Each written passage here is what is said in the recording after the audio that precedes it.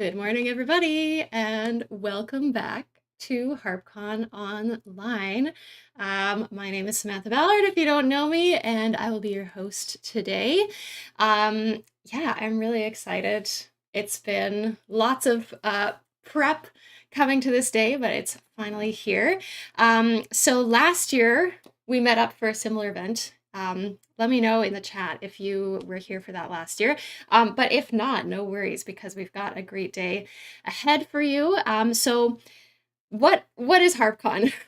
That's sort of the first thing that I wanted to talk about. The whole idea behind HarpCon was like, how fun would it be to get together a bunch of harpists that make content on the internet all in one place, where we can all celebrate the harp and enjoy some music, have some cool discussion, and just like have a really fun day for everybody, whether you play the harp or not. If you just enjoy the harp, today is for you as well. So we do have 5 guest harpists joining me later, and I will talk a little bit more about them in a moment. But the other thing that we're doing with HarpCon is raising money for charity. So that brings me to my next point and to my hat. Today we are raising money for Partners in Health.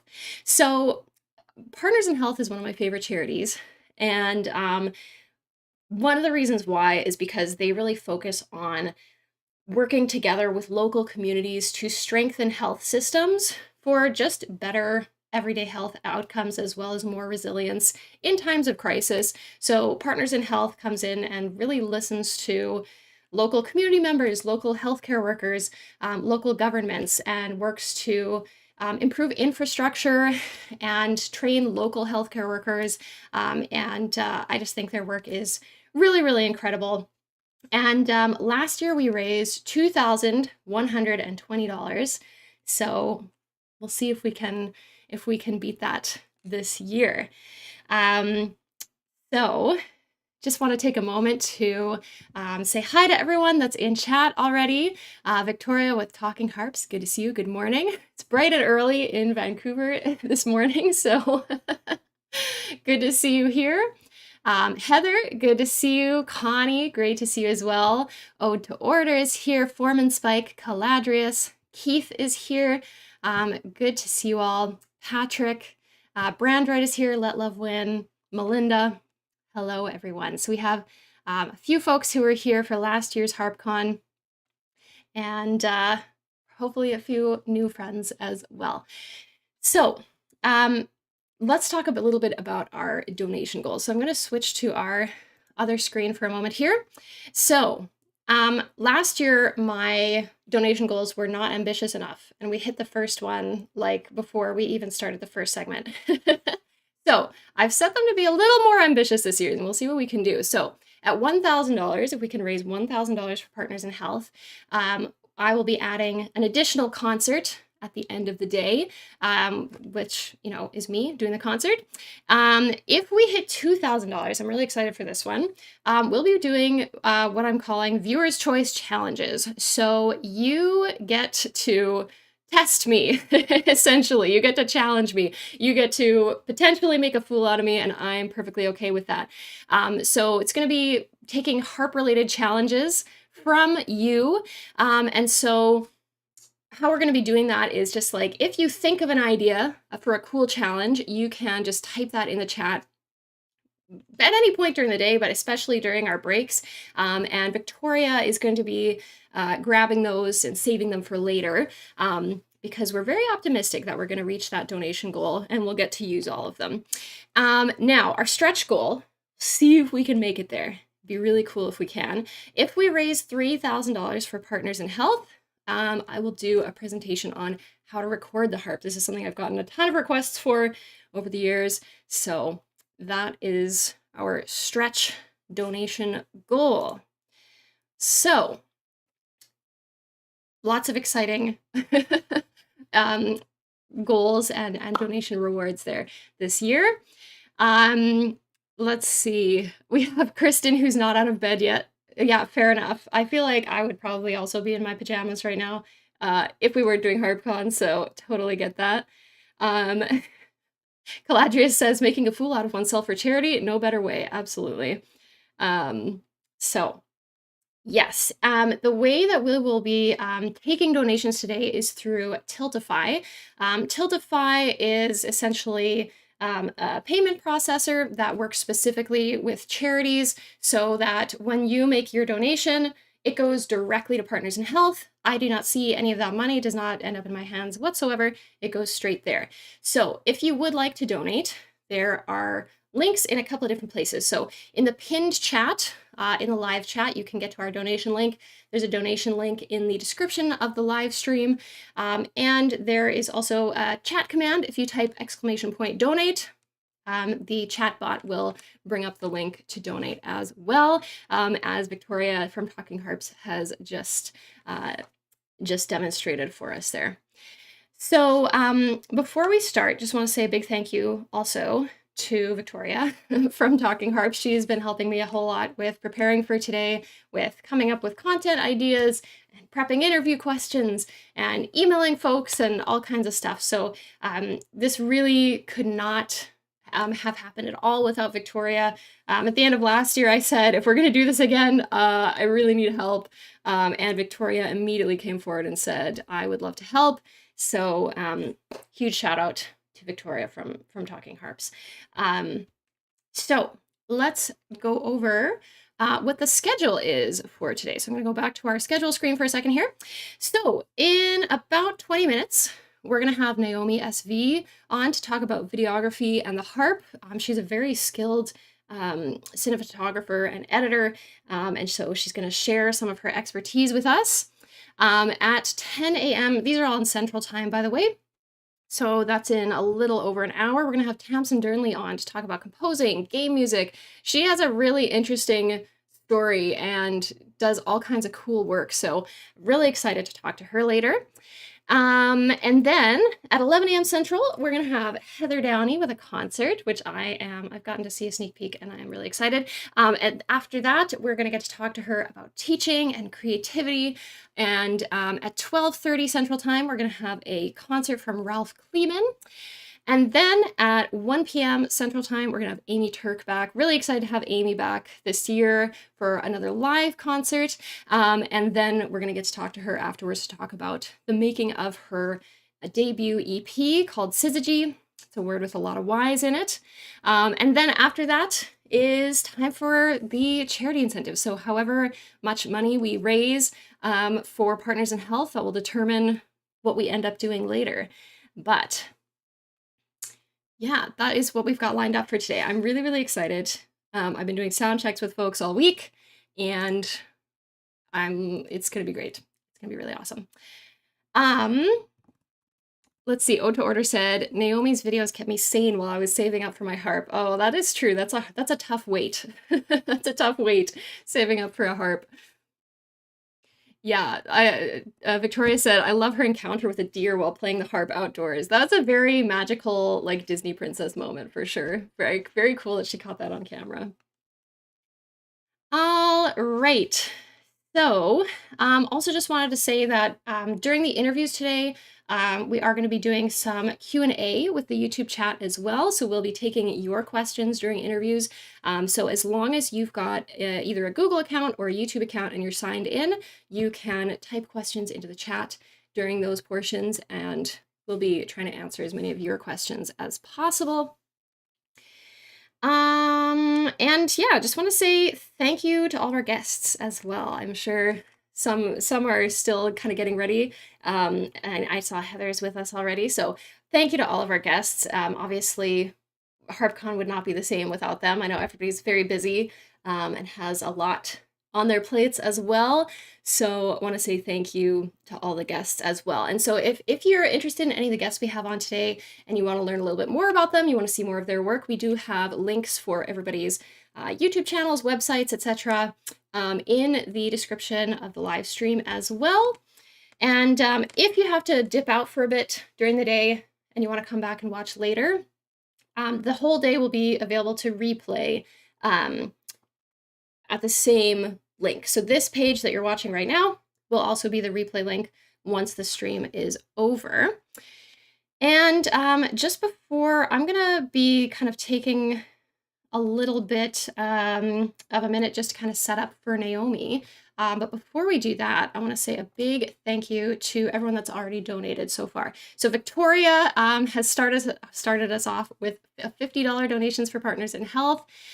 Joyce with a $25 donation, and Alexander with a $25 donation already. So we've already got $100 to start us off for the day. And yeah, I'm very excited. Caladri says, excellent, because I unfortunately won't be able to watch the entirety of the Harp Con live. I mean, totally understandable. It's pretty long. So if you have to dip out, get some lunch or some dinner or whatever and come back, totally okay. Let's see, we have Ode to Order. Has also donated $25. So thank you very much for your donation to Partners in Health. All right, so I think with that, we will just slip over to our schedule screen. I'll put some music on for you, and we will be back in just a little over 15 minutes with Naomi. So I'm going to get her ready, and thank you all for being here. Thanks for your donations. Start coming up with challenges for me, and you can put those in the chat and we'll save them for later. So I will be right back, and we'll see you in a little bit.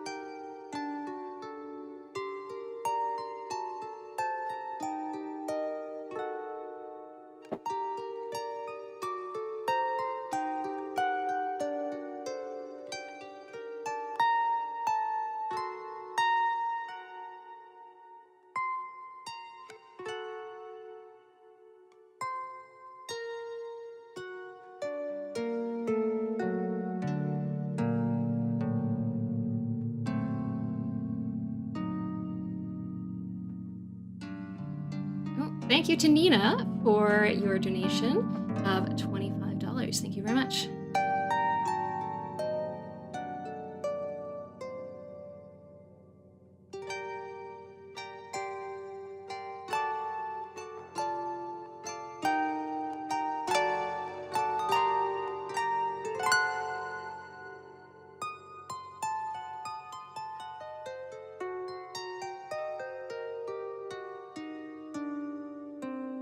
Wow, you guys are already coming up with some very good challenges. So playing from the pillar of the harp, that one I kind of expected. That'll be interesting. But Caladrius, playing the harp without my pointer finger and using my pinky, that's gonna be really hard. So keep those challenges coming.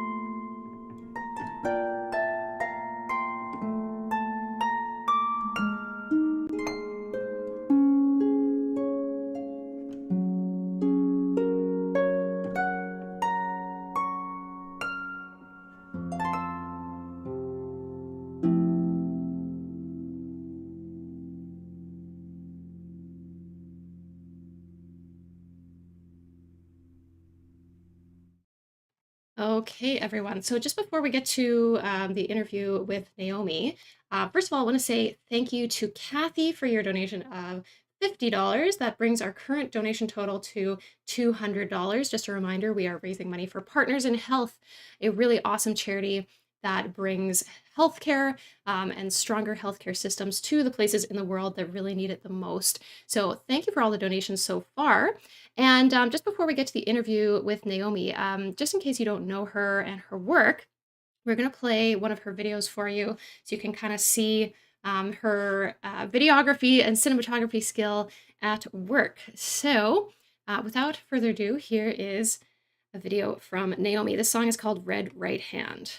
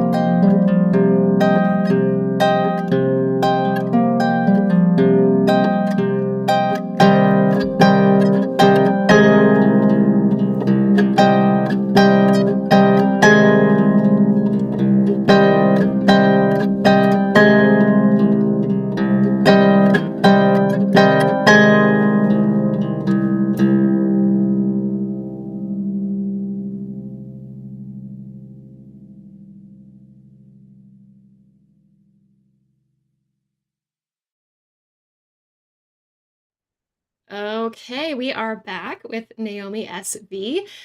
So first of all, welcome Naomi. It's super great to have Thanks you for having here. me. Yeah, it's super great to have you on. So just for anybody who is not familiar with Naomi, So, Naomi SV is a self taught harpist who put her filmmaking background to use to launch a YouTube channel of harp performances during the pandemic. Since then, she has consistently maintained the channel, releasing a new video every month, each with its own unique aesthetic theme. In addition to being a professional editor and cinematographer, she has also directed music videos for both herself and other artists. So, we're really excited to hear more about how your background in film has kind of impacted your time with the harp, and maybe we can learn a thing or two today. So, yeah, Naomi, maybe can you start by telling us a little bit about like your background and kind of how you've learned what you have to this point? Yeah, sure. So I think I came into the harp is sort of by accident. I think making harp videos, the focus was more on the video aspect than the harp aspect when I was beginning. So I went to film school, I studied film, and I worked as an editor, cinematographer, videographer. Like a lot of people in my field, when the pandemic started, everything got canceled. The whole industry got shut down.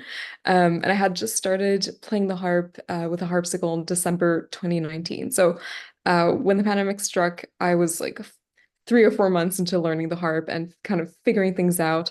And I was trying to stay sane with everything that was happening. And I was like, okay, well, I'll do some little videos to keep track of my process.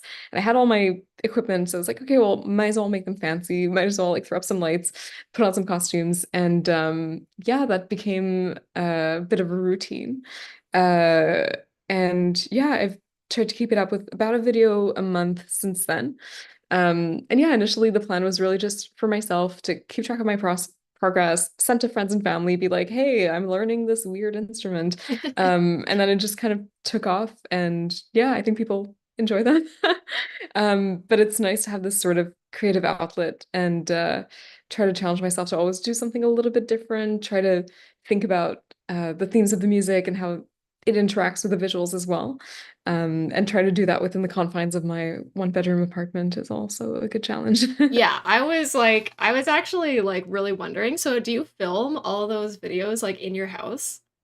Nearly all of them. So obviously the ones that are outside, that's Yeah. not in my living room. That's where my parents live, in the countryside. But most of them, uh, yeah, it's my living room. So I move the couch up against the front door, and I hope there's no fire in the farm and don't have to get in because it's Yeah, definitely a fire right. hazard. But yeah, it's just this one living room wall that I've recycled over and over and over again. That's So that's really also a bit of a impressive. Tetris challenge. Well, Yeah. I as a person who also makes videos, like the Yeah. setup, because you also usually record audio at the same time, right? Yeah, 95% of the time the audio is recorded live. The setup for that is a lot of work. Like, yeah. So I have a lot of respect. Yeah. I think Excuse I me. think what takes the most time is just like putting the Mhm. apartment back together after Yeah. like Oh, for dragging the sure. couch back in. Hmm. Yeah, I feel like my patience for that sort of thing has diminished over the years, but Yeah. I have a Well, lot because of respect for it. I'm trying very hard to make it not look like an apartment. Yeah. Well, you did a Whereas great job. but I like your setup. I like seeing like it's your living room and I like seeing your harps in the background. And I'm like, I should do that. I should just be like, hello, this is my home. Save a couple hours. Well, the grass is But always greener, isn't it? Yeah. yeah. And the house is Okay. always tidier. Yeah. Yeah, for sure. So you actually went to film school, is that right? Yeah. Yeah, can you Yeah. maybe like tell us a little bit about that, like film school and like because your day job is also working in film, right? Yeah. So working in film and doing video work. So videography, editing. Yeah, I always was a film kid. Yeah. And when I left school, I started working right away in mostly videography, but also doing camera assistant work, doing cinematography, and a lot of editing too. So I think the videography part definitely came to me easier than the hard part. Um, but I think that's okay. I like looking at the videos and I'm seeing so many technical mistakes with my harp playing that a lot of people like on the harp subreddit have noticed too, which like fair. But I think that definitely is a testament to the purpose initially of the videos, which was just to track progress. Because I'm looking at that and I'm like, okay, I've made some progress.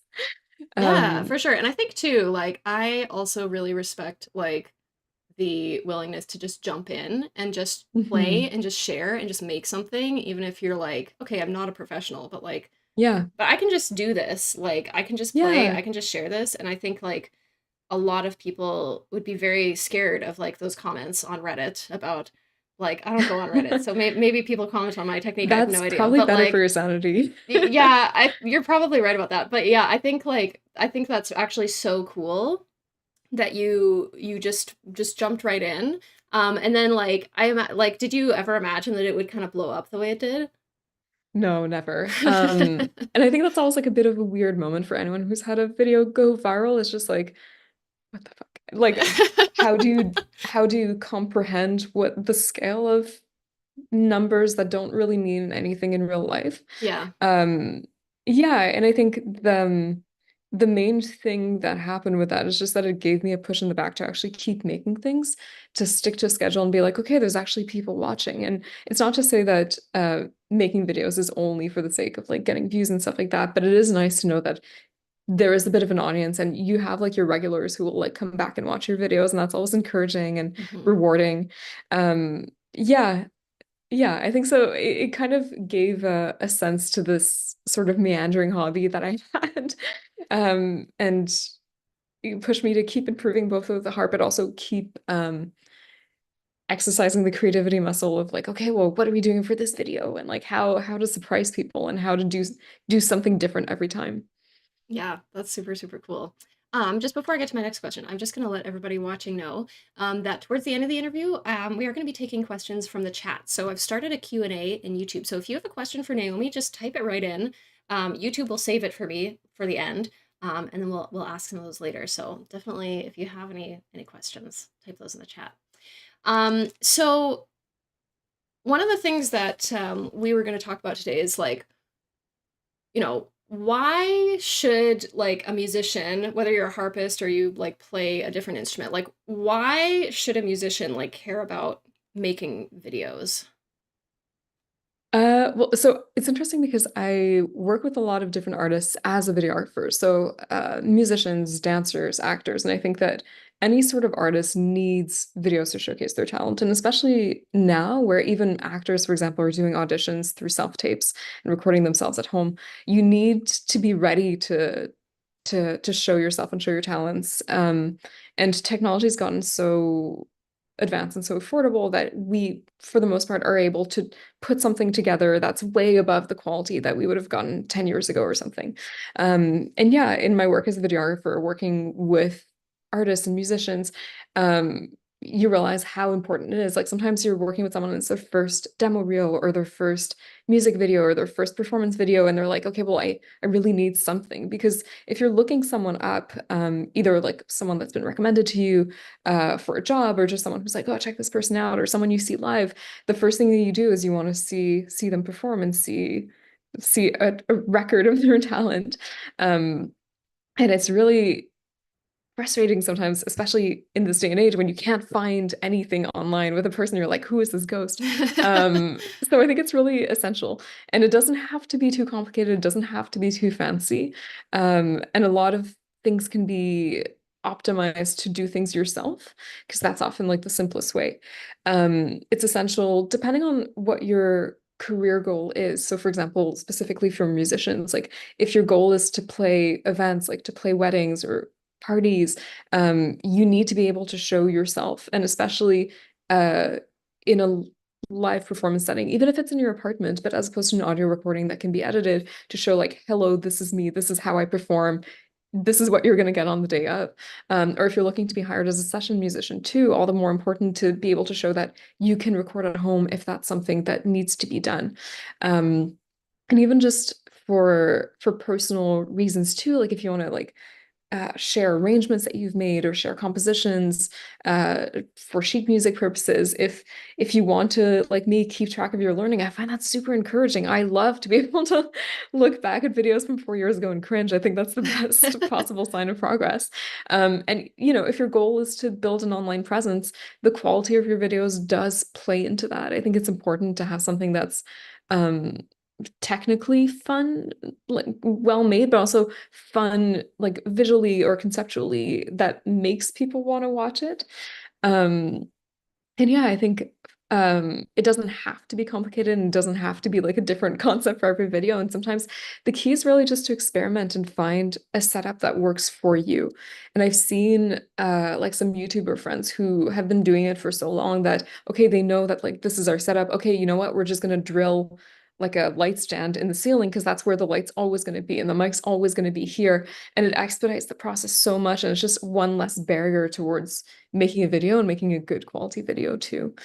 Um, so yeah, I'd be curious to know about because your videos are also like very polished. I Thank you. haven't deep dived into your channel to look at like your earlier videos and see the evolution. Oh But I'm man. actually curious. I'm gonna turn the question back to you. Like what's your setup like and how long did it take you to kind of find like an audio setup and a video setup that you felt worked for you? Oh man. I don't think I feel that it works for me still. So thank you. That's a huge compliment.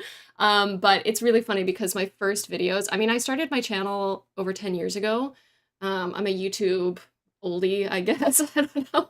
But my first videos I filmed on a point and shoot digital camera that had a 7.1 megapixel camera. The audio was on there as well. It's terrible. They're still up though. Like you can go and look at them. I'll check And them I out. I filmed on that for a long time, and then I had like a cheap camcorder that like said it was 1080p, but like I don't think it really was, you know? And Yeah. then yeah, it was a long time before I bought a DSLR. But so what I have now is a setup where I have a Sony camera, a mirrorless camera that is like on a like tripod that's mounted to my desk. So that's what I'm like doing the stream on. And it lives there. And part of the reason that I got that camera was because I wanted something I could use for live streaming as well. But for the most part, when I can just leave it on its tripod and just like kind of film from there, like that's great. Like reducing friction is definitely like my goal Yeah. right now. Like I do want to mount like I have a paper backdrop that I sometimes film in front of that I want to mount to the ceiling so that I can just pull it down and pull it back up. But yeah, I mean, I we talk feel about, yeah, go oh, ahead. sorry, go ahead. I was gonna say like we talk about like optimizing like quality and different concepts, but sometimes like you said, like reducing friction hmm really is the first step, Yeah. I think, to just making a video. I Yeah, think like the it's more super steps true. involved, the more it's like, oh, I don't want to do that. And even like I have some instruments that are in cases Yep. under my bookshelf. And like I haven't touched my violin in like 2 years because I'm like, ugh, I have to like unzip the hmm case. That's But like actually the harp is something that like, like I say to students if they're having trouble like yeah, getting enough practice in is like don't put it away in its bag because like that's yeah, just one more exactly. step, right? If you have your like harp with its music stand and its bench and it's just out all the time, you can just sit down and play. It's the same with videos. I mean, it's like if you have to get the camera out of its box and put the lens on and you know something like Yeah. about making sure you have the I always forget to charge batteries. It's terrible. Always. But then you have to like get the light all set up. It's like in the closet, and then like setting up a backdrop, and then you have to get if you're doing audio at the same time, you get the mics out and test that the sound is good, See, and thankfully, get I'm the a masochist, so framing I right. enjoy And all of that.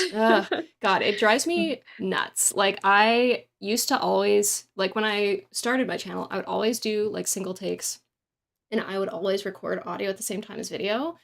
And it's like there's pros and cons, right? Because if you do that, Mhm. then you save a lot of time editing. But on the flip side, then filming day is sometimes like a real slog. But Oh yeah. because it's like Some by filming after sessions you've can gotten be, everything out and set up, then you have to actually play and record and get a good take. yeah.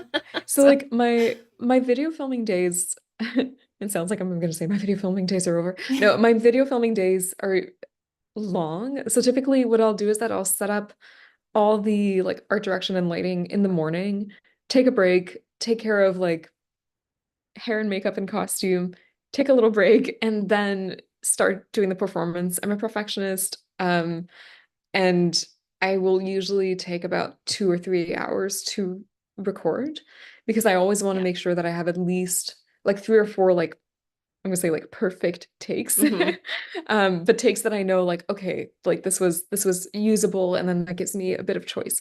Um, but yeah, so I often end late. So it's good to also like manage my energy, but yeah, I should be thinking about reducing. all the obstacles. But just to go back to what you were telling your students about always leaving the harp out with the harp stand, I think that's part of the reason that I stuck with the harp so much is that it's out, and I have my harp just by my hallway.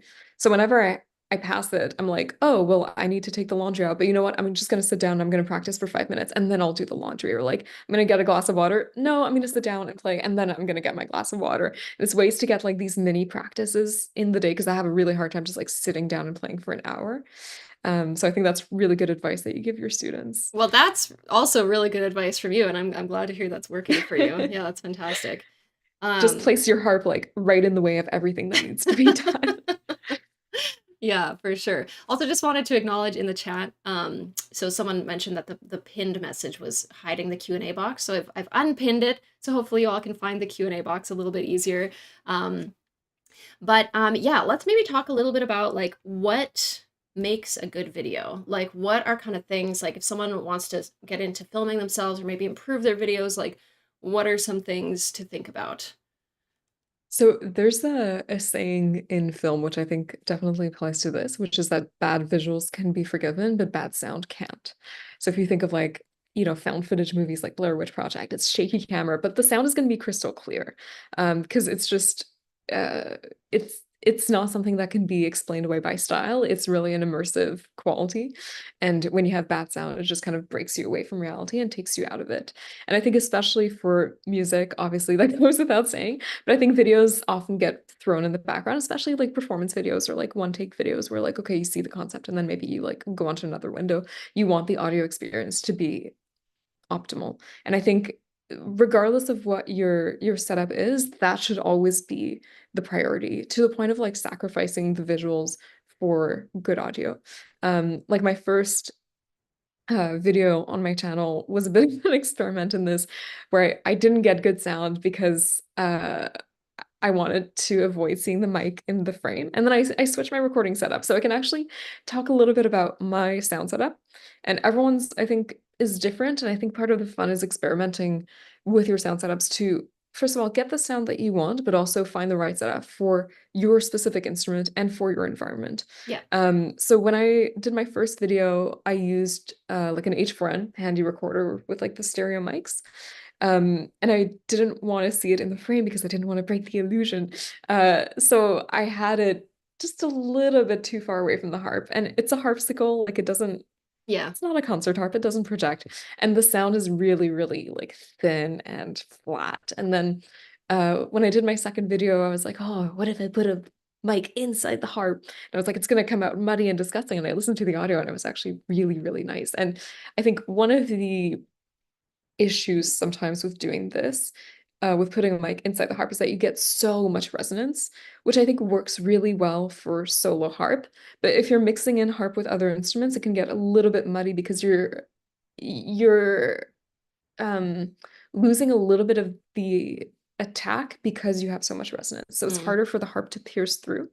But for solo harp videos, I think it's a setup that works really, really well. So I have one here actually, because I'm traveling for work and I just happen to have it. But so I use just a lavalier mic, Oh, so okay, the yeah. little clip-on ones.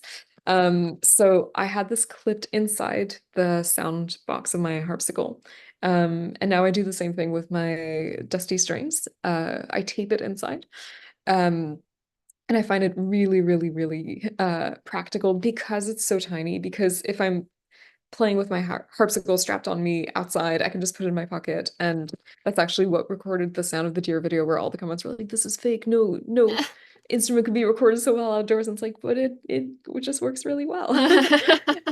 So that's like I've done some things to like tweak my setup. Like now I record with two audio sources. So I also plug into the pickup and I have some harps to kind of clarify the sound of the pickup because I find it a little bit muddy and dull by its own. Yeah. But that just gives me more to play with different audio sources. But honestly, like this, I would recommend to like anyone starting out. It's less expensive than installing the Dusty Strings pickup. It's way kinder to different environments than an external mic.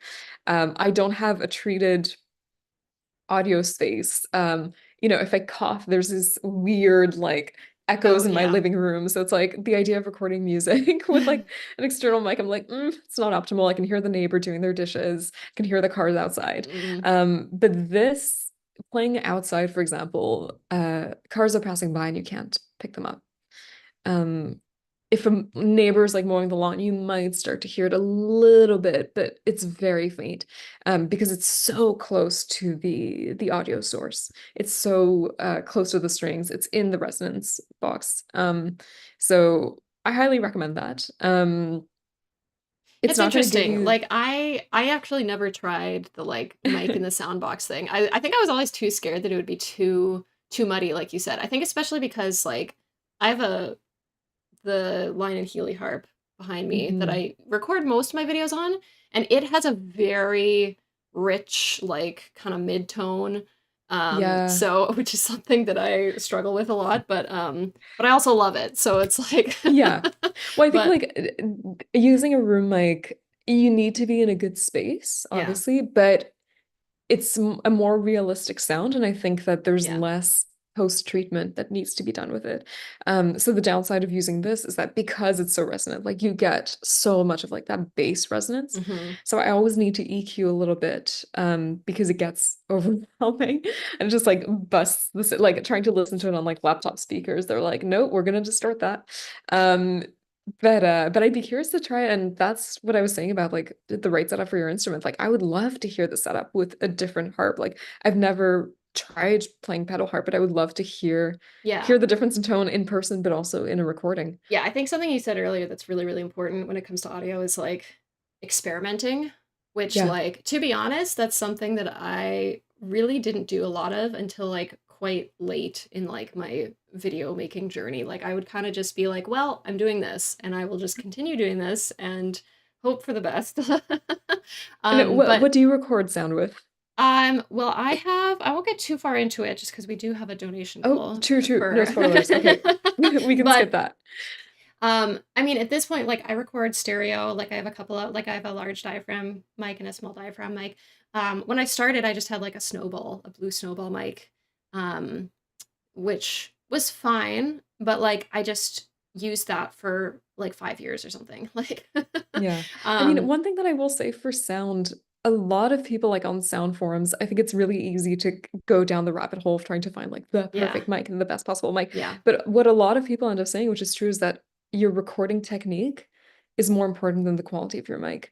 mm-hmm, So you yeah, could use a really good mic in a completely wrong position or wrong setup mm-hmm, and have way worse audio than like a $50 USB mic that you just got because you needed something if it's yeah. placed correctly and it's optimized for the sound of your instrument. Yeah, and I think what's really important is like taking whatever equipment you have and Yeah, like placing it in different positions, like recording the same thing more or less, placing the mics in different positions, changing how far away they are, changing where you are in your room, changing the direction you're facing in your room, yeah, like all these kind of things, and then like just directly comparing like which of these sounds better. And again, like that's yeah. really something that I didn't do for a really embarrassingly long time. And so if I had like one tip, I would be like, just set some time aside where you're not trying to like get like a finished product, where you just like take your equipment and just like try a bunch of things, take pictures, take notes, and then like just actually do some science and like figure Yeah. out I mean, what when I sounds was good. trying to fine tune recording with the pickup, and I was trying like um a different combination of pedals. So I made a video about this recently, which is called, I think, How I Record the Harp Outdoors, and I kind of go over the mic, but also the pedal setup. So I use like a 29 pedals Una, which is a buffer, but I don't know, it works like magic to like bring out the brightness of the sound. Mm, I use a uh I always get these confused, high pass filter mm. to cut the low end. And do I use an EQ? No, I think I do that in post, but I use a boost pedal to cut out some of the noise. But a lot of that was just like A/B testing, which is like recording just like three or four like melody lines or chords, and I'm saying, okay, this is with this EQ setting. Boom. Okay, this is with this function turned off. Boom. This is with this. And then just comparing that, and just it's hard to, let's say you're recording with headphones or you're going through an interface and you're doing your recording as you monitor yourself. It's hard because you also get the bleed of the actual sound of the instrument in your ear, Yeah. which sounds obviously much better than the recording usually. Um, so I would recommend like actually recording it and being able to like A/B test and be like, okay, this is much better than this. Okay, Yeah. this is better than this. This doesn't work so well. But I think as you mentioned, like it doesn't have to be complicated. A lot of people have the technology that they need. It can be like a really simple mic. Same with camera. It doesn't have to be a mirrorless. That's what I use too, and I really like them. But I think knowing your camera, knowing the limitations and um, the what your camera is best used for will serve you much better than trying to chase the best possible object, which is sometimes really expensive for nothing and you get diminishing returns. Yeah. And we can actually move into the next component of good videos, which obviously is the visuals. So just to go back to the idea of like learning how your camera works, for example, I use Sony mirrorless where I know that, okay, well, these are the best ISOs to shoot at. So I'm going to try to optimize for that. So maybe put a filter on it to cut out light because the higher ISO is better for the noise levels. Let's pause for a sec. Yeah. What is an ISO? What is a Okay. filter? Why would I need to know about these things? So the ISO is basically the sensitivity of the camera. So it goes back to the era of film stocks. So higher ISOs are more sensitive to light. So when you bring up the ISO setting, you're getting in more light in the camera. But the caveat to that is that sometimes the image is grainier. So some cameras have different levels of grain for different ISOs. I feel like I'm going into like technical talk that A little bit that's of maybe technical talk I think is okay, right? Because yeah, if sure. people want So to do filming, they will run into these kind of things. But I think if we just like kind of explain sort of in layman terms, like yeah. what is that kind of thing. So basically the three components of like a well-exposed image that has like the right levels would be ISO, which is like the sensitivity of the film, or in this case, the camera sensor, the shutter speed, which traditionally would be so if you're shooting 24 frames per second, you would choose a shutter speed that's half of that, so a 48th of a second or a 50th of a second. And then the aperture, which is the opening of the lens. And that'll affect the how deep your focus is. So a wide open aperture will have a blurrier background and a narrow focus, but then a close-up aperture will let in less light, but have deep focus. So I guess those are kind of the basics of camera settings that you should kind of get familiar with if you're using like a DSLR or a mirrorless camera. But honestly, if you have a phone and you want to get into videos, just use your phone. And the same thing, if you want to just get into videography or photography, sometimes it's fun just to use your phone and not think about the camera settings or the technical issues, but really just focus on the creative aspect of it, of your composition and your framing, because you're not being bogged down by like, oh, what does the ISO mean again? Yeah. But when it comes to, for example, learning the limitations of a camera, if you know your cell phone doesn't see very well in low light, okay, well, maybe I place myself where I'm lit by the window, or same with like the what we call the dynamic range. So how much of the brightness versus the darkness the camera can see. So we can see a person who's sitting in front of a window, but a camera might just see it as like a silhouette. So knowing that, for example, means that, okay, well, maybe unless I'm trying to preserve my anonymity, I'm not going to play in front of my window. So just learning about how your camera behaves and its drawbacks and its how it performs best, I think is really good to know. So yeah, I think in terms of camera, we can talk about just framing is really Yeah, let's talk about important. I framing because I see. feel like that's less technical and more just like Yeah. what do I do Well, with I this think thing? I've got this box. It's gonna like where do I put it? You know, it's classic experience of like you put the camera on the tripod, you like film a bit, you look back and you're like, why does my face look like this? Like, yeah. why did this turn out this way? Yeah, and I think maybe because I'm a camera person and I'm a visual person, I'll watch like harp videos and sometimes like I see harpists that are so incredibly talented and I'm like, why is your video like that? Like it's just, and sometimes it's really simple things like you're like framing out your forehead, or it's like it's Yeah. obscured, or it's like off focus, and I'm just like, like just these tiny fixes. because your performance deserves to look so much better because the sound is so good and like the Yeah. performance is amazing. So I think just like taking the time um to actually do a proper setup and check your framing and stuff like that, because if you're giving your all with a performance, you don't want to be disappointed by how it comes out. So sometimes just making sure that like you're framed correctly, where like we see all of the instrument and we see your face, that the angle is good and flattering and that you like how you look in it. So So, do you have some any like tips then for like how a person might like get a flattering angle, or like is there any kind of like things you keep in mind when you're like trying to frame yourself, or like I yeah. think it comes with experience, just knowing, like, for example, knowing the tripod height that you like the best. Mhm. Um, it's tricky, obviously, if you're using a phone and you don't have like a tripod and you're just kind of leaning it over like some books or something. I've definitely done like Zoom meetings where I'm like, oh God, I hate this.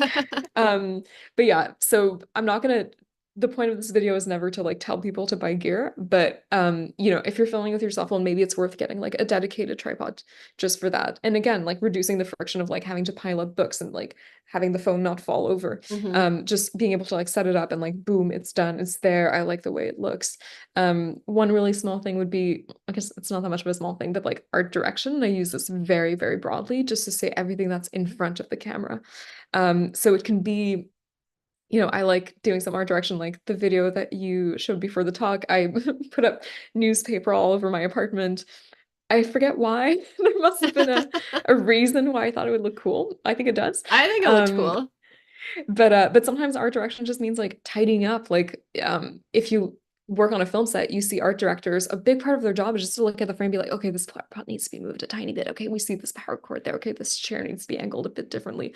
And sometimes it's, you know, it's these little attentions to detail that don't cost you anything, but that makes such a big difference. You know, like, is there a pile of laundry in the background? Is, you know, do you see like a water bottle in, in your Yeah. image? It's these little details that just like really elevate and make it seem like um something aesthetic and not just like, oh well, this is my living room and I just put up a camera and whatever. Mhm. um and I think even if you're doing videos for yourself, like these little attentions to detail really just, it polishes it. And So then would you another, say like is like do you tend to like do a couple of test shots and then like go back to the camera and like watch it back to like um to so to look like that you like how it looks? I film everything in my living room, so I'm very lucky that I have my TV, so I can just Mm. run an HDMI from my camera to my TV, and I think that's a really, really useful setup to not have to always go back and to just be able to like sit in, usually in my pajamas, and being like, okay, what light do I need to move? How Yeah. does this look? Do I need to change the angle a little bit? Having some kind of monitor, I will say, is really nice. Oh I've kind yeah, of gotten out of the habit of doing that because I used to use my laptop, but it's so old now that it's become a little bit unwieldy to use it for that purpose. yeah, But um, yeah, because I think we're talking about friction, like filming and then going back to check, and then like yeah, trying something else and going back to check, like that adds a lot yeah, of friction. and But one thing I that think really that if you don't helps. have a way of monitoring, that's kind of what you have to do, though, right? Yeah, Yeah. definitely. Do test shots. And I think before you prime yourself into like performance mode, like sit down, play like 5 notes and then go check, because you don't want to waste a good take. Yeah. And be like, oh wow, this doesn't work at all. If you have a monitor though, I will say a long HDMI, like a 10 or 20-foot HDMI is really useful, because then you don't need to leave your monitor on the camera, which is what I used to do. And then I was like, wait, this isn't efficient. So having the camera, you know, where it needs to be, and then having the monitor maybe just like at your feet or something, be able to look at it while you're setting up, and obviously like not leaving it there while you shoot, because I think anyone, if they have a monitor, will subconsciously keep looking at it, and then you Yeah. just see yourself like staring off in a direction, and like you're like, oh, that's what I'm doing, I'm looking at my hair again. Yeah. um so yeah, I will say keep a monitor handy while you're setting up, but then get rid of it while you perform to be able to really focus. Um, yeah, or you know, if you have like someone helping you out, if you have a friend, you can always ask like, "Hey, can you set this up? Do I look okay?" And someone that you can trust will be like, "Oh, well, you look a bit better if you turn more to the side, or like maybe try to move this around." If you have a roommate or you know someone who lives with you, that's also really useful. Um, and yeah, so I think to move on to like the next component of visuals would just be lighting. And again, so I have a lighting setup. I don't know if you do. You have nice lighting on you right now. I don't know if that's a window Yeah, or no, like a setup that I you have a have. couple of lights, yeah. A few soft boxes. So that's really, really useful if you're in a place with like not optimal lighting. Like I don't have a lot of natural light in my apartment, so I can't just like set up in front of a window to play. Because then you would just see my kitchen in the background. Um, but yeah, and when I started out, it was just like a couple really cheap LED panels, and you can get a softbox, or like I would just throw like a pillowcase over it to soften it up. And now I have like something a bit nicer. But you also don't need to have that. Like sometimes just natural light is your best friend. I will say like always kill the ceiling light. Ceiling lights don't flatter anyone. So those are just like little things that once you start thinking about lighting, it's something that you notice in your everyday life. Like you look around, you're like, what could make this lighting better? Just when you're having like dinner with friends, you're like, oh, I should turn on this light and turn off the ceiling light and maybe like open up the windows or something like that. Okay, so just to And I kind of think that just, recap. So filming in front of a window, if you've got good natural light and a nice background, so that like if the window is in front of you and then you've yeah, got another background behind you that you're okay in filming in front of, cheapest and easy way to cheap get and good easy way. lighting. My Yeah. my one frustration with that is always that like light tends to change. Like if a cloud Yeah. passes over, then like the light may change throughout the course of the video. That can be okay. Um, for sure. But okay, so if someone, let's say someone is like at the step where they want to invest Yeah. in like a dedicated kind of lighting system, what do you think might Mhm. be like somewhere to start? You can get some LED panels for relatively cheap, and I would advise to also get a softbox just because it's more flattering. Um, yeah, I have a little bit of a more complicated setup. I have like a big spot with a bigger softbox, Just for and I everybody use the watching, LED. what's a Yeah. softbox? Okay, so a softbox, thank you. So a softbox is something that you put in front of a light to soften it up. So it's usually something that you attach to the light itself, kind of branches out. It's dark on the edges to make sure Hmm. that the light doesn't spill all over the place. And then there's a sheet of diffusion over it. So it obviously softens the light. It's more flattering. Hmm. It usually dims it down a little bit. And it's really useful to not have it spill all over the place because for like good lighting, sometimes you want to make sure that the light is focused on the person and not so much on the background. So yeah, I think if you're starting out, you want to up your lighting game, just like an LED panel, usually they're about this big, and a dedicated softbox. And you can use just that one light just to make sure that you're well lit, even if you're in a darker space, to shine light on yourself and on your instrument. Okay, so Um, you would put the softbox over the LED panel. yeah, Like, okay. exactly. So just to give And everybody then a demonstration, I have a light here, which actually, it doesn't have a softbox, but I shine it on the wall. So if you have like a light colored wall, you can shine a light on that and then the light will reflect on you, which is a trick that I learned a while ago. But if I turn my light so that it's facing me more directly, if I can do that without destroying my whole office. Well, I'll just hold it here. So you can see that like now, like the light is really, really bright and I've got like kind of a hard line and then a shadow. But if I turn it back to where it was, again, trying not to destroy access, I think we're okay. Something like this, I think is where it was. Now, soft light, not the hard product. shadows. So just for a little demonstration there. Okay, I think Yeah, I've and avoided destroying any everything. light that you have, even like really hard lights, can be bounced either on a wall or ceiling. So usually on my desk, I'm not home right now, but usually on my desk, I have one of those like IKEA desk lamps, but I always bounce it on the wall next to me because it's less harsh. Yeah. And it just gives a bit of an even light. So yeah, if you don't have the budget for lighting, any light can be just like bounced and give you something soft. Yeah, and I liked what you said too about like using a pillowcase. Like that's a very good budget option. I Yeah. hadn't really thought of that. Another As one long I've as it's heard. not an incandescent light, because that might catch fire, Yeah, but you have to LEDs are be usually thinking safe. about about Yeah. temperature and fire safety. But Yeah. another one that I heard was like wax paper or Yeah, that too. like I guess parchment paper. But again, you just have to make sure that it's not going to catch on fire. Yep. But And like that's just important. something that's like translucent that will let sunlight through, but softening just that like really really bright light from the bulb. Yeah. And sometimes, so you're bouncing on a wall. Sometimes what I will do too, if I want to get just like an even light levels, I'll bounce on the ceiling Mm, too. That yeah, works too. yeah, awesome. Um, yeah, so I guess like another component, and this is kind of trickier to explain, but another component of a good video is like what makes it your video? Like what's the unique aspect of it? Like why would, if there's 17 covers of a song on YouTube, like why would someone watch yours and not someone else's? And there's lots of different, there's no advice that I can give for that. I think that's something for everyone to discover, but sometimes it's about, having your like signature aesthetic. Like there's a harpist called Madison Cowley who does her harp covers. I don't know if you've seen her stuff, Yeah. Oh but yeah. it's this beautiful Yeah. like living room full of plants, and it's almost the same setup, and it's not, she's lit, I think, just by window light, but it's beautiful. And like every time I see the thumbnail, I'm like, oh, like I want to just listen to this like little snippet of just like this Yeah. magical world I of love her plants and videos. golden harps. Yeah, and that's the thing. I mean, I guess it's not a complicated setup. Maintaining those plants has to be complicated, so maybe it's more complicated than I give it credit for. Um, other things would be like the concept for each video. I know you do some of that too sometimes, where you still have your usual setup, but you'll still sometimes include like some Easter eggs and Yeah. references to, like when you do video game covers, I know sometimes you have just like a costume element or a color or a prop or something to Right. tie it back. And I think that's really fun for a listener or a viewer to be able to like, oh, let me try to get the reference, like, oh my God, it's the hat from this Yeah. game and this character. Um, you can do some fun things with like the mood or the humor of a piece. And yeah, I guess just like invite people into like a little universe for a couple minutes. Um, yeah, so I think again, that's experimentation, that's things to figure out, that's things to kind of let yourself think about, like what do I want this to be? Do I want this to be like a reference to something, or do I want it to just be really, really pretty, or do I want it to look gritty because that's the mood of the piece, you know?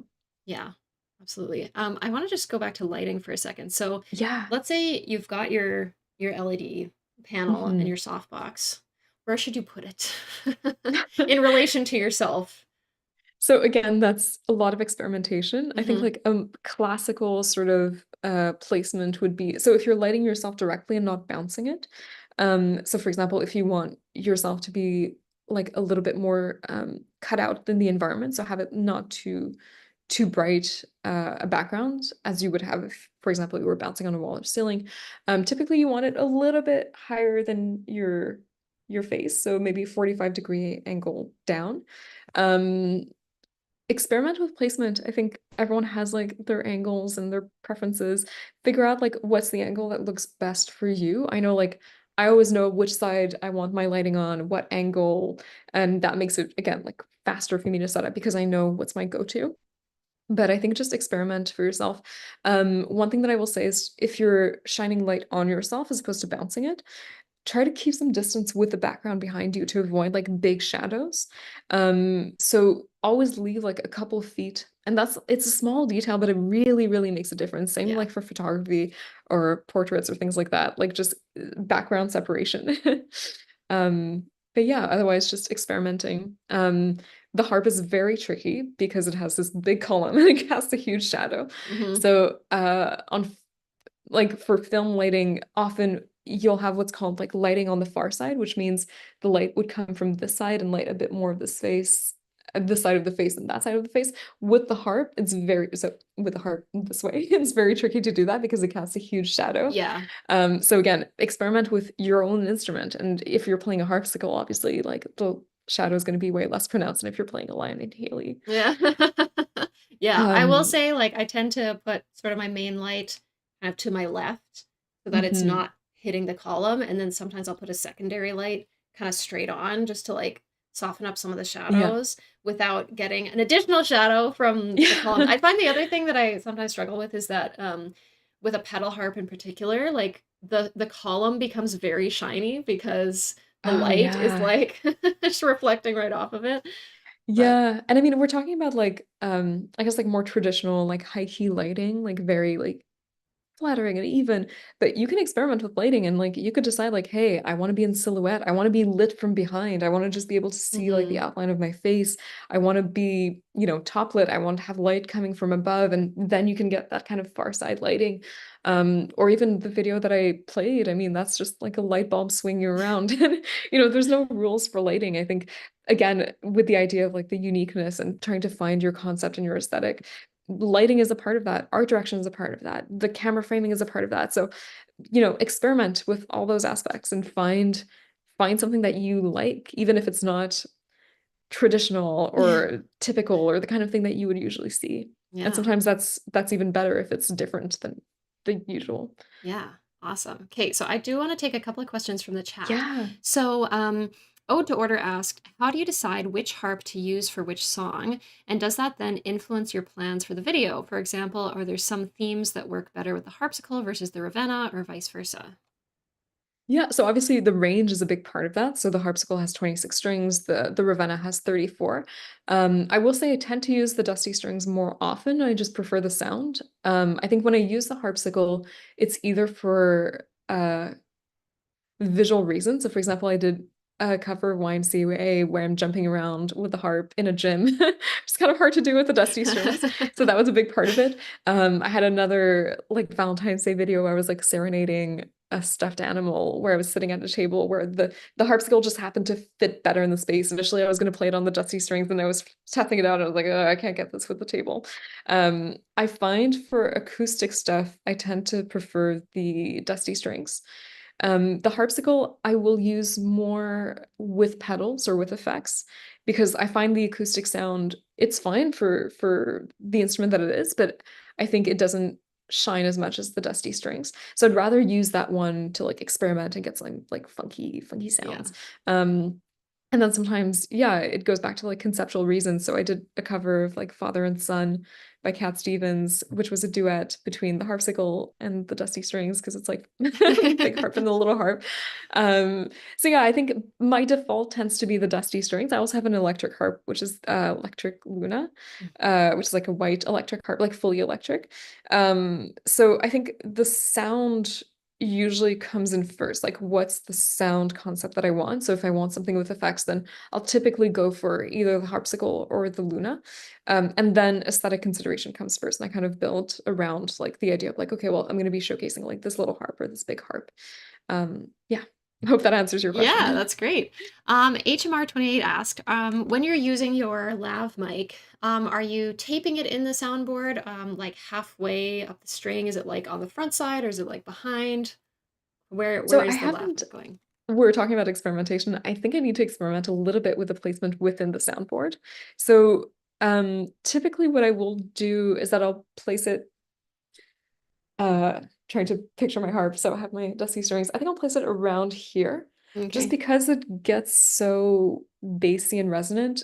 And again, I don't know if this actually makes a difference, but I feel like placing it lower might capture more of the vibrating lower strings. But I kind of want to experiment. I wanted to try having two lav mics and placing one higher and placing one lower to get like true stereo. Yeah. But again, I think I need to experiment. Hmm. Yeah, so typically a little bit higher, and I put it like fully in, so the hole is like here, so Yeah. I'll usually put it like Like inside around here. so. So just enough that like I'm not gonna brush against it, but I don't have to like dig too far. Oh, So perfect, yeah. like kind of in like inside the hole, like do you go all the way on to like the So far side of the box or are I'll you kind usually of like putting it place on the it. inside? So I'm not very good with my harp anatomy terms, but like the gap between the two holes in the middle, Okay. and I'll usually put it like So like around the center of that. Yeah, around inside. inside. Okay. Yeah, so with a harpsichord, I just use the clip that comes with the mic, Hmm. which is a little bit too small for the Ravenna because the wood is thicker. So for that, I'll use tape and find the right tape. Very important. So find something that doesn't leave residue because it's So maybe like a painter's an tape or expensive something. instrument. Yeah, so painter's tape usually comes out really well. Anything that's sometimes cheap tape will unstick too easily, and then you might Mm, get like some rustling. So find something that's easy to peel off, but that will still stay in place. So painter's tape is great for that. awesome. Then we had one more question. Jules the harpist asked, I want to post my own harp videos online, but I'm not sure if I'm at the level where I can bring something new or worth watching to YouTube. Do you have any tips or advice? I also didn't feel like I was bringing anything new when I started. And when you look at like my early videos, like it's like I'm very critical of those performances. I would say don't let that be a barrier. We spoke about uh, making videos just to keep track of your own progress, to send to friends and to family. That can be really fun to track your own progress. And if you're critical, great, that leaves you room to improve and you know how to improve. I think a lot of people listening, especially people who aren't harpists, aren't going to notice all the technical mistakes that you focus on. A lot of people will be like, oh my God, that's my favorite song. I've never heard a harp cover of it. Yeah, I would say don't let that be an obstacle. If you feel like you want to add something new, this is something that I consider a lot in the choices of songs that I do. I've had people be like, "Oh, you should play Greensleeves," and I'm like, "But there's like 100 different versions of Greensleeve. Like, I can point you to like other way more talented harpists. I love doing covers of songs that you're like, that would never work on the harp, and yet somehow there's a way of like transforming the music, or Yeah. unexpectedly you're like, wow, this works really well. It almost sounds like a lullaby. So I would say if you want to feel like you're adding something to the harp world, like do something unexpected with your song choice.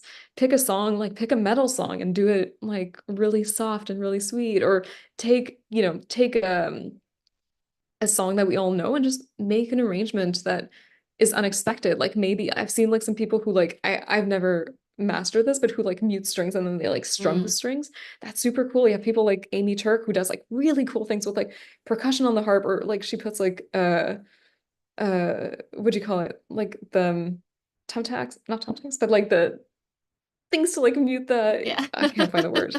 Things to sticky tack on her strings to Speaking of make Amy, them. we have a $50 donation from Amy. Thanks, Amy. Yay! You're amazing, Amy. As is everyone on the live stream today. But yeah, but she does really, really cool things, and she could transform like a song that you've heard 100 times on the harp into something new and something fresh. So I would say try to experiment with that if you want to add new things. And sometimes technique doesn't really matter if the listening experience is still fun for those reasons. And I'll just also add too, I mean, like, I think a lot of the things that you mentioned, Naomi, are like pretty hard. So, if it's about like technical level and things like that, like I would say, you can also experiment like Naomi did with like video and like, because you can start to learn about like your camera and like the art direction and like making a cool scene. That's something that like is not dependent on like your level as a harpist. And that I think is really really cool, and I think not Hmm. everyone is thinking that way. But I think, Yeah. but beyond that, just like if you want to try doing it, just start. Like I Yeah. think the hardest thing is just getting in the habit of making videos, and like being brave enough to try and like put it out. And I think then what I would probably recommend is like just starting with something simple, something doable, something achievable, Yeah. and then with each video try something that's like a little out of your comfort zone. Try to learn something, try to do something a little bit new. Because it doesn't have to be perfect from the start. And I think that's something that Yeah. everybody, I mean, Definitely. go look at my first video. Like it's yeah, it's a long time ago, but Yeah, and I think also not every video needs to be perfect and to be amazing and groundbreaking yeah. to be enjoyable, Mhm. you know? Like there's Totally some agree. of my favorite like versions of songs are like filmed on a camcorder 15 years ago and the sound's not great, but I keep returning to it because like the the kid is so cute doing backup harmonies to the dad playing the fiddle, like things like that just make it really fun and sweet. And technical level is just not a consideration for a lot of people watching. And even if you're very critical yourself of your own performance and your own output, it doesn't mean that you'll have the same level of criticism for other things that you're watching. Yeah. And sometimes we forget that. Absolutely. Well, unfortunately, we have to wrap up. I feel like we could Okay. chat all day, but thank you so much, Naomi, for being here. It's been an absolute pleasure. I know, like, I've learned a lot. Likewise. Hopefully, everybody has as well. So before we go, can you tell everybody where they can find some more of your work? Yeah, so obviously YouTube is the big one. So Naomi SV on YouTube. I have some stuff on Spotify if you want to listen to harp music in your life. I have an Instagram. I just started a TikTok. I don't know how TikTok works. I think I have like 5 videos up on there. If you're on TikTok, check it out. Probably won't know about it because I delete the app every time I upload. But yeah, but I think YouTube is the library that has like all the stuff in it. So definitely check that out. Hey. Thank you so much, Samantha. And yeah, I can't wait to see your next guest. Okay, awesome. Well, thanks so much, Naomi. We are going to take just a quick little break, and then we'll be back in just a minute with more HarpCon. See you in a minute.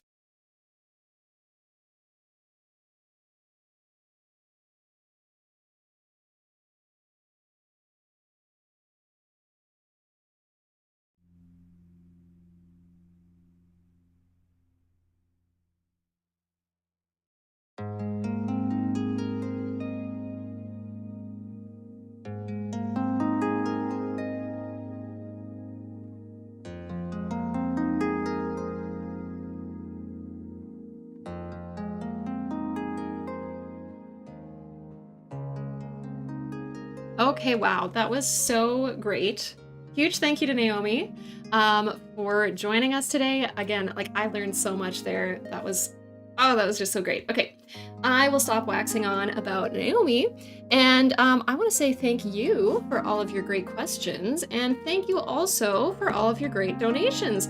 So we have Black Dust 851 with a $10 donation, Donald with a $10 donation, Connie Laporto with $100. Thanks so much, Connie. Caladris with $25. Of course, we have the $50 from Amy, and then an anonymous $50 donation. That puts our current total at $445. That's all going to Partners in Health, a really awesome charity that works to bring stronger healthcare systems to the world's poorest places. So thanks so much for all your donations. Just a reminder that our next donation goal is $1,000. If we hit that, then at the end of today's program, we will be adding an additional concert set by yours truly.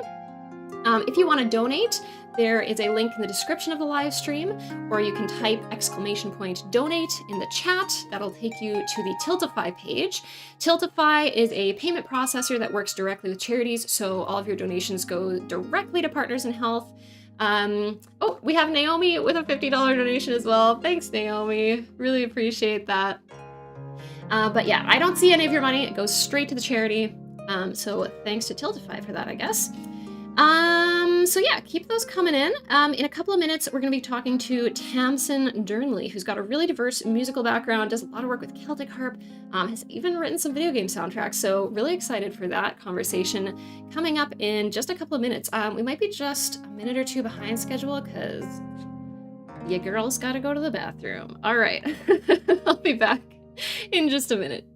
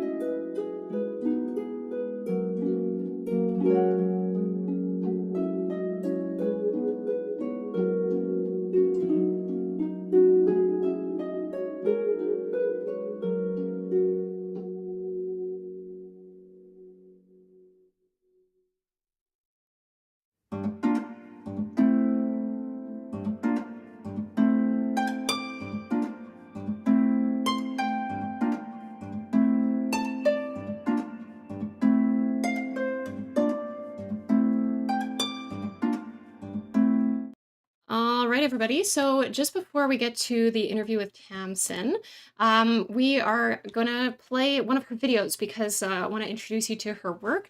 We have a really cool jazz version on lever harp of All the Pretty Little Horses.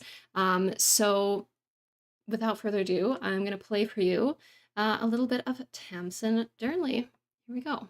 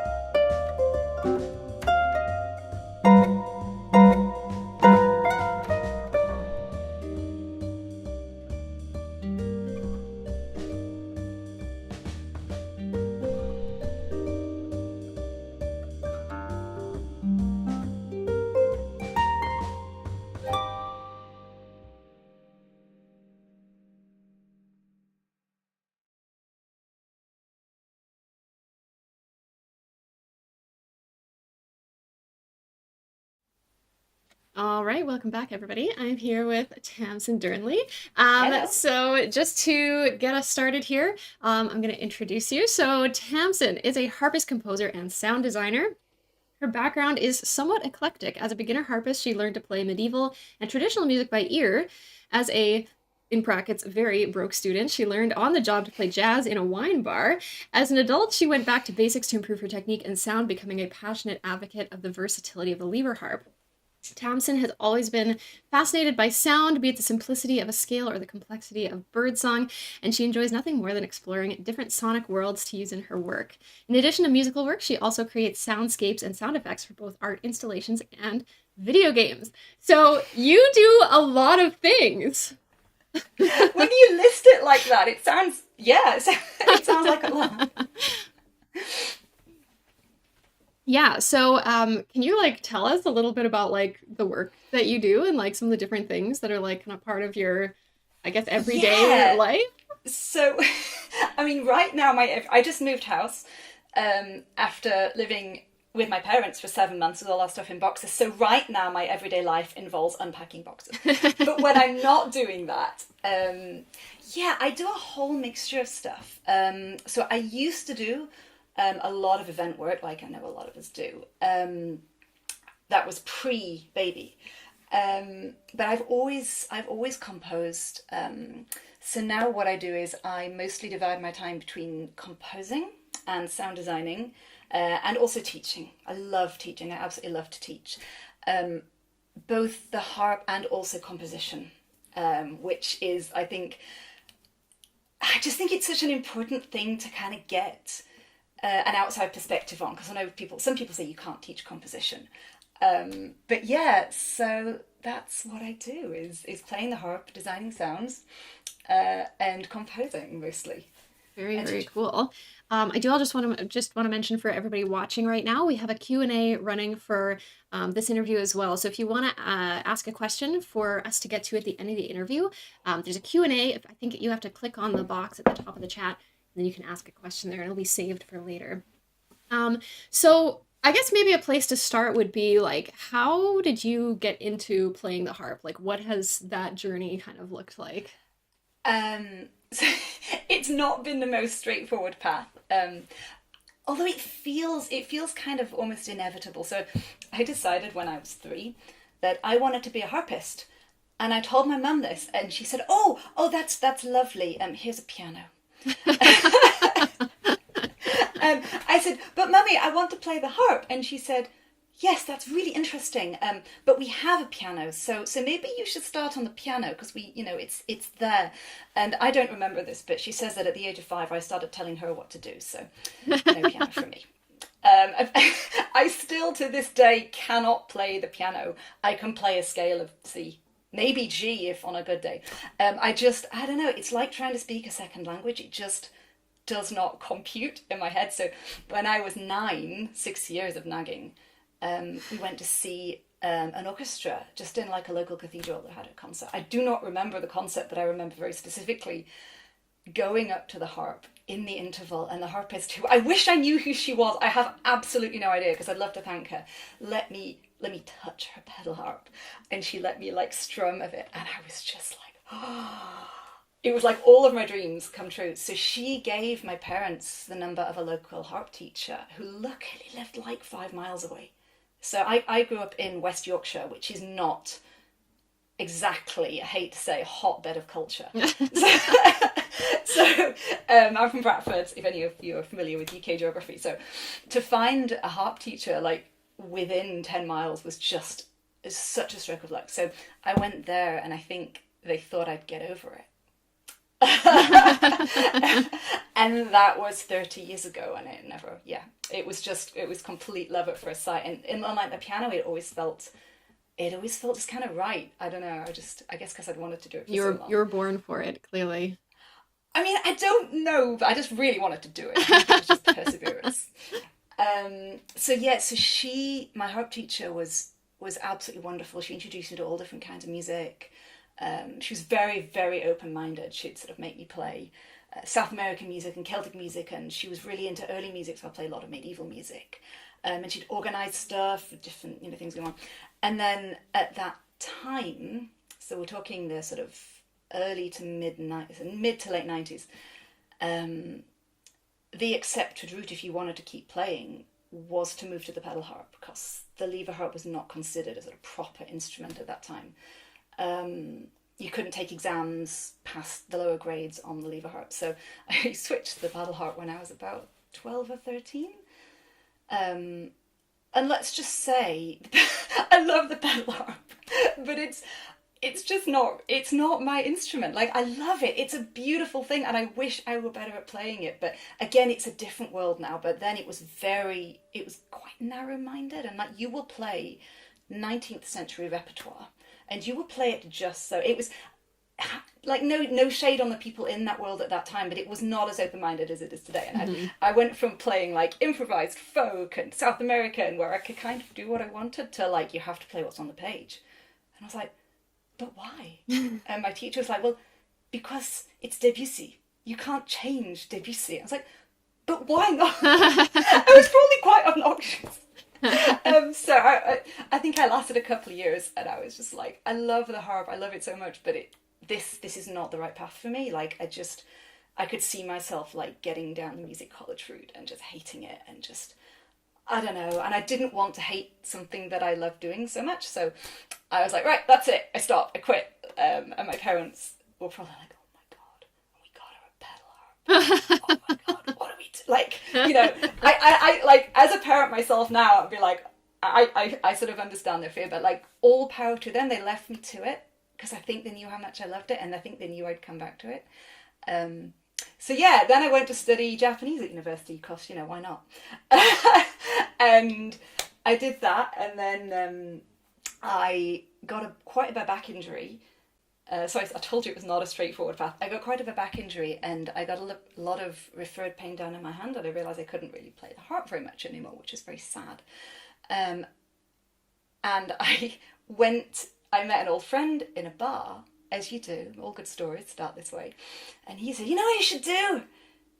You should do a master's in composition. Yeah, because you like that at school. You like composition at A-level." And I was like, "Yeah, I should totally do that." It's one of those ideas that seemed like a great plan in the pub at 1 a.m. And I was really I guess I didn't know what else to do, because I'd gone back to the harp, and then I had this injury, and it was all like, I didn't know what to do. So I just called up the music department at Edinburgh and spoke to the head of department and was like, "Can I put in an application, even though I don't have a degree in music?" And it's like, "Yeah, but with So with the bravado that you can only have when you're like 24, I sent him my portfolio, and incredibly they gave me a place. So I spent 2 years doing a master's in composition. And so at that, so was composition kind of something you'd always sort of done, like growing up? Oh, And yeah. Yeah, I'd always kind of wanted to be a composer, but again, like, the internet didn't exist then. So the idea that you could be a composer as a living was just like incomprehensible. The only composers you kind of heard of were like dead dudes with beards. Yeah. It literally just didn't occur to me it was even a subject you could study at university, because again, like, it's so different now. There's no exposure to the things that are now sort of widely available and known. The technology that I have in my studio right now is like, would have been just unthinkable at that time, Yeah. So, and that was the period when I really came back to the harp, because I was fortunate that I got some really good physios and good treatment, and I managed to start playing again. And that was the time when I was like, you know what? I'm an adult now. I can play on my terms. I can play the music that I want to do. And I wanted to play jazz and improvise and stuff like that. So I started doing that, and I saw an advert in the music department, which was like, jazz musicians wanted, like, will pay money. And I was like, I can do that, even though I totally couldn't. I spent the week learning like 5 jazz pieces and auditioned, and somehow got the job. So so I did that, and I just sort of, I don't know, I guess I just, when you're a grown up and you realise you can do things on your own terms, it's quite an eye-opener. And I realised that the world was different. I didn't have to play classical repertoire if I didn't want to, and that's okay. And now I kind of wish I could, but Well, we all wish we had skills that we don't have, I suppose, Exactly. I know. I watch classical play, and I'm like, oh man, if only I could be Xavier de Maistre just for a day. But we're all different. Yeah, can I ask more about like the kind of the jazz gig, and like what was that like for you, kind of going in knowing like 5 pieces? Was there like an ensemble that you kind of had to like play with, like? No, it was very much, it was kind of a classy Sicilian wine bar, and I think it still exists. It's called Defino's in Edinburgh, and I do not know if they still have live music. I think maybe they do. This was like 15 years ago, probably more than. But they used to have a different type of quote unquote jazz. It was sort of gypsy jazz, folk jazz. It wasn't strict jazzy. You think like 5-piece jazz bands, and they just had a rotating group of set of people who would go in and do the shifts, and I was just one of them. And so I'd done a lot of background music by this point. I'd sort of supported myself at university doing weddings and background music and that kind of thing. So it wasn't an unfamiliar environment. It was just the repertoire was slightly unfamiliar. But I'm used, because I was always used to learning by ear, which is another reason why I'm a terrible classical player, because my sight reading is atrocious. So anyone struggling with your sight reading, it's okay, you can still be a harpist. And I did a lot of swing dancing, so I'd come back and have all these swing tunes going through my head, and I'd just work out how to play them, and then I'd go to the gig and play the things I'd learned that day. Wow, that's cool. And just kind of keep going until like the customers change. So I had to do 3 sets of 45 minutes. And usually after about 45 minutes, because it was wine bar, people would go and I can start again. And I started out with about 45 minutes worth of music. And I left with like 3 hours worth. So, you know, it did me a lot of good. That's really cool. That's really awesome. Okay, so then what happened? What happens next? Oh, sorry, I'm just... Yeah, I'm same. I'm Gotta talking hydrate. too much. This is really weird. Everyone in chat, drink some water. Yes, hydration. Hydration is good. So what happened then is I graduated somehow with a master's in composition, and I was like, oh my god, I have a master's in composition. And then the reality of I need to earn a living kind of struck.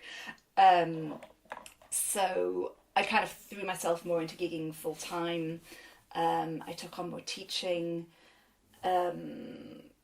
Yeah, so that was just sort of what I did for several years. And then I'd met my husband already, but I didn't know who was going to be my husband at that point. We got married and his job moved us abroad. So that was kind of the next stage. That was nearly 10 years ago now. Yeah. Okay, so then did you bring your harps with you when you went abroad, or was they sort of left in the UK? No, so this was my trusty EOS has travelled. It's a very well travelled harp. So this harp has travelled all over the world with me, and it's in remarkably good condition. It barely even goes out of tune. And obviously, once I left the environment where I kind of had a lot of good contacts and a lot of gigs that I could do, I was like, oh my God, now what do I do? I have, you know, when you're a freelancer, it's really hard to start again from scratch. And it's particularly hard to start again from scratch in countries where you don't necessarily speak the language. I was like, well, okay, actually, this is a good opportunity to dig out the composition work that I used to do. So I started concentrating more on composition and sound design and all the things I kind of wanted to explore and didn't really have time to do when you're like a full-time working musician. It's actually quite hard to carve out time to do that, because it's quite I mean, you know, I'm sure you write your own things. It's a time-intensive process. And if you're gigging in late at night, you can't kind of get up at 6 a.m, because my brain works best in the morning. You can't do that and compose for 4 hours and then practice and then teach and then gig. I did that for like about 6 months and then realised something's got to go, you know. Yeah. So that's when I started to develop more of the composition and sort of sound design part of my work. Yeah, that's really interesting. I think that's like a really cool kind of like just the story up to this point. It's like a really good example of how, you know, it's like kind of never too late to like come back to something. Like there are different seasons of like, now I'm with the harp, now I'm away from the harp, I'm going to come back to it, spending time composing, taking time away from that, coming back to the composing. Yeah. Absolutely, because I think it can be very easy when you do something creative to think that you should be able to do it all the time. And I'm still guilty of this. You know, you can have days, weeks sometimes where just nothing seems to go right and the ideas don't flow and nothing comes. And that's fine. You know, I think in hindsight you can see actually in like that period I produced quite a lot of nice stuff, but I just didn't feel like it. I didn't feel like it was coming at the time. And there's times when I think it does me a lot of good. Sometimes I can compose for the harp, or I'll have a commission I'm working on, and I can stop and be like, no, actually, I've got this sound design thing I'm supposed to be doing as well, so I can stop and take a break and like change mental tack. And it's really good, I think, to have different strings to your bow. No pun intended.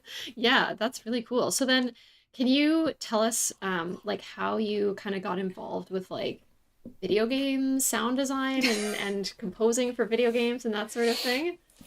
So a combination of luck and serendipity, I suppose. So my husband actually, before we were together, had a game studio in Edinburgh, and I was doing my masters at the same time, and they needed some trailer music.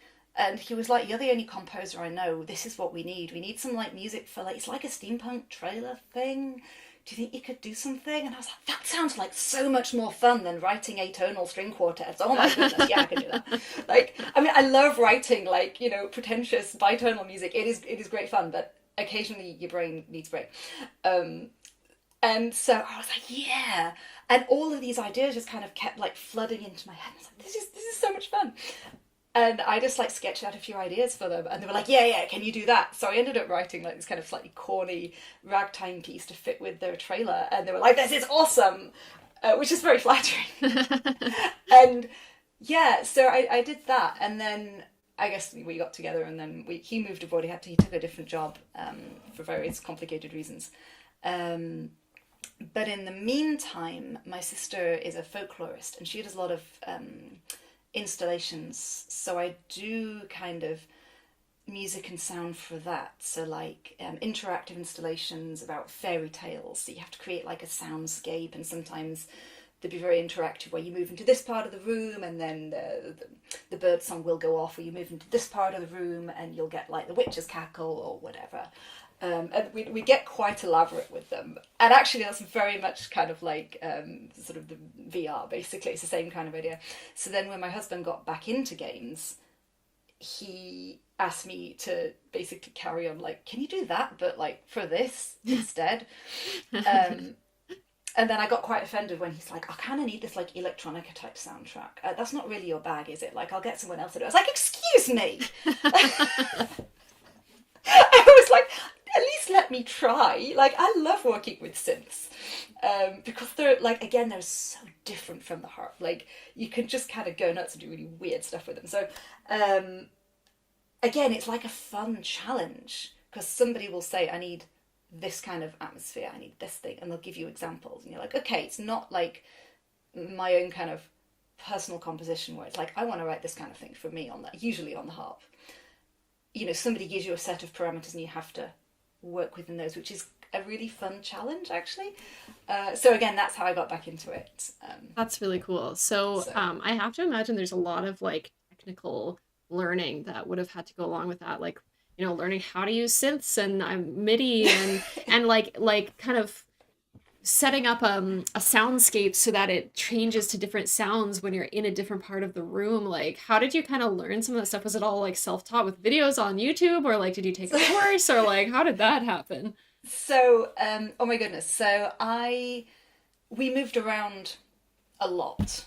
I think in 4 years we lived on 4 continents, so I had a lot of time of starting again with like before I have pupils, which is actually looking back kind of like a privileged position. All of the time I was like, oh my god, I have to find pupils again in this new space, like, or whatever, or work. I felt like, oh man, I'm just starting again. But what, in hindsight, I had a lot of time to sit at my laptop and like discover new stuff whilst, you know, my husband went to the office or whatever. And so what I did was start playing around with the software that I just happened to have on my laptop. So I use Logic, and I had this like one day, how does a gated snare actually work? So if you're unfamiliar with a gated snare, you know that 80s drum like noise, that, and I was like, how is that done? Like, literally, how is it done? And I must have spent an entire day watching YouTube videos being like, this is how it works. And then I was like, you dig deeper and deeper. And I'm such a geek. I just find this just so interesting, like how the sound actually is produced. And then I spent like a week learning how to program the synth that comes that comes with Logic. And then I went back to like, right, so now can I use this knowledge to produce this gated snare effect that I was trying to do 5 days ago. So I do that, and over lockdown I took some sound recording workshops online because it was lockdown. I mean, in France, I was living in France at the time, and we were only allowed to leave the house with paperwork for an hour a day. So like, there was a lot of time to just kind of sit in the house and go, well, I guess I gotta do something.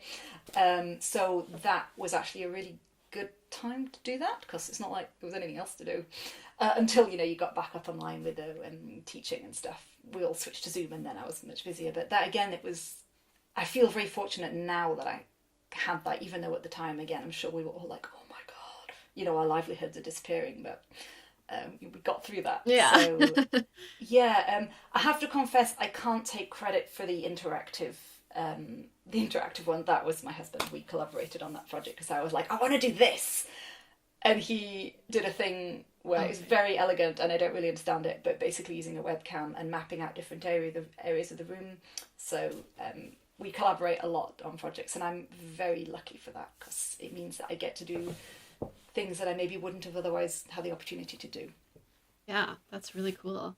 So, okay, I want to ask about like the sound recording courses that you did. Like, So do you do a lot of like acoustic recording, like from home? I know you have a couple of albums like on Spotify. Like, were those home recorded or were those studio recorded? Like, yeah. So, oh man. So the ones, oh gosh, I think the ones on Spotify, it took me so long to work up the nerve to put things on Spotify. I still have things that I then put on Spotify because I'm actually quite shy. But there's a folk one that I actually did as my like sort of last gasp of before we basically I left the country and I had to pack up my harps until they arrived where we were going. I just borrowed some mics from someone and did them in my parents' house. Because I wanted to make sure I kind of had a record of the things I'd been working on up to that point, because I knew that it might be a while before I got to play that again. And there's, yeah, so that was that one. And then the Christmas one was actually, I did for my mother-in-law because she likes Christmas harp music. And I was like, I'll do an album. It's a good excuse to do an album, use my new mics that I got at that time. So that was, again, I think recorded in my apartment in France. So Awesome. And I've learned a lot more since then, so I'd probably do it better now, but Isn't that just the way? I think it is, but like you also have to do that. The next thing you do, the next piece of work you do will always be better than the one before and so on, but you have to do them. It's a very important lesson. You can't just be like, it'll never be good enough or you'll never do anything. Super true. Okay, so let's maybe talk a little bit about composition. So obviously like that's a really big part of, you as a musician. So can you tell us a little bit about like what your compositional process looks like? Yeah, so it really depends what I'm trying to compose, and I think I have there's obviously different processes for different types of composition. So if I'm going to call it like my straightforward art composition, the sort of composition that I like to do for me, usually involves sitting down at the harp and being like, I really want like a piece that feels like blah. So like, I love Bartok. I absolutely love like Bartok string quartets. I think the harmony in them is just fascinating and wonderful. He never wrote anything like that for the harp.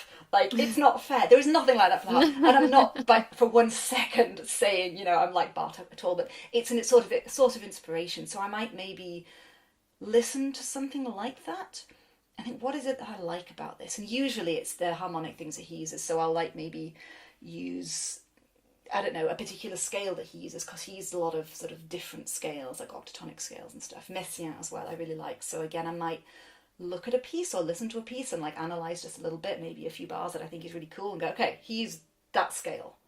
I'll play with that scale. And then usually it's not very scientific. I kind of noodle around until I get ideas that sound quite good. Or I like to just set the levers at random and see what comes out, because again, then you get things that you might never have come across. Sometimes I'll sit down to write something in a specific, I really want to write like a really angsty piece because I'm feeling super angsty today, and what will come out is like a lullaby, and I'm like, well, I guess my subconscious wasn't as angsty as I thought it was, really. So I think I published this summer A Lazy Waltz for a Hot Summer's Day, which is a super chill piece. And when I wrote that, I was having a bad day, and I was genuinely trying to write something that would like purge the angst. And it came out as just like the most chill thing. I was like, well, I guess it's kind of an antidote to the... I felt better after I'd written it. So sometimes things just come out, and sometimes you just have to bash away for like, it can be weeks at a time, and then eventually you get it into a shape. So then when you're writing that way, is it mostly like you kind of start at the strings and kind of like see what sounds come out and then kind of extrapolate from there? Absolutely. For me, absolutely. If I'm writing for the harp, obviously and I often do, because that at least ensures it will get played. Because as a composer, the hardest part is persuading anyone to play your music. Like, so my professor once was like, oh, well, don't worry about that. Write what you want to write. I'm like, yeah, but if I write like, a symphony for 5 shakuhachis and 7 harps with an orchestra, nobody will ever play that, however much I might want them to. And I think it's really important as a composer to hear your work played, because it spurs you on to do more. And it is hard, and I'm not gonna, I'm not gonna say it's impossible, but it is difficult. So I like to try and keep within the realm of realistic. Like, I can play this, or I can persuade/pay people to play it, or I can workshop it with, it really helps me. And then obviously you grow and you get more bigger ideas for bigger ensembles or whatever. If I'm writing for, say, piano, or basically if I'm writing for any other instrument, I'll use a keyboard to work out harmonies and things like that.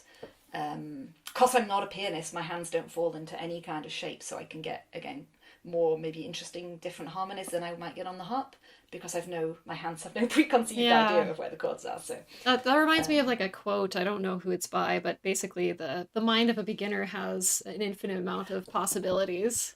Absolutely, because you don't know if something's hard or not. It's like, I think this sounds good. So yes.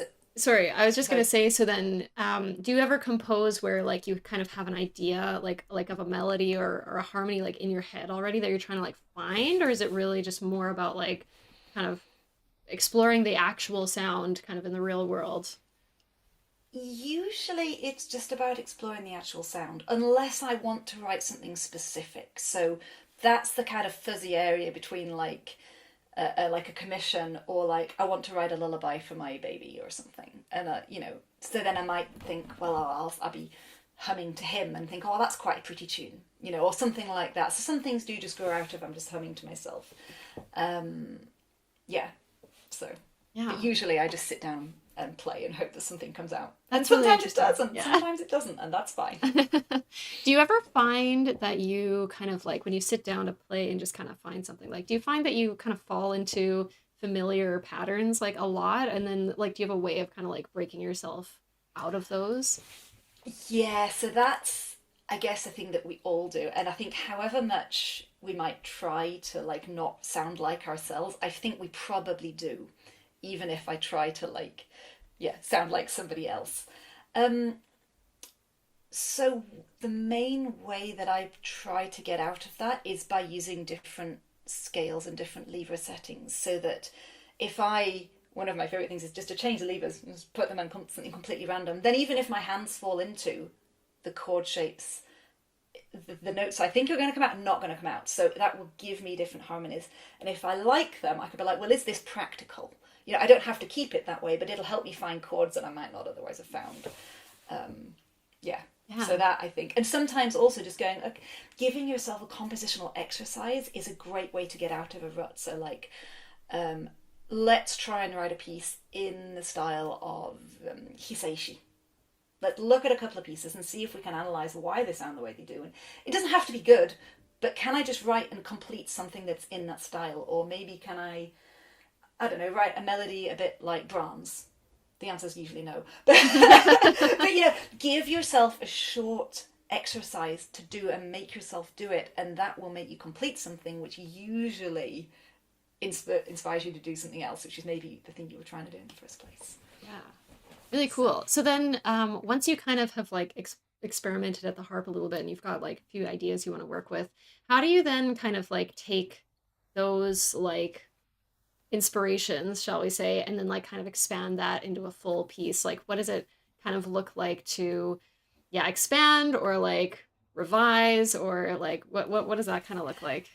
Again, for me it depends on what the style of the piece is. So if it's a folk type piece, so let's call them sort of folk types, so something maybe more tonal like a jig or a waltz, or something it's fairly folky, so maybe with quite a short structure, it usually takes me forever to get around to writing them down, because they're never really, they sort of settle, but then with that type of music you're almost kind of meant to use the tune as a base, and usually 6 months later it'll sound quite different. Yeah. And somewhere between A and B I'll write it down and be like, this is kind of what it's a bit like, and then I'll keep playing it. And so they tend to form themselves much more easily because the form is quite simple. So it might have an A section and a B section, or ABA or ABA with a bit of difference. It is, I think, for me, I think it's more complicated to write more kind of classical style music, and I use that in the loosest sense of the word, but like a sonata or something. Honestly, the way I'm so not scientific, and everybody has different methods, like but honestly what I usually do is I just have to play it over and over and over and over, and it's like chipping away at a sculpture, and eventually the right form will just kind of settle. I can't really explain it any more than that, but I'll listen to it. And as I'm walking, I'll go for a walk and I'll hear it in my head. And like, it might be like, oh yeah, after that you need this. And maybe I can go this way or I can go that way. And when I come home, if I'm singing this one, that's the one that I'll need to go with. And then I'll play it again for another week to make sure I've got it right. And it's a very time consuming process. It's not, it's not scientific. But again, I think it's important to know that sometimes it really does take time, because I think sometimes like, what? It's been a whole month. Why is this piece not finished? And I think that too. But then you're like, you know what?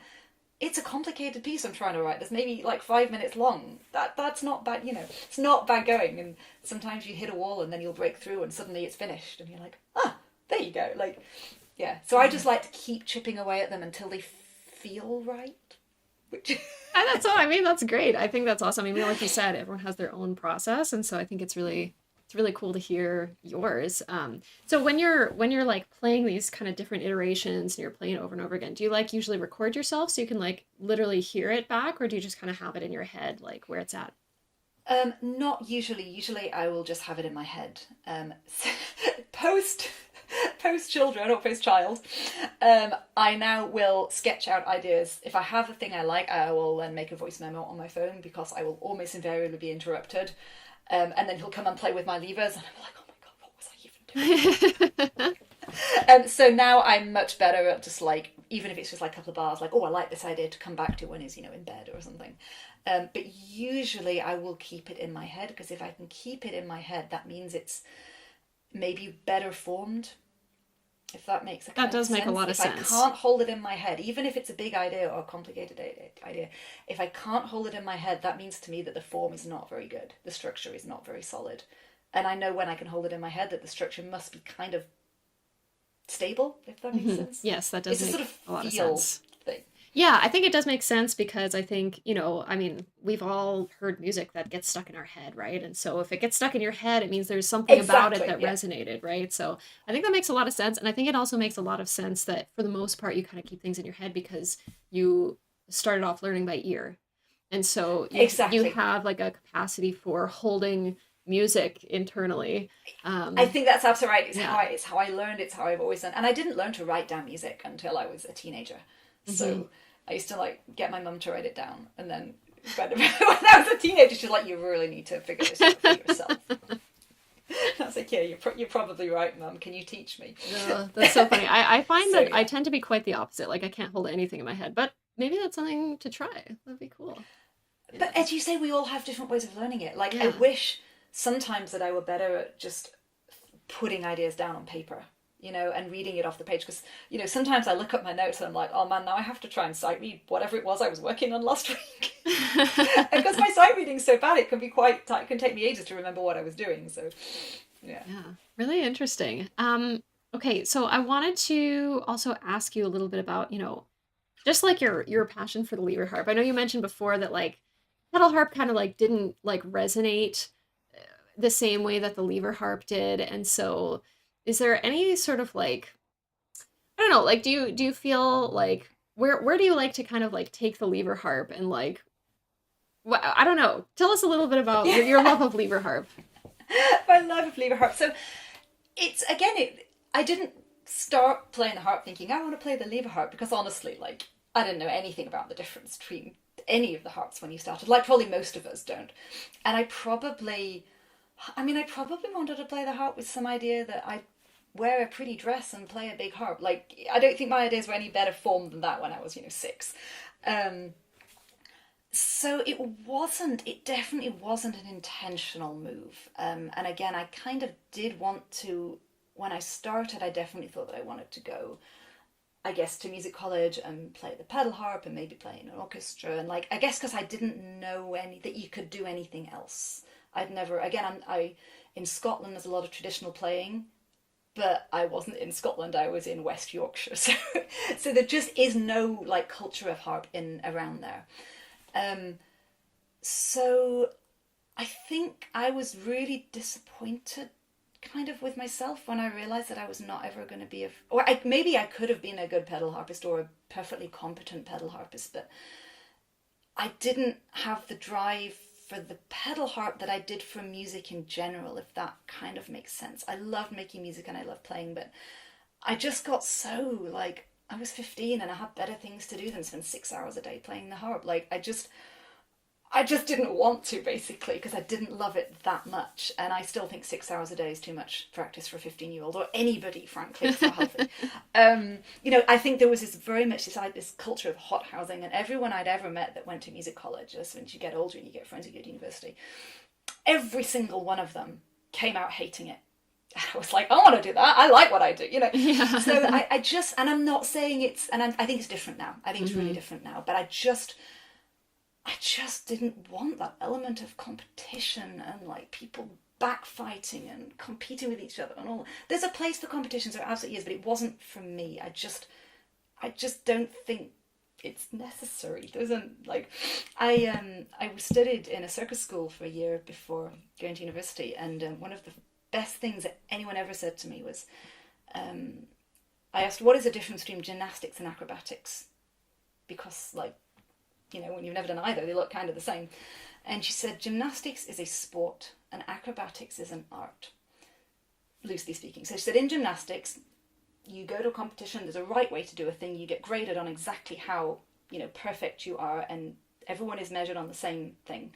And that's absolutely fine if you enjoy that, And she said, acrobatics is an art, so, like, you can do it in your own way, and there's kind of room for everyone to express a personality. It doesn't mean you have to be bad at it. You can be extremely good at it, and you can cross from one to the other. But I kind of like to think of it like that. I didn't want to play music as a competitive sport. I wanted to play music as an art and express what I wanted to express. And there's room for everyone to express themselves without, 100 people vying for one place. And that is totally fine if you're as competitive as that. I'm just not. Yeah. I don't have that much mental energy. So anyway, so I came back to the lever harp out of sheer practicality, because when I moved back to Edinburgh to do my master's, the only place I could afford to live was like the 5th floor of an apartment with no lift.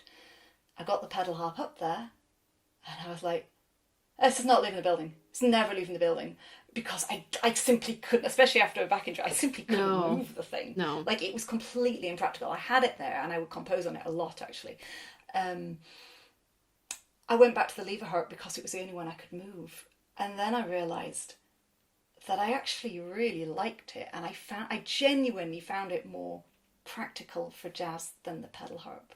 And I know people will argue about this for days. They're just different instruments. But I found that I personally really enjoyed playing it in a way I never had before, because I think I was suddenly not playing just like folk music. And there's nothing wrong with that either.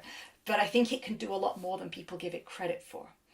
And I just had such a ball exploring that, and I've never gone back to the pedal harp, even though I love it. And I just moved house, and now I have a pedal harp installed in my music room, so maybe I'll go back to it. I just think it's really versatile as an instrument, so I just really like it. That's awesome. That's great. So next, I just wanted to get to a couple of questions from our audience. So we have a question from Keith, who says, Tamsin, I know you play a Tafy harp. Any intel about if they're reopening? I desperately want an EOS. I'm afraid I have no information on that whatsoever, but EOSs do come up secondhand quite often. So if you check, I don't know where you are, but usually in the UK, but if you check, there's a Facebook group called Buy Sell Harps UK or something. They do come up on there quite often. Also, affairsoftheharp.com.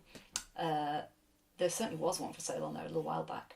So they do come up secondhand. Keep your eyes peeled. Some and good I'm afraid intel. I have no other intel. Sorry. I wish I did. Some good leads. And then we have another question from Wisteria, who asked, what software are you using to note down and arrange your compositions? I arranged my first piece, but I'm not sure what to use to bring it on a sheet. Oh, that is an excellent question. So I personally use Sibelius, basically because I've used it since I was at university, and I know how to use it, and I don't feel like switching at this stage. It is quite expensive, so you can either buy it outright, or you can pay a monthly subscription. There is a free version, but it's restricted, I think, to 4 parts, which again is fine. It's totally fine if you just want to like write harp music, but as soon as you get any more than, like, if you want to write for like a harp, and a violin and 2 other instruments and then add a voice, you're like, oh, well, now I have to pay them. So I use Sibelius. It's not the most user-friendly thing, but it is quite, I think it does everything. Another option is Dorico, which I've heard really good things about. I actually bought it on sale thinking it would be easier to use, and I could not get my head around it. So, but no shade on Dorico, because I know it produces absolutely beautiful scores. I just don't have the time right now with a 2-year-old to start learning new software. MuseScore is the one that a lot of people use. It's free. It's really, really good. So that would be what I would recommend if you just want to like have a go. I would echo that. I use MuseScore personally. I think it's really user friendly. I think it's pretty easy to figure out what to click to get the result you want. And there's like a very good like online forum if you ever need something, like you can pretty easily figure out how to do it that way.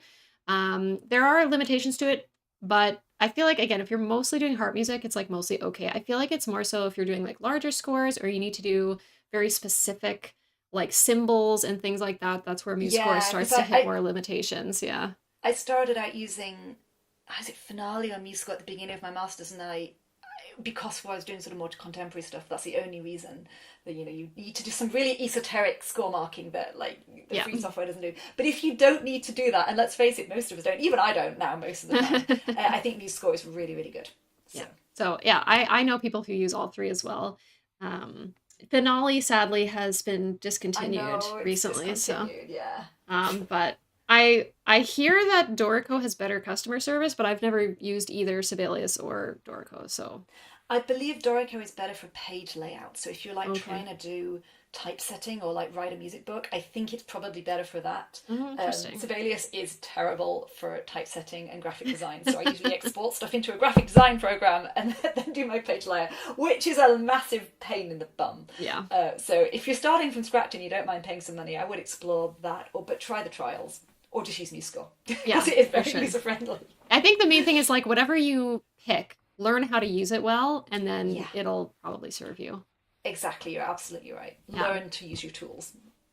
Okay, awesome. So just before we wrap up, I just wanted to touch on one more topic, which we had kind of talked about before, which is like, so the harp and game music and the difference between like a virtual MIDI harp instrument and real harp recordings, and kind of your experience with people's maybe reaction to sort of hearing the real harp. So it's so interesting because the harp appears a lot in game music, right?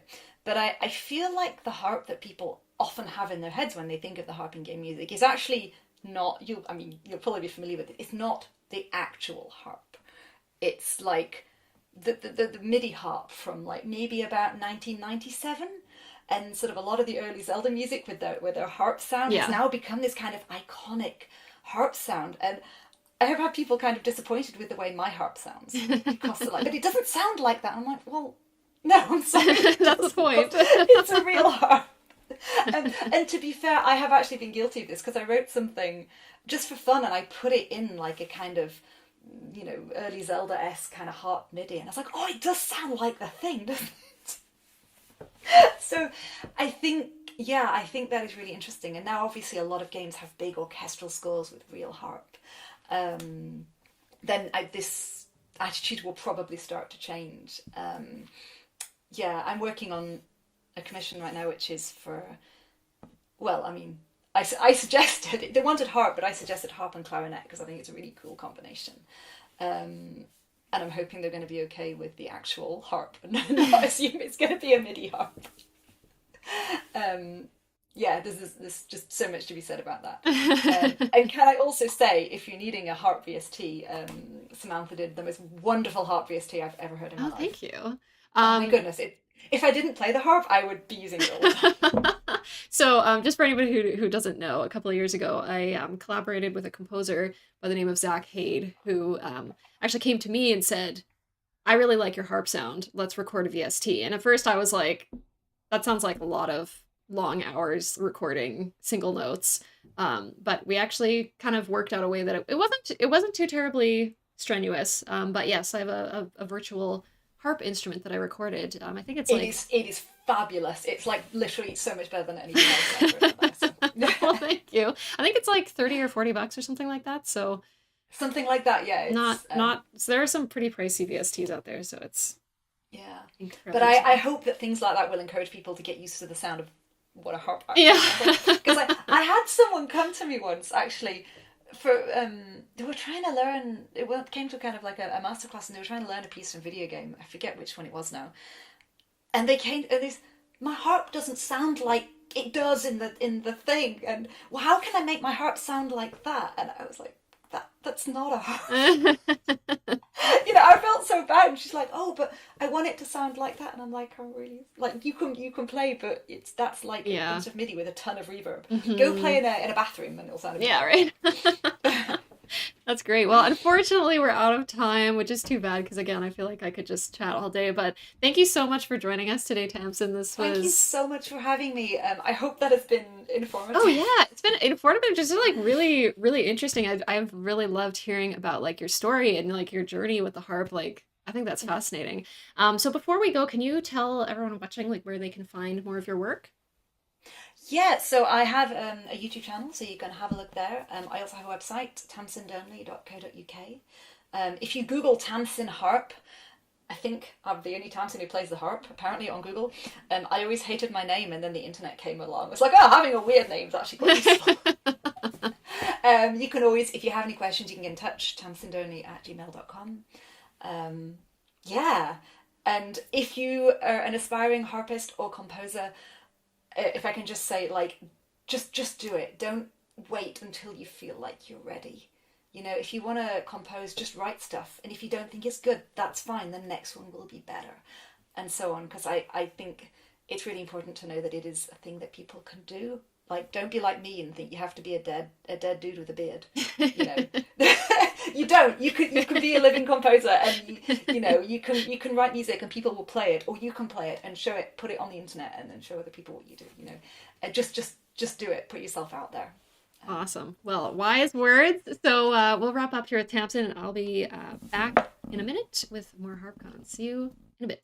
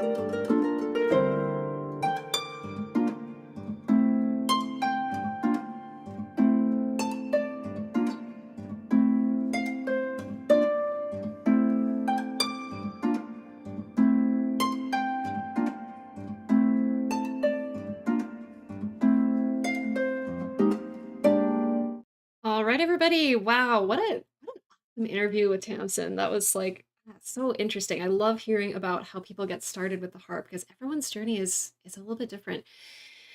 So thanks for all your questions during that interview, and thank you for all of the donations that have come in. We are currently sitting at a total of $600 raised for Partners in Health, so thank you all so much. We had $25 from Maria B. We have $25 from, I'm going to try to say this name, and I'm very sorry if I say it wrong, Mariad. That's my attempt. I'm so sorry if I said your name wrong, but thank you very much for your $25 donation. Simone with $30 and Alessio with $25 as well. Thank you all so much. Those donations are going to a very good cause, Partners in Health. They raise money to bring the best in healthcare to the world's poorest communities, helping strengthen local health systems so that just everyday health outcomes can be better because everyone deserves to have healthcare. So thank you very much for your donations. We do have a couple of donation rewards. So if we hit some of our goals, we have some extra content that's going to be happening at the end of the day. So if we hit $1,000, we'll have an extra concert that I will do at the end of the day.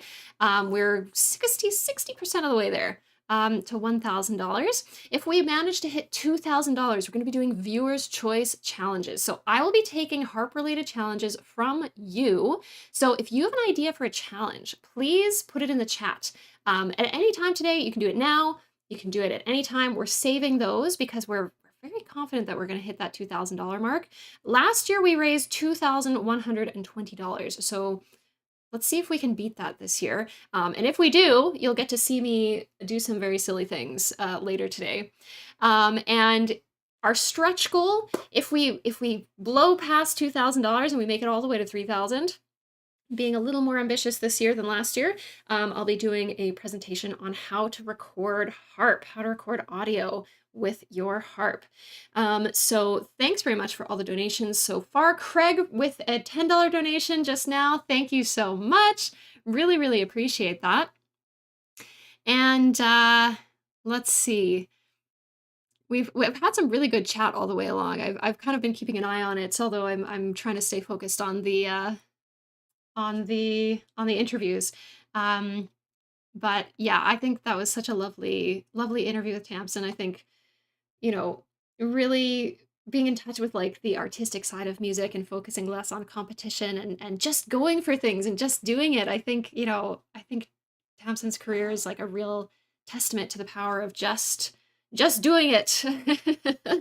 So next up, we are going to be having a concert from Heather Downie. So that will be starting in just a couple of minutes. But until then, I'm going to put some music back on and keep those donations coming, keep those challenge ideas coming as well.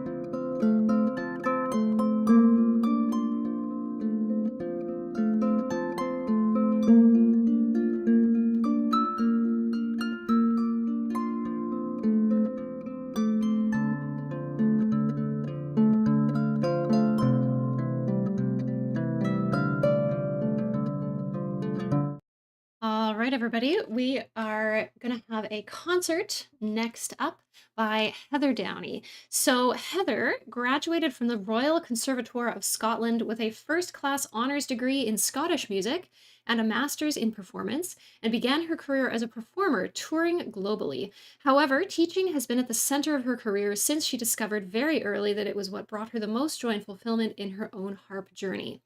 How to Harp is her teaching platform and is designed to help harpists build strong technique, confidence, and joy in their playing. Heather focuses on ensuring students become well-rounded harpists, enabling them to learn and play more tunes with greater skill and confidence. This approach accelerates their progress and creates a much more fulfilling and enjoyable playing experience. Alongside teaching, Heather continues to perform internationally and has just completed a second master's degree in learning and teaching in the arts, and has been a lecturer and principal Scottish harp tutor at the Royal Conservatoire of Scotland for coming up on 20 years. So Heather's performance today was actually recorded earlier this week so that she could make use of various effects pedals that she has and jump around between different harps. But I believe she's here with us live in the chat. So if you have any questions about the performance, the song she's playing, definitely just type those in the chat, and Heather is here to answer them. Following the concert, we're going to have a interview with Heather as well, talking more about teaching and her experience, and I'm really looking forward to that. So without further ado, here is Heather's performance.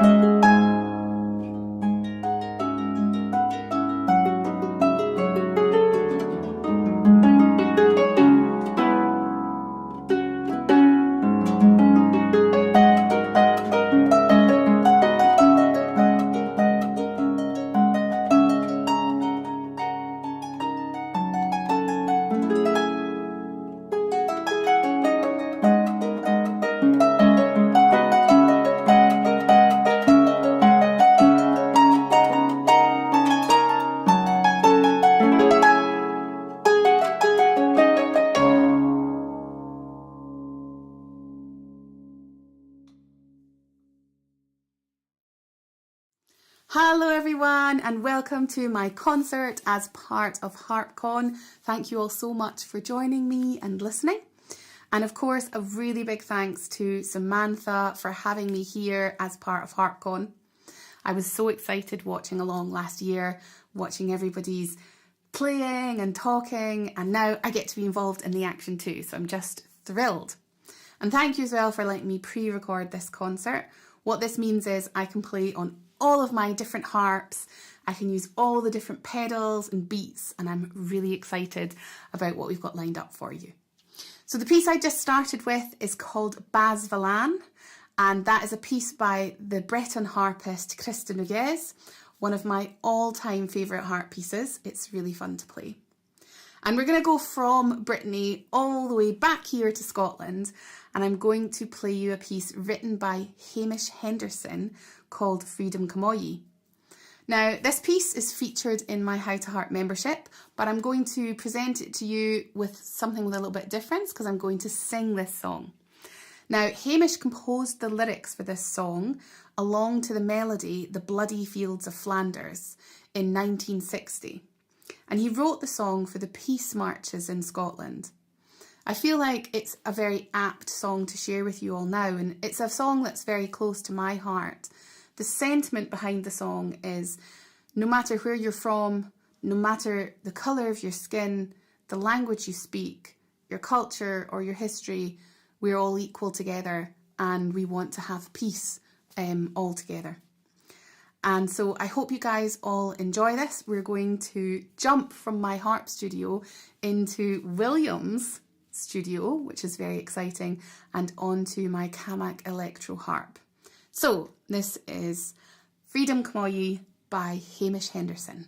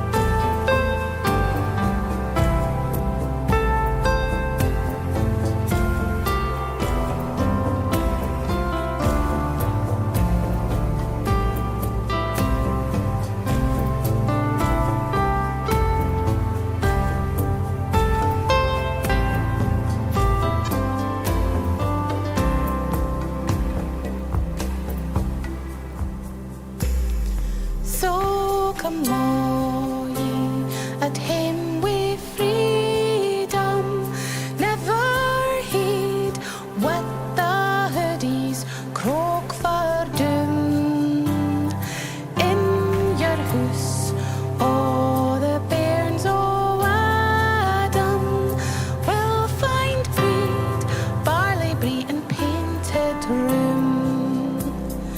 When MacLean meets with his friends from Springburn, all the roses and geens will turn to bloom, and the black boy beyond Nyanga dings the fell gallows o' the burgers doon.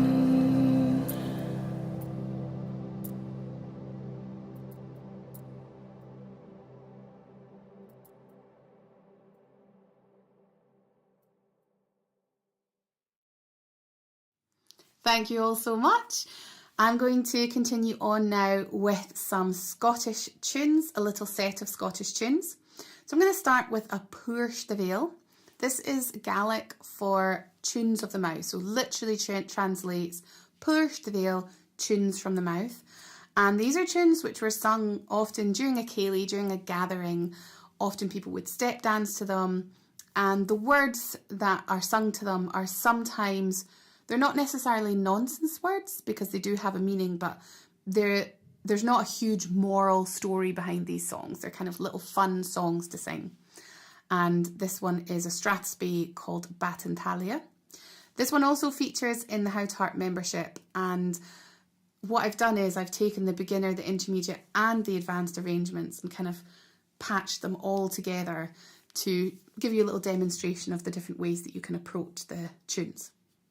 And then I'm going to go into Fingal's Cave, which is a traditional Scottish march.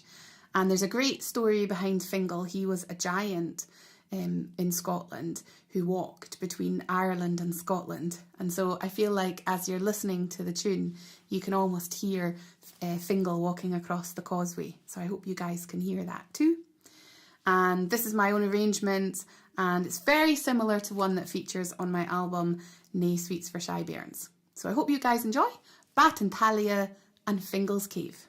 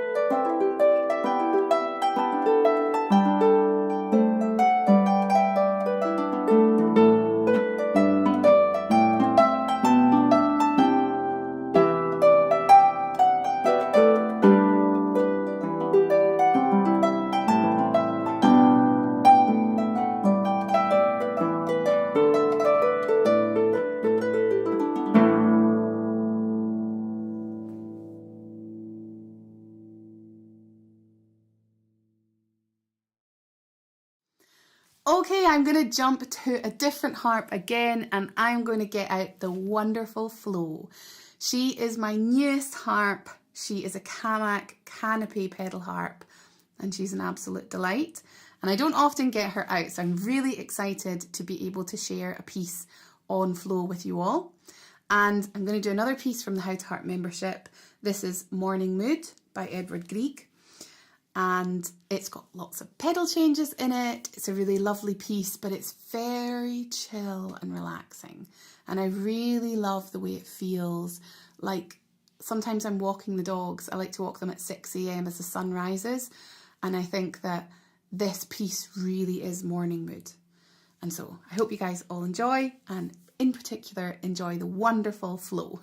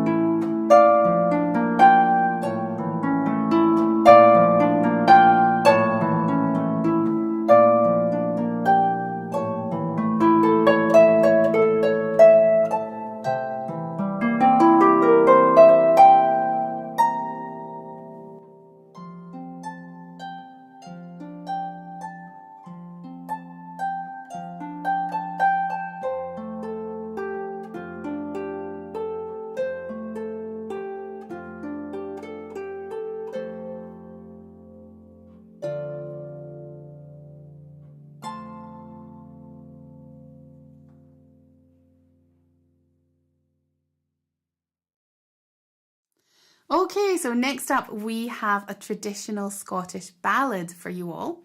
And I'm going to sing this one with the electro harp and with lots of pedals and effects and kind of drums and stuff like this.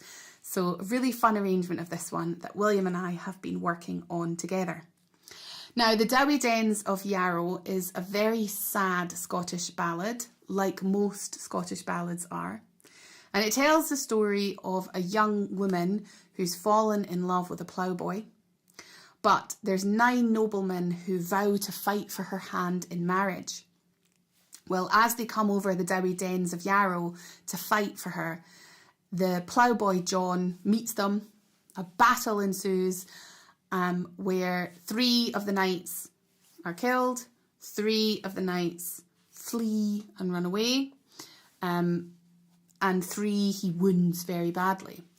But her brother comes from behind and kills John the ploughboy. And then our maiden has a dream, which is interpreted by her father, telling her that her true love John is lying on the Dowie Dens of Yarrow. And so off she goes to the Dowie Dens herself and finds her true love. She washes him and combs his hair and carries him back home. And at the end, her dad says, oh, don't be talking such nonsense. Don't be so sad. I'll find you another person to marry, no bother at all. And she says, there's no other man but me, for me. John was my only true love, and that's my life over. So that's a Scottish ballad for you, but I hope you enjoy this arrangement. It's quite dark, but William and I had a lot of fun putting it together. So, The Dowie Dens of Yarrow.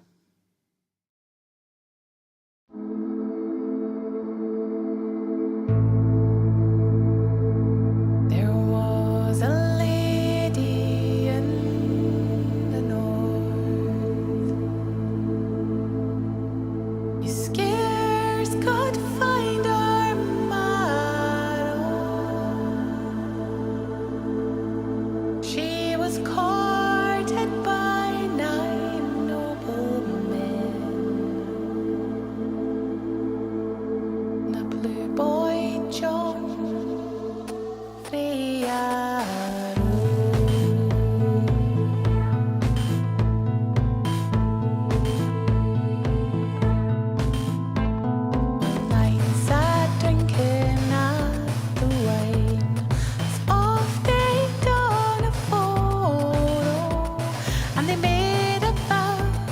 among themselves to fight for her on Yarrow. Well, he's gone nigh on high hill, down by the dens in Narrow. There he spied 9 noble men come to fight with him on Yarrow. Well, 3 he slew, and 3 was drew. 3 he wounded sairly, but there come her brother from behind and wounded him mair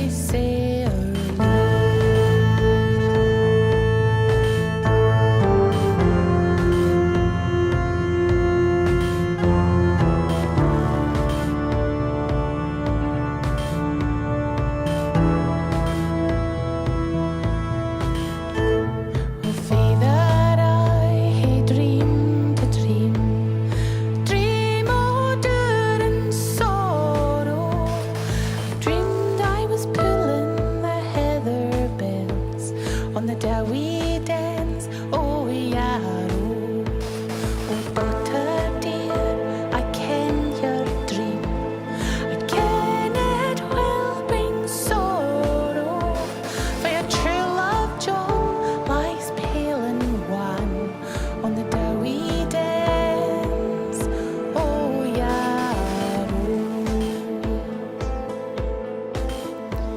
Well, she's gone o'er on high hill, and down by the dens in Narrow, and there she spied her true love John lying pale and dead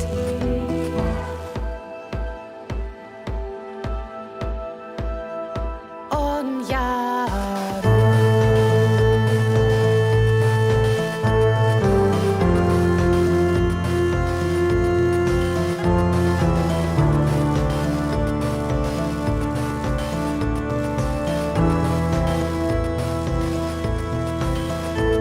She's washed his face and combed his hair, as oft she's done afore, and she's wrapped him round her middle so small, and carried him home frae Yarrow.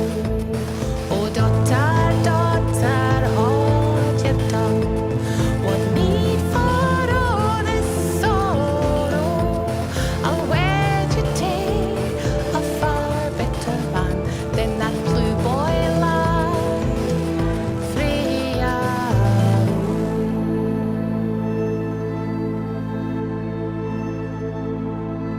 Oh, Feather, he's 7 sons, and you may wed them all the morrow, but the fairest flower abune them all was my blue boy John Friaro. Oh, mother, mother, make my bed and make it long and narrow. For my true love died for me this day, and I'll die for him the morrow.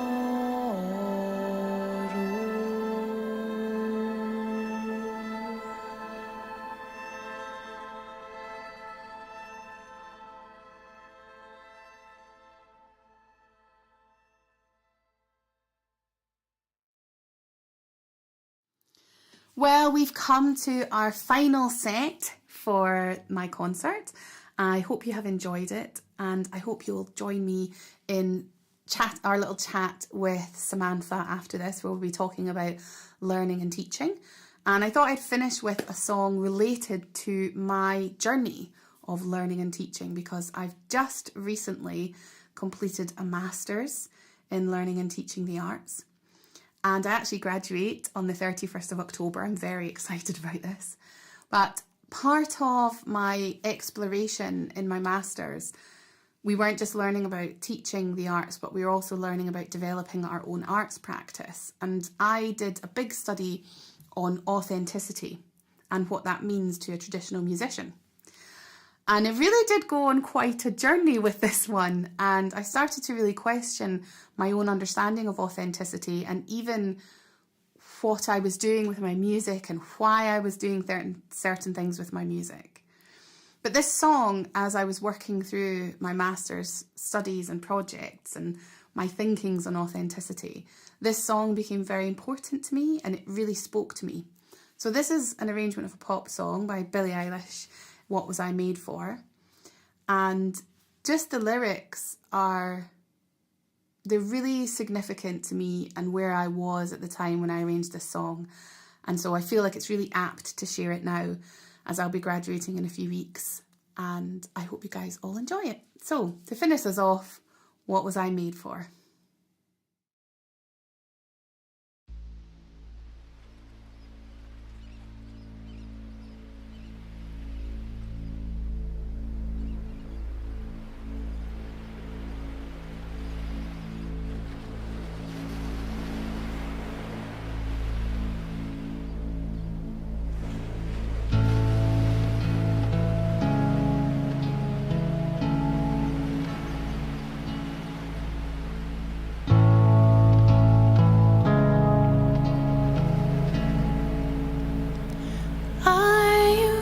To float, now I just fall down.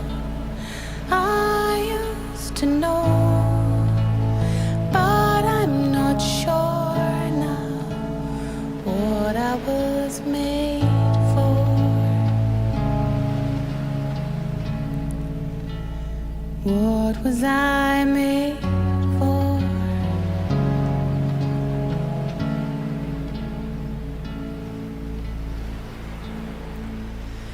Taking a drive, I was the idea, looked so alive. Turns out I'm not real, just something you paid for. So what was I made for?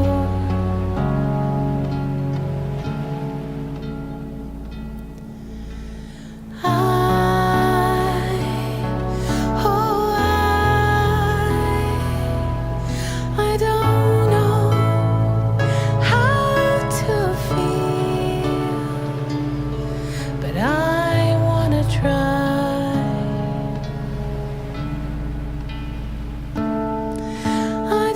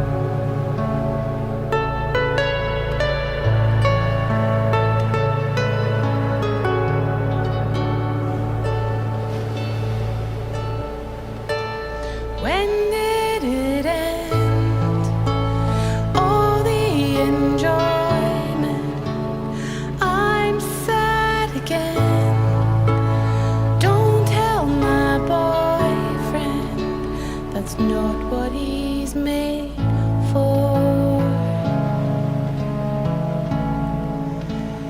What was I made for?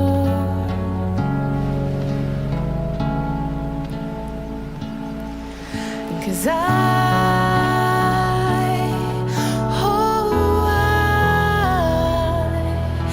don't know how to feel, but I wanna try.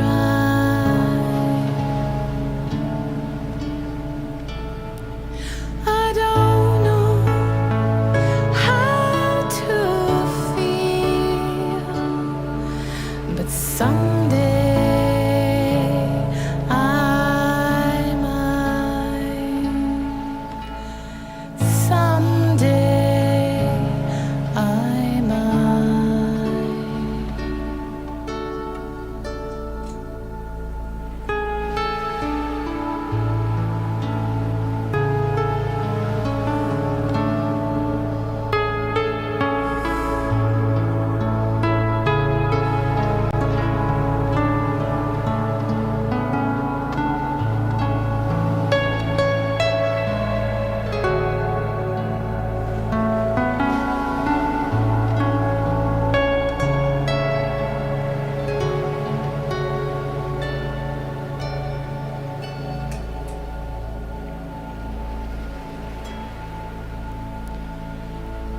Think I forgot how to feel happy. Something I'm not, something I should be, something I'm made for, something I'll wait for, something I'm made for,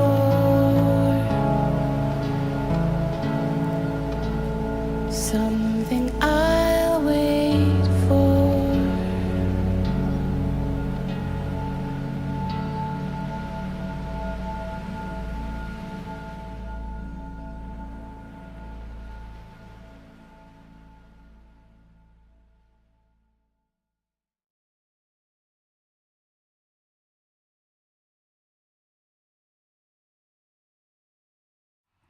Okay, thank you, Heather, for that amazing performance. Thank you so much for being here and for playing for us today. Oh, thank you so much. It was a bit strange watching myself back, but it was nice to be in the chat with everyone, and thanks everyone for their lovely comments. It was really nice to prepare that and share it. So thank you for having me, Samantha. Yeah, it was really beautiful. So what we're going to do next is just have a little conversation about teaching and learning and creativity because, you know, as we heard in your bio, teaching is really, really important to you. So can you maybe tell us a little bit about kind of your harp journey and sort of when and how you realized like that teaching is so important to you? Yeah, sure. Yeah, so relatively speaking, I came fairly late to the harp in my kind of mid to late teens. And so when I went to study at university, I did feel a little bit like a fish out of water a lot of the time.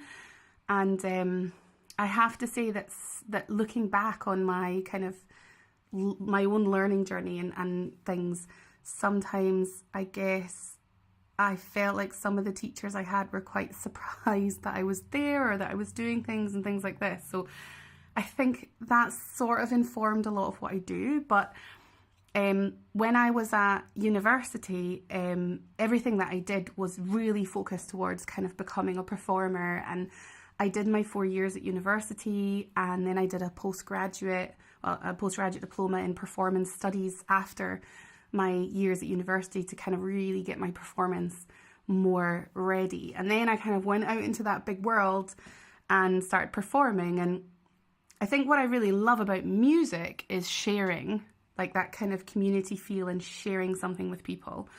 But what I found as a touring musician, a lot of the time when you're kind of out playing at festivals or conferences or wherever you happen to go, often it will be, okay, you can do this gig, but can you also do a workshop the day after or just before, etc., etc. And I was doing some teaching as well with one-to-one students and things like this, and I started to find that what I was actually looking forward to when I was going to perform places was the teaching. And I started to actually find, like, I was talking to my peers and a lot of them were like, oh, you know, the performing's great, but then you got to do that workshop the next day. And I was kind of like, those workshops are great, but I've got to do that performing. But I do love performing. But it was in those kind of early years where I was really focused on performing that I started to realize that I'm just really enjoying the teaching and the kind of meeting of people. And, you know, people are so fascinating. I just love people and the different ways that they are and learning about people. And you get a lot more of that from teaching than from performing.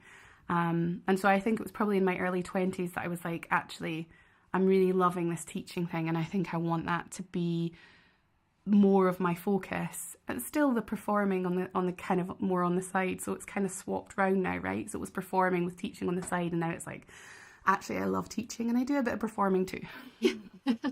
That's really interesting. I kind of relate to starting the harp kind of in the late teens and then feeling maybe a little bit lost at the university program. That's sort of my start as well.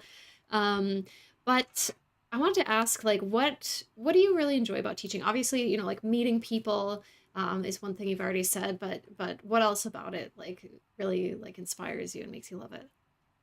Yeah. So, like I said, I just think people are absolutely fascinating. So I love working with people. But I think my absolute favorite thing about teaching is the eureka moments. And they happen for all students. You know, so, and it feels the same. So it could be, you know, a 7-year-old plucking out Mary Had a Little Lamb for the first time and the kind of delight on their face when they're like, yeah, I did this thing. And it could be, you know, my university students performing their final recitals and totally nailing it and like giving an amazing performance, like outstanding. And it's the same feeling. It's like, yes, you did it. And being part of that. And, you know, a lot of my teaching now is online and you get exactly the same kind of buzz because people will share in the community, like, you know, I've worked hard at this thing and I watched this and it really helped me and now I can do this thing. Or they'll come to one of our community meets and they'll maybe perform at one of the performing opportunities or, you know, just share, and seeing them have those moments where it's maybe been a struggle or they found something that's helped them overcome something and they get to this moment where they're like, yes, I got it. I mean, I don't think there's a greater feeling in the world than being involved in that moment with someone. Mm-hmm. Yeah, I love those too, where it's like, especially when you've been working away at something and then it clicks. Like, oh, yeah. Yeah, I love those moments. So you created your harp membership kind of out of a desire to make harp learning more accessible. So what are some of the challenges that come with teaching and learning the harp online, and how do you kind of overcome some of those? Yeah, there's a few challenges actually, and this has been an interesting journey. So let me break down a few, shall I? So I think the first thing is that it was really important to me to create something that was affordable to people, because when I started lessons, it was unaffordable for me. And as a like my family did, an amazing family, did everything that they could to support me. And I'm so grateful for everything that my mum and dad did for me. But I'm always like, you know, I wish there was other opportunities that had helped me. And there are organisations and things like that exist now to help you, but the waiting lists are so long. And like I was on those waiting lists when I was a teenager and I never got anywhere with them. So it was really important to me. I was like, I want to give people the opportunities that would have helped me. And so that's what's really important. That's why I kind of went with the online model, to give something more to people at an affordable price. But I think the first challenge that you face is that people are individuals. They're not, you know, a flock. Every person has their own unique approaches, their own unique traits, their own struggles. And, you know, that's amazing and that should be celebrated about each individual. But when you're creating something online that you're trying to make affordable, it's hard to cater to each individual. And so from the very start, that was something that was really important to me. I was like, I want to create a membership, but what I don't want people to feel like is that they're a drop of sand in amongst a kind of, you know, a beach of people. Not that the membership has that many people in it right now, but, you know, maybe one day. So I was like, how can we give people this opportunity to make sure that they are able to make sure that we're catering to their individual needs? And so we've created in the membership kind of structured learning paths, but still allowing for student autonomy. So still allowing for them to make their own choices. We're really trying to create something where people can identify their own gaps in their knowledge, and then they can find the resources that they need to plug those gaps. So I like to think about the membership as trying to create something that will do me out of a job. So I'm trying to teach people how to learn themselves, how to be better learners, and how to be able to, yes, follow a structured learning path, but also be able to make their own choices, which helps us cater to the individual person. And that was so important to me. And, you know, something I'm really grateful for our members, I think we're really lucky, because I do experiment with the members. I do say, like, guys, we're going to try this thing. I don't know if it's going to work, but let's do it. And on the whole, people are on board with this. They're like, okay, let's try it, Heather. And then we'll do a feedback session and we'll tweak things as we go. And that helps me to make sure that we're meeting the individual needs. So I would say that's the first thing. The second thing, which is kind of linked to this, I guess, in a way, is feedback, personal feedback. So again, if you're going down the traditional route of one-to-one lessons, you're going to have some great personal feedback, but one-to-one lessons are expensive and unaffordable for some. So how can we give the one-to-one lesson experience to a bigger group of people within a membership? Feedback is so important. I need to get my eyes on these fingers, right? I was like, people can't get slipping through the gaps without me spying on these fingers. So we've created a number of ways in the membership that people can get feedback, and it was super important that it was included, like, within the membership cost, because, like you said, it's about being affordable. So it's not add on this and buy that and all the rest of it. It's included in the membership. And those things are power hours.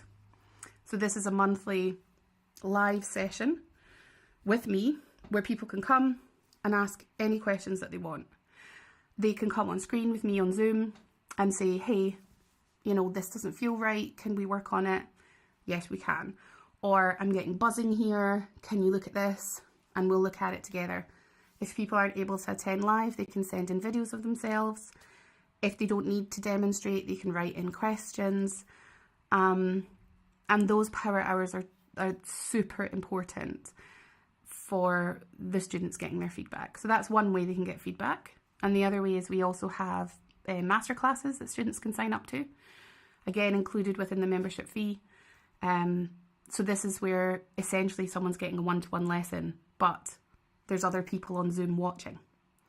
And some people find that a bit scary, but if you think about how much you can learn so much from watching someone else learning. It's such an invaluable, like, opportunity. Mm-hmm. And I think that lots of people in the membership have embraced that. So those are two kind of avenues that students in the membership can get feedback directly from me. And then we do also have the opportunity, if you do want a private one-to-one, you can book lessons from myself or our second tutor, Angela, who's absolutely wonderful. So to give people options, those are there if they want that. So that's feedback. And I want to talk about one more thing. Yeah, go ahead. And that's just community. Mm-hmm. So I think that the Harp can be isolating. We have a lot of people with us who, you know, they don't have harpists for 20 or 30 miles around them, or they maybe even have mobility problems and they can't get out of the house. That should not mean that you can't play the harp. In fact, it doesn't mean that. So making sure that, I guess this isn't a challenge that comes with actually online teaching. It's just something that I think is really important to include in the online teaching. And it links in with that not feeling like a grain of sand. So it's important to me that the community is there for our members and that they know I'm in the community. They can email me, they can ask questions there. Like, I'm here for them, and every one of them is important. And every one of them is cherished, I guess. And one of the ways we do that is through the community. Yeah. That's beautiful. Yeah. There's a lot of chatting. That's great. Yeah. Drink some tea. Yeah, no, I definitely agree with everything that you said. Yeah. Because I think, you know, when you're creating an online resource, you know, everyone will understand something in a different way, or have a different bit of language that's going to kind of unlock that, or have a different, you know, background of things they already understand. And so trying to answer all of those questions in like a video doesn't kind of work. So yeah, I definitely agree with that piece of needing feedback and the ability to ask questions and clarify and that sort of thing. And two, like the point of, you know, not having a harpist within 30 miles, I think, well, I mean, I live in the middle of Canada, so it might be, you know, well, there might be others in my city who play, like I may not know them, or there may not be, you know, a harpist for 100 miles, like in some places. So, yeah. But it's funny because something else the membership has done, we do a feedback from the members like regularly, because it's their membership, it's not mine, it's their membership. So I'm always like, guys, what do you want? What do you need? How can we make things better for you? And we recently introduced a buddy system, so that people have got kind of just one person that they almost buddy up with, an accountability buddy. And we tried to do this by location just because we were like, well, actually, I sat with this huge spreadsheet and I was like, okay, they're beginners and I was going to fit them together. But one person was like, I can't believe this. You found someone who's under a mile away from me and I didn't know she was there. And I was like, that's crazy. Oh, that's great. That's incredible. Yeah. Yeah. That's beautiful. So I wanted to also talk about creativity, because I know that's like something really important to you in your teaching as well. You know, sometimes we kind of think of it as this kind of like abstract concept, and it's like you got it or you don't. And so what do you kind of think about like the concept of creativity, and how can you kind of like cultivate that? Yeah, this is a great question, and actually I could probably write a whole PhD on like you say, cultivating creativity. But the first thing I'll say here is let's just immediately dispel the myth, because you're right, a lot of people are like, people have said it, oh, you know, I'm not creative, that, you know, they're such a they were born a creative person, they're so creative. Oh, I'm not like that. Like, that's a complete myth. And actually if you're interested, I'm a bit of a research geek. So I like being like, well, let's just test this and find out. But there is like so much research that's gone into whether people are actually born creative or not. You know, it's not true.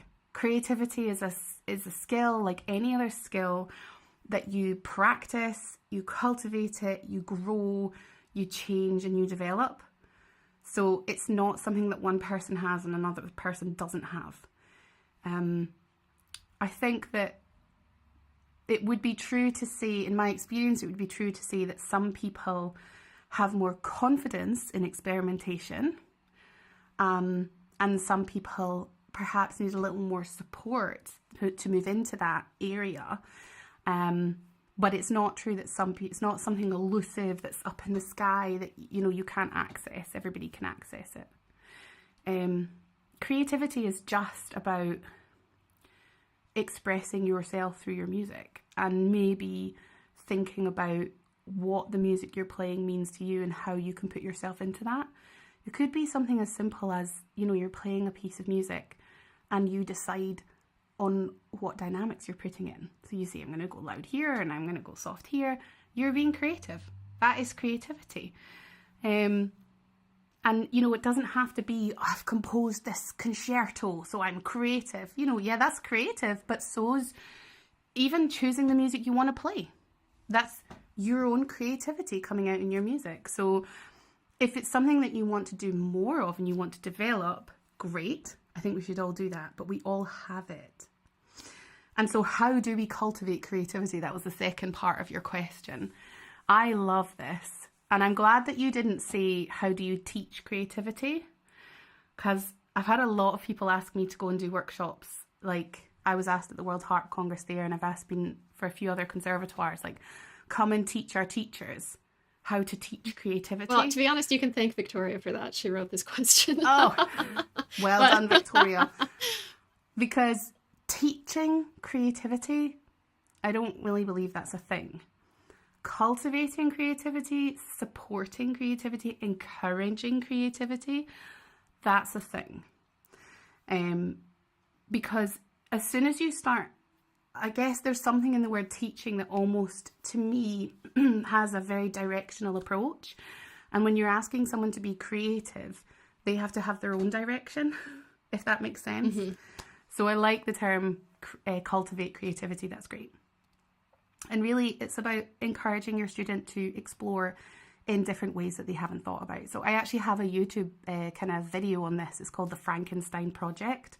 And that's one of the ways that I encourage students to start exploring creativity. And really, I think it's great to start to do that through kind of project-based work. If you're given a little hint or a little direction, a little kind of prompt, and then you're sent off on your way on your little creative path. And we do that a lot in the harmony courses that I run. I'm running Harmony Level 3 right now, and it has gone far beyond my wildest dreams how creative the members have been, and just the stuff they're coming up with is totally blowing my mind. It's amazing. And yeah, it's so inspirational as a teacher to kind of like light a little spark and then watch it burn and then see the students kind of, blow it up. It's amazing. So yeah, cultivating creativity, small project-based bits of work. If you're interested in it, take a look at my Frankenstein project on YouTube. But there's lots of other little projects you can do. But it's something that you have to practice, grow. It's a skill like anything else. And so if you're interested in becoming more creative, start looking at those projects that you can get involved in and ways that you can question what you're doing. Question what you're doing all the time. Even if you're looking at a piece of, like, say, classical music, right? Why has Shostakovich written this here? What was he thinking of? Why was he doing it? How do I feel about that? Do I want to communicate that in my music? Does it make me feel something else? The more you question, the more creative you're going to be. So it kind of sounds like a lot of it comes down to a little bit of, like, awareness and like making choices. Yeah, absolutely. Very cool. Yeah, that's exactly it. And practice. Practice, yeah. Practice too. Absolutely. So I also wanted to ask about, you are graduating from your second master's degree at the end of this month. Yes. So congratulations on that. Woo! And, I understand that you have kind of been learning about, like, teaching adults specifically and teaching adults online. So, are there any kind of nuggets of wisdom you'd like to share with us? Wow. I know it's a bit of a broad question. But... teaching adults, I would say that a lot of people ask me about teaching adults, and it's kind of less about teaching adults and it's more about teaching individuals, because again, you can't really group people and be like, adult learners do this, teenage learners do this.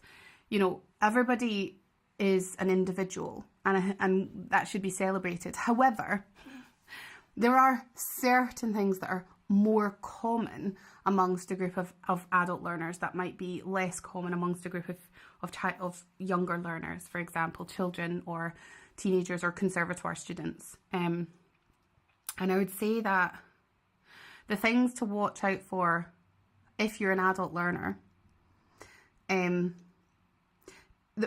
thing that I have to be aware of is that adult learners are often, they've already got an idea in their head of what's right or wrong.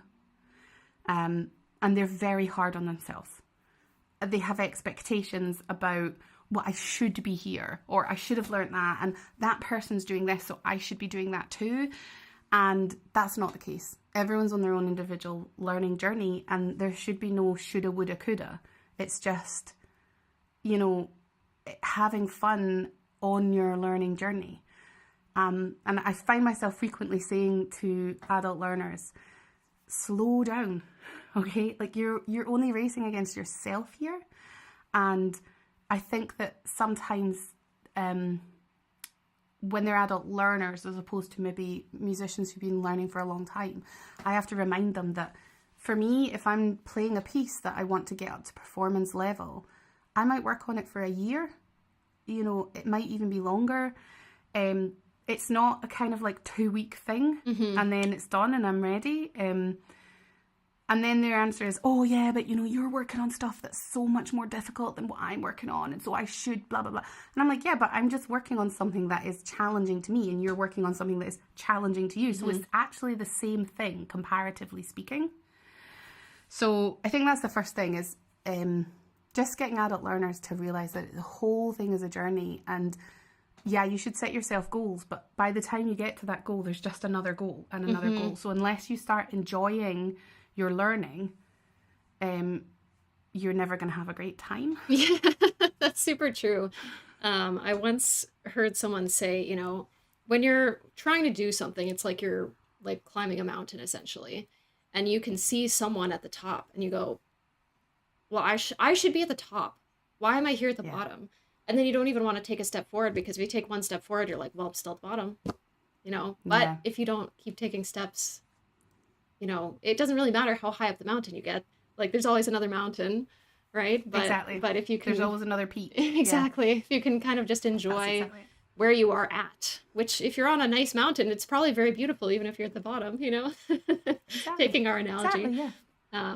Yeah, that's it, exactly. Yeah. So yeah, I think that's important. The other thing I want to mention is maybe a little bit less, I don't know, philosophical, but that is that adult learners sometimes come with they've often learned things themselves. So you don't get this with children learners, but they've quite often learned things, I don't want to say with mistakes, but they've learned bad habits. There we go. They've got bad habits already. And so I would say to any one of you out there who's an adult learner, if you're starting on your journey, or even if you're like into your journey, please learn good foundational technique. Because if you do it from the start, then you're going to give yourself an easier ride when you get to that intermediate level. And I just can't bring it home enough. Like, don't just play tunes. You need the technique to play the tunes, right? It's the technique that will let you play the tunes. Yeah. When you're like, get to that intermediate level and you're like, oh, I just can't speed up. Go back to the foundations. Have you learned those foundations? It's much, much harder to relearn something than to just learn it right from the start. So that might not be helpful for some of you out there who are like, oh, I've already got tons of bad habits. Doesn't mean you can't outlearn bad habits. You can. You absolutely can with the hard work. But it's easier if you learn it right from the start. So find great technique, great foundations to build on. And remember that those are the skills that will help you play the tunes. Don't just play tunes. Yeah, exactly. I always say, like, technique is sort of your default. Like, technique is like, if you just sit down and play without thinking, that's your technique. And so if you take time, because the other thing is that, you know, when you're working on a song, there's so many other things to think about. You can't always be thinking about your technique and how you're playing and what your fingers are doing and whatever. And so if you take the time to like really work with an exercise and like, okay, there's no distractions, it's just me and my fingers and my harp, I guess, and like really focus in on that, then like, you know, even if you then go to play your piece and you're maybe not focusing on it as much, a lot of that is going to carry through into your playing. So yeah, I'm also a big a big encourager of doing songs and exercises. That's it. And exercises are fun. Let's just put it out there, right? Exercises are so much fun. They're great fun, and you can put dynamics in them, and you can put phrasing in them, and you don't just play scales. You're going to get bored of your exercises if you just play scales. Think about what skills you need to complete your tune, and find exercises to help you work on those skills. You know, you should go to your harp and be like, yeah, I got my exercises first. Here I go. You know, sometimes if I don't really feel like playing the harp, and I'm maybe feeling a bit emotional, gosh, exercises are so good because you don't have to be emotional about exercises. Oh, I played that with a bit of a buzz, I'll get it right. Whereas if I'm playing a super emotional tune and I'm like, oh, I'm buzzing a bit, it really gets me down. I really don't want that sound. It doesn't matter if I'm playing an exercise, we're just gonna fix it. Yeah. So yeah, change your mindset. Exercises are awesome. They're like nature's sweeties of harp playing. I really like exercises too because it's like almost meditative. It's like you can kind of just get out of your head for a little bit, just spend a little time like with yourself. Absolutely. Yeah, I love practicing scales actually, but maybe an odd one out, but so yeah, I'm wondering like what else did you kind of like take away from your master's degree that you just completed, or maybe you want to talk about your thesis or something like that. Yeah, so my thesis, so I guess there's two big takeaways I really think I had from my master's. So my master's was a master's in education and learning and teaching the arts. And so it was very different from my master's in performance. That was a really different thing. The master's in performance I did when I was younger was like, master your harp, become amazing at your instrument, be technically super on it and advanced. And that was great. But this master's gave me the opportunity to kind of think more philosophically about what I was actually doing and why I was doing it. So it wasn't just about learning about teaching and how to support students and teaching theory, which is fascinating, but it was also about developing your own teaching practice and thinking about what you're developing your own performing practice, and thinking about what your performing practice meant to you and what you were putting out there and why you were doing it. So I decided, if I'm honest, I decided to do my study on authenticity because I was like, this will be super easy because I know exactly what authenticity means because I'm a Scottish musician, and it means about being true to your roots, and that's what it's all about, and the history and context of the music.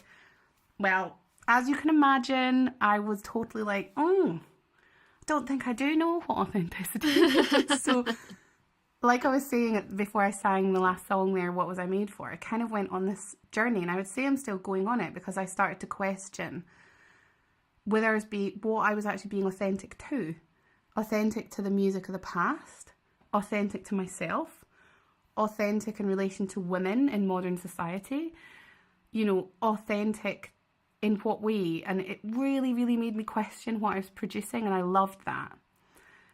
Although sometimes it hurt my brain. Yeah. Right? Sometimes I was like, oh, I don't know who I am anymore.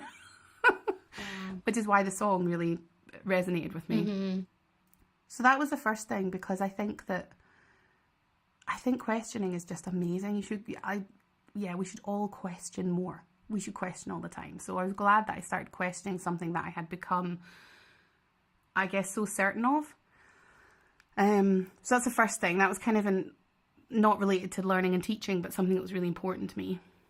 Then the other thing that I became really interested in, and what my final thesis was on, was basically kind of the different philosophies of teaching. So a lot of us talk about pedagogy, which is a teacher of children, essentially. A leader of children is the literal translation of this. But actually, if you look a little bit more about stuff, I don't really like using that term, because the inference behind it is that you are kind of the sage on the stage, and you're like, here's the stuff that you need to learn and follow me to learn it. And I don't sign up to that. So I found a different philosophy, which is a more heutagogic approach, which is like self-determined learning, a much more learner-centered focus, where rather than the teacher saying, these are your goals and this is what you need to do, the student says, this is what I like and this is what I enjoy, and together the goalposts are set and together they're worked towards. And my final thesis was how I could do that online in a membership situation. And it was quite interesting because I only introduced learning paths in the membership quite recently.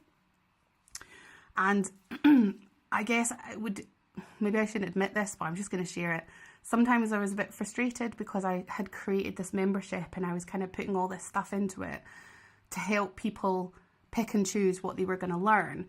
And people kept on saying, yeah, but can you create like a beginner pathway for us? And yeah, but you need to tell us what to do. And I was kind of like, you guys aren't getting it. You're meant to choose. But then I realized that there's a balance, I get, is what I realized. Yeah. And that's what my final thesis was on.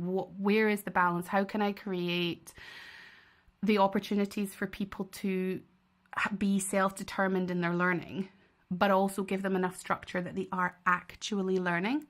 And of course, the argument exists that they're being heutagogic in their approach simply by asking me for a learning path, because they are making the decision. They're saying this is what we want.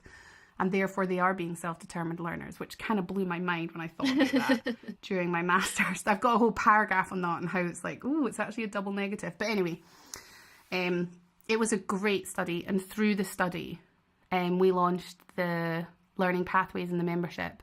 And I want to do a shout out here to the amazing team of volunteers I have helping me in the How to Harp membership. There's Victoria, who's helping you now, Angela, Karen, Ethna, Rosie and Mary.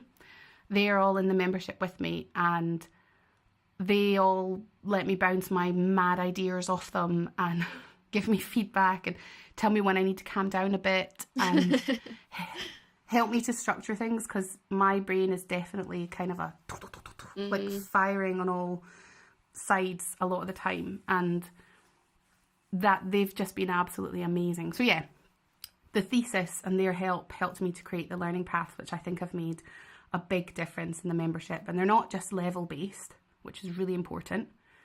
They're based on like, well, we've got a creativity pathway to help people cultivate creativity, and we've got an expression pathway. And, you know, people don't always want to just work through a beginner and then an intermediate pathway.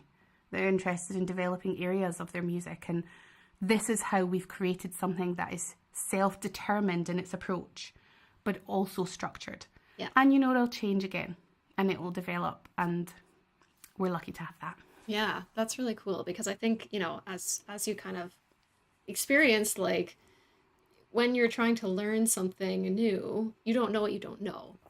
And so, Absolutely. you know, you might know like, yeah, I want to become more creative, or I want to get better with my technique. But then it's like, okay, then what? You know, you don't know which solution is going to solve your problem. But yeah, if you have a pathway to walk, that's really great. I think that's really cool.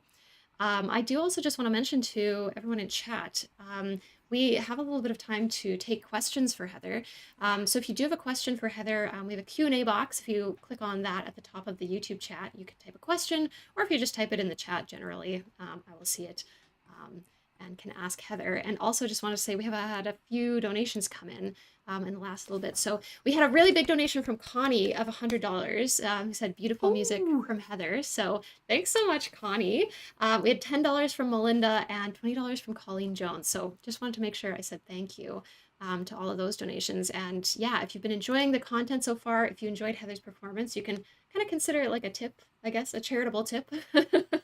So definitely keep those donations coming. Let me see if we have some questions coming in here. So Kathy asked, Heather, I see you have multiple harps.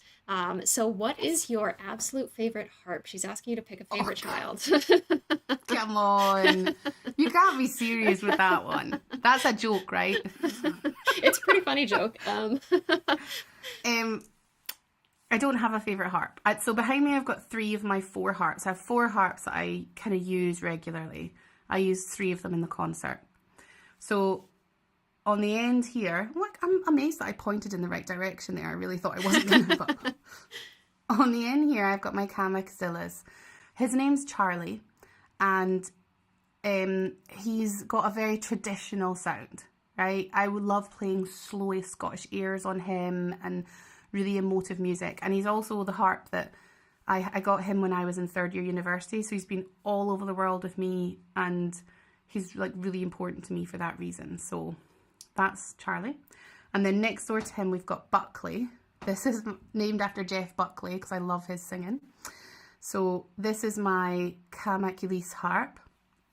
And I got that harp because I was doing so much touring. And as much as I love Charlie, he's heavy No offense, Charles, because I'm heavy too, but he was heavy for touring. So I got the carbon fiber harp, which just was so good for touring, and comes with a built-in pickup. And the sound of this harp is kind of more edgy, a bit more modern. And even though I work with a lot of traditional material, I think that quite a lot of the time I do quite modern things with them. I like pedals and synths and, like, you know, different soundscapes and things like this, and that really suits the sound of that harp, I think. So if I want that kind of modern sound, then I'll be using Buckley.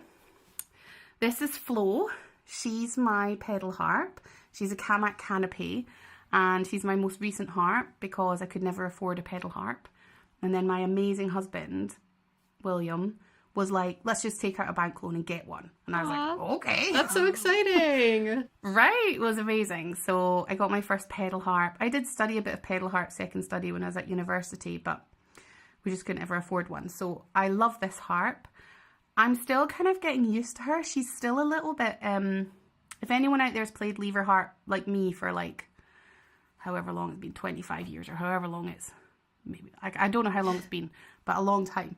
And then you regularly start playing pedal harp, it's a bit overwhelming. Like, she's a big beast. She's big, she's loud, she needs tamed, but I'm enjoying that experience of learning about her. So that's Flo. And then not on this room, but in William's studio, because he's electro. And so we've got all our pedals set up in Willie's studio, is my electro harp. And yeah, that's really used for, I got that when I first started doing band work, and I kind of took on the role almost of like a bass guitar, I guess, in the band. But now we use it if we want to use lots of pedals. So because the electro harp has a pickup on every single string, if we want to use lots of pedals or even trigger sounds like what we were doing in the concert, then the electro harp's much more effective than Buckley, because you're not going to get so much bleeding between the notes, because Buckley has a pickup in his soundboard. So you're going to get the resonance, whereas the electro harp, you're going to get just each string. And so they're all unique and beautiful for their own uses. Yeah, we had a comment from Connie who said, I think Heather's favorite harp is the one she's playing when you're listening to her. That's very true. That's very true. Yeah, I know the feeling, though. It's like each harp has its own special place in your heart. Yeah. But yes, I also have the carbon fiber weaver harp, and it's like the best thing I have ever invested in, I think. Like, for gig work and stuff, it's like makes the day so much easier. So good. Yeah. Okay, we have a question from Victoria. It says, a question for both of you. If you could only keep one harp, which one would that be? This is a cruel question, Victoria. It's horrible. That's horrible. Do we have to answer? You can answer it first. I'll answer. I'm pretty confident in my answer. If I could only keep one harp, I would keep my Style 23 for sure. Like, I'm a pedal harpist. I actually started on pedal harp. I'm one of the strange ones who started on pedal harp, and it was because I was 15, and I was like, what am I going to do with my life? And I was like, I'm going to be a harpist, having never laid hands on one ever. And so my mom found a harp teacher, and she said, well, if you want to go to university and study, like, you have to do pedal harp. And it just so happened that there was a woman locally who was selling a pedal harp. So kind of serendipity there, I feel like. And then it worked out, because I feel like earlier Tamsin was talking about, you know, just getting to the harp after the piano and being like, oh yeah, like, this is right. I feel like, I mean, it took me a little bit to kind of get used to it, but it was kind of a similar feeling of like, oh yeah, like, I can just feel it in my hands in such a different way compared to piano. Because I played piano for a good 10 years before I started harp. But yeah, so I'm a pedal harp girly. I love my Style 23. I love my lever harps too, especially again for gigging. Like, I will not take my pedal harp to an outdoor gig anymore. Like, it's just, it's too much. So I suppose then I would stop taking outdoor weddings if I had to get rid of all my other harps, but that's the one I would keep. Yeah, it's so funny, because I have exactly the same kind of story, really. I started on piano as well. We could get lessons through the school, always wanted to play the harp, but then finally managed to get one when I was 15, like you. There you go. And yeah, it just was like, this is right. But if I did have to keep only one, it would be Buckley. It would be my Kamak, at least, because It's got an amazing sound. It's lightweight. I'm a lever harpist at heart. So yeah, he's the one I would keep, but I would be absolutely devastated. Yeah, I know. It's too sad. I recently got rid of a couple of my harps because I was like, okay, this is too many. So I sold one of my harpsicles because I was like, okay, I'm really not using this. I used to rent it to like local students, but I'm only teach online now. So I was like, I should sell this to someone who's actually going to play it. And then I had a Dusty Strings Ravenna, which I actually gave to my mom. We've been slacking on harp lessons, so I should call my mom and see if she wants to continue. But Good idea. yeah, but it's always a little sad. You're like, goodbye. Although the Ravenna's not far away if I ever, really get the urge to play it. Let's see. Victoria says, my husband said the right number of harps to own is the number of harps I have plus one. Yes. Yes, Victoria, you picked a good one. Yeah. Awesome. All right. Well, I think that's basically the time we have for today. So thanks again so much for joining us, Heather. It's been really great, both the performance and chatting with you here. So can you tell everybody one more time where they can find more of your work? Yes, absolutely. So the best place to go to is howtoharp.com, because you'll find kind of all the stuff that we've got going on. And actually, I'm glad you asked me now, because I forgot to say during our chat that today the Christmas Collaboration 2024 is launching. So it's a free event for harpists to get involved in. This is our 5th year running it, and we're really excited to be bringing it back. And so you can find that on the How to Harp page as well. And you can find the How to Harp membership and all the other courses there. So yeah, howtoharp.com is the best place to find out what is happening. And hopefully I'll see some of you guys in the Christmas Collaboration this year. All right, there you have it. So we are going to take a quick break before we have a concert set from Ralf Kleemann. So I will be right back. Thanks again one more time, Heather. All right, see you all in a minute.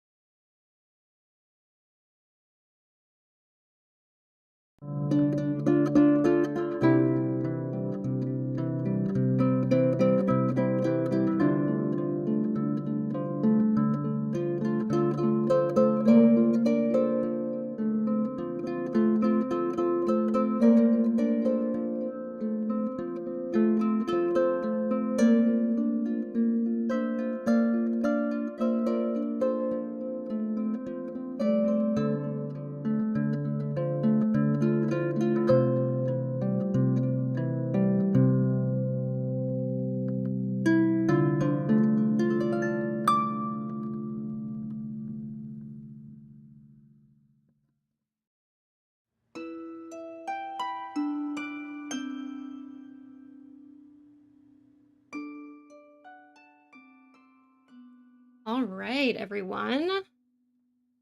That was just awesome. Like both the concert and the interview discussion with Heather, really, really interesting topics and some really cool interpretations of some traditional Scottish music. It was just so good. I do want to say thank you to everyone who's been donating. We are raising money for Partners in Health today. And Partners in Health is a charity that really focuses on working together with local communities in some of the world's poorest places to create stronger healthcare infrastructure, to, just give people the healthcare they deserve. In many places, medical centers and hospitals don't have access to electricity or clean water. And how are you supposed to have good healthcare? How are you supposed to birth healthy babies and just, even receive basic healthcare, let alone for more complicated procedures? So they do some really, really incredible work. We are currently sitting at $740 raised so far. So we are $260 away from our first donation goal. And if we hit that first goal of $1,000, then we will be adding an extra concert set at the end of the day, which will be done by me. So get those donations in if you don't want HarpCon to end. Because after this, we've got Ralf Kleemann in a couple of minutes with a concert set. And then we've got Amy Turk with both a concert set and an interview after that. So if you don't want it to end at that point, get those donations in. And if we can make it to $2,000, we'll be taking some challenges from the audience. And we've had some good ones come in so far. So if you would like to challenge me and make me do some silly things, or some challenging things, some hard things, test me on my skill, you can do that. You can make some suggestions for challenges in the chat, and we'll save them for later. But if we want to get to that point, we've got to raise some more money. It's all for a good cause. So if you would like to donate, there's a link in the description of the live stream here, or as Victoria from Talking Harps has just demonstrated, you can type !donate, and that will pull up the donation link as well. So I also wanted to just... Oh, no, I did that already. Never mind. But yeah, really thankful to everyone that's been donating already so far. It's really for a great cause. Your donations today go through Tiltify, which is a payment processor that goes straight to charities. I don't see any of your money. It does not go into my hands at all. It goes straight to Partners in Health. So thank you very much for your support there. So in just a minute, we are going to hear a performance by Ralf Kleemann. We'll be back in just a minute or two for that.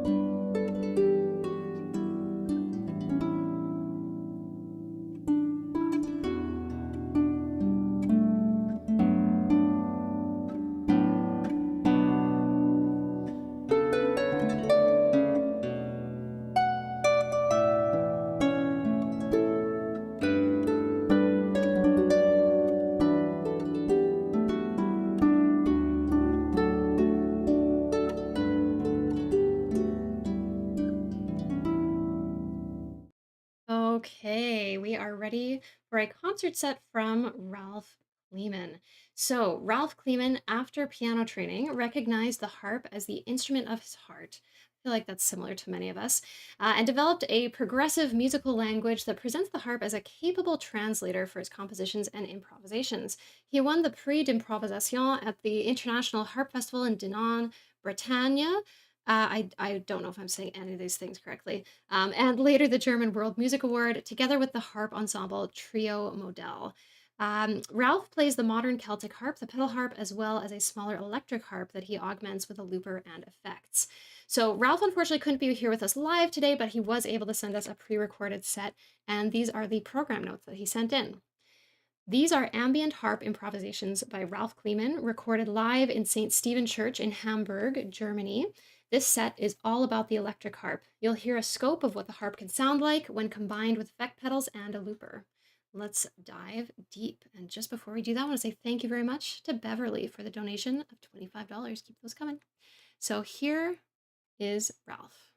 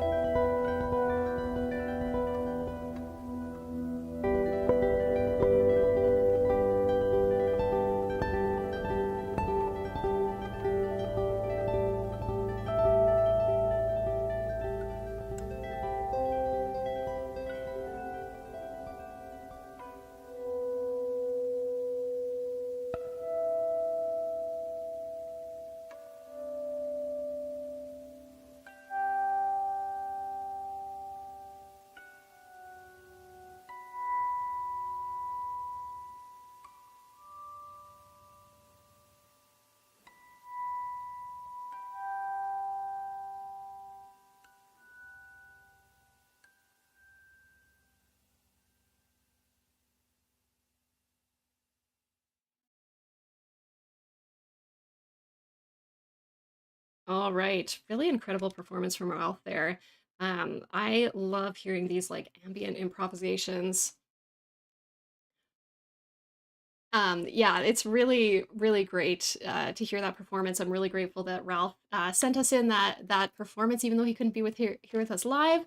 I think we had a donation from, yes, we had a $100 donation from Connie saying, thank you for the performance, Ralf. Another $100. Thank you so much. $25 from Scott, and a $10 from Kathy as well. So that brings us to $910.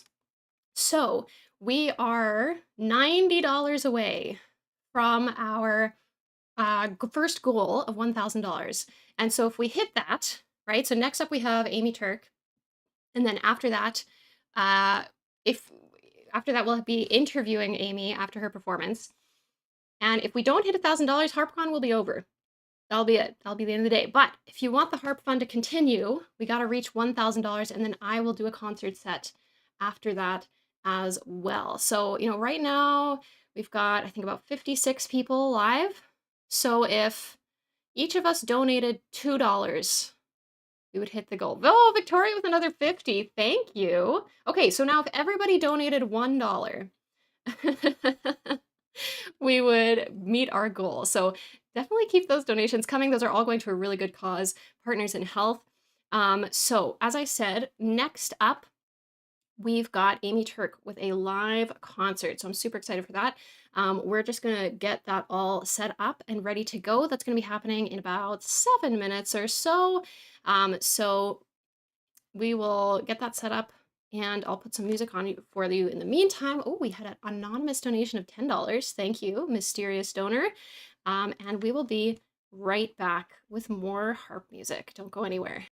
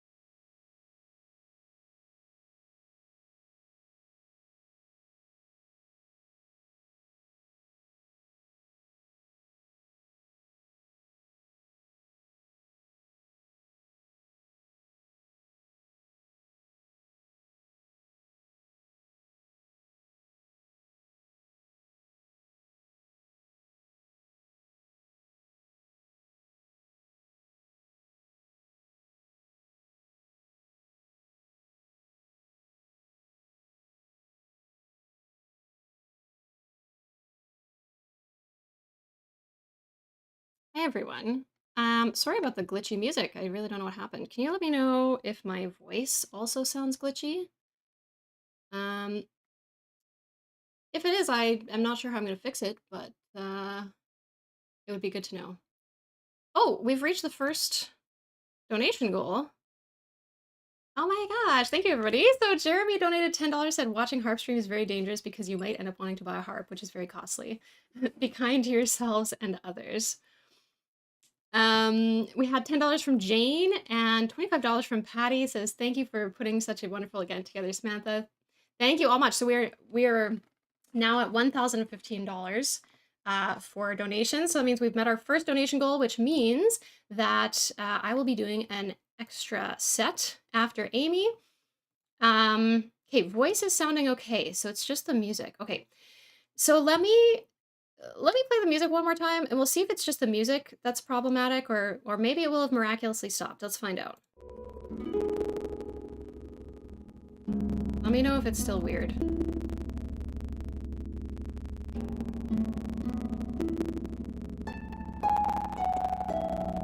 Okay, the music is still weird, but I'm gonna hopefully chalk that up to Spotify. Try a different track. Let's try a different track first. See if is this any better?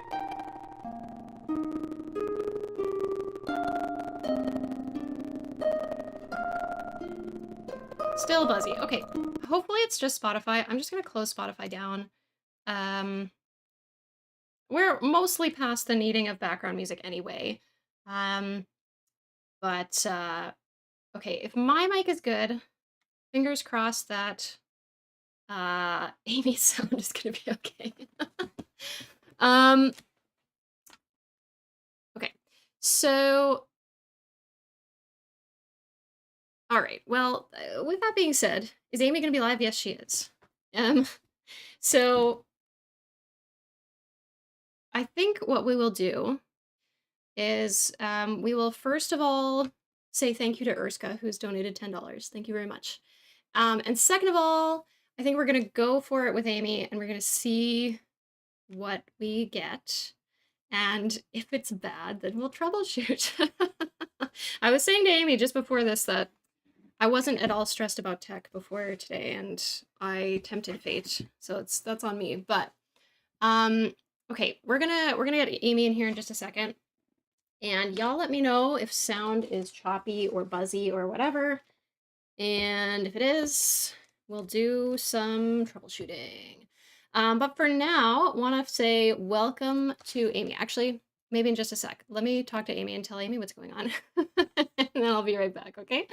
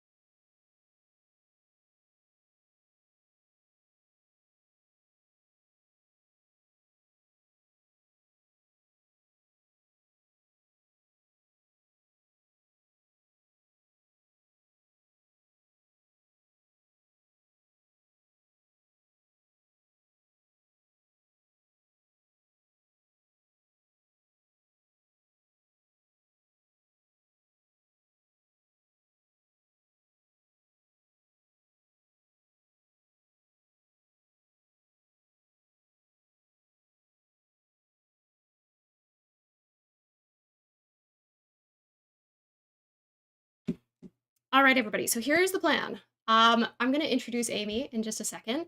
And then Amy's going to do a little bit of a test play, and I need you guys to tell me if the audio sounds okay or not. Okay, and then I'll give Amy either a thumbs up or a thumbs down, and then we'll kind of go from there. Okay, so to introduce Amy, Amy Turk is a multi-genre harpist, arranger, composer, and session artist from the UK with special interests in percussion, video game music, film music, and popular music of all styles. Amy has created a unique career path through her presence online, pioneering compositions and arrangements for solo harp and ensembles. Amy's work goes out first to her generous supporters on Patreon before making its way to Spotify, YouTube, Instagram, and TikTok. Her debut EP, Syzygy, featuring 3 songs in her signature percussive style, is out now. So once again, I am going to transition over to Amy, and y'all in the chat let us know how the sound is. All right, transitioning here, Amy, so go ahead.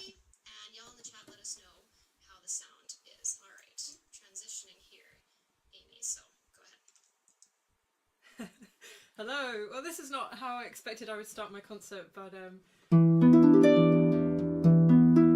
let's just have a little sound check. Can you let me know how that sounds, chat? It'll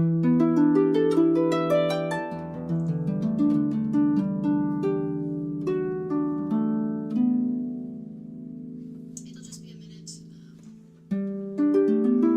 Okay. Sound is good. Oh, great.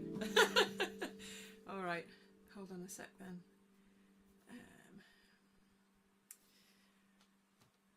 All right. Well, that's good news. Okay. Hello everybody and welcome to this very special set list that I've put together especially for Harp Con 2024. So the first song that I'm going to play for you is a brand new song of mine, and it's called Determination.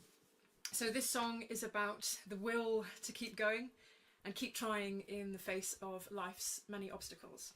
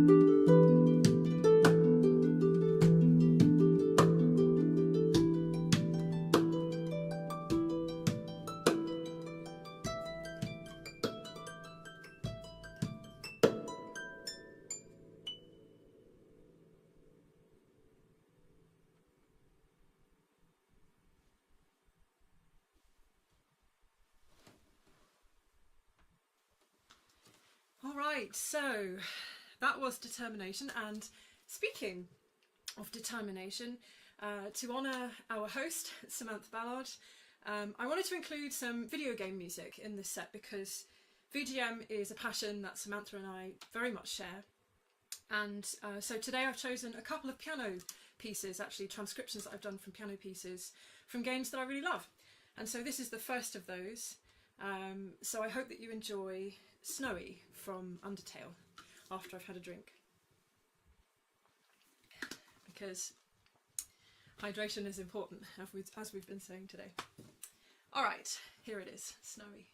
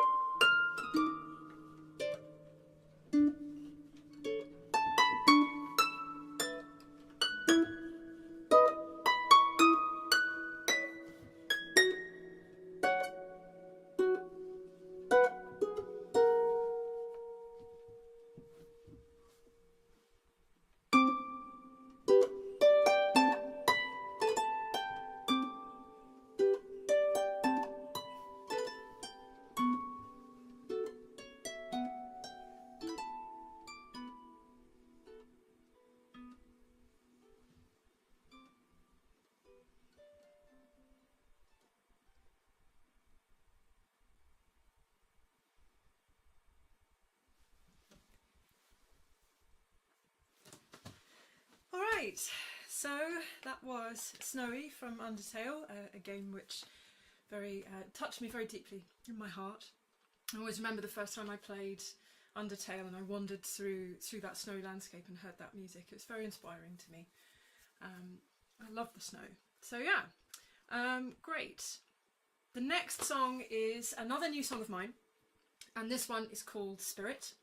So this song, it's about hearing like a nurturing voice in your mind. So I hope that all of you have had the experience of maybe on an off day, you know, you're feeling down on yourself, and you know, maybe something didn't go as well as you wanted it to, and that little voice pops up in your head and goes, no, it's okay, you got this, you know, maybe you need to take a break, or try again tomorrow. But yeah, this is about that voice. So here it is. This is Spirit.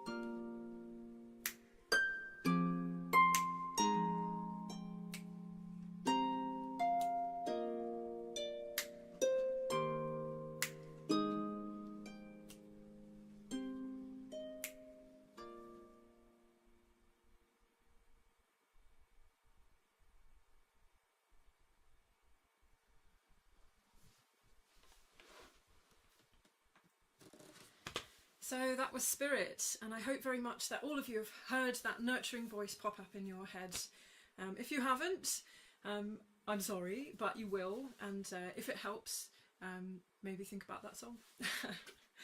So, okay, next, very exciting for me, I want to take a little bit of time now to shine a spotlight on my friend and fellow harpist composer, Lauren Scott.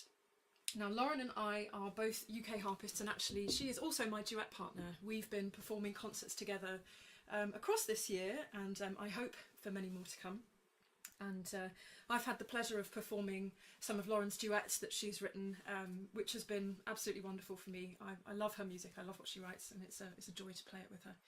So Lauren plays both pedal harp and lever harp, and actually she is a great champion of the lever harp's versatility and virtuosity, and she writes some really inspiring music for the lever harp too.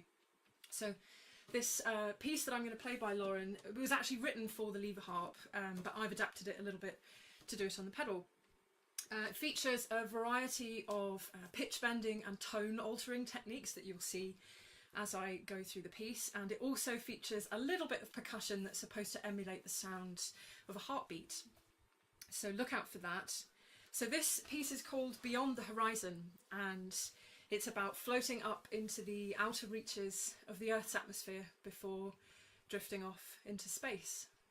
So this is Beyond the Horizon by Lauren Scott.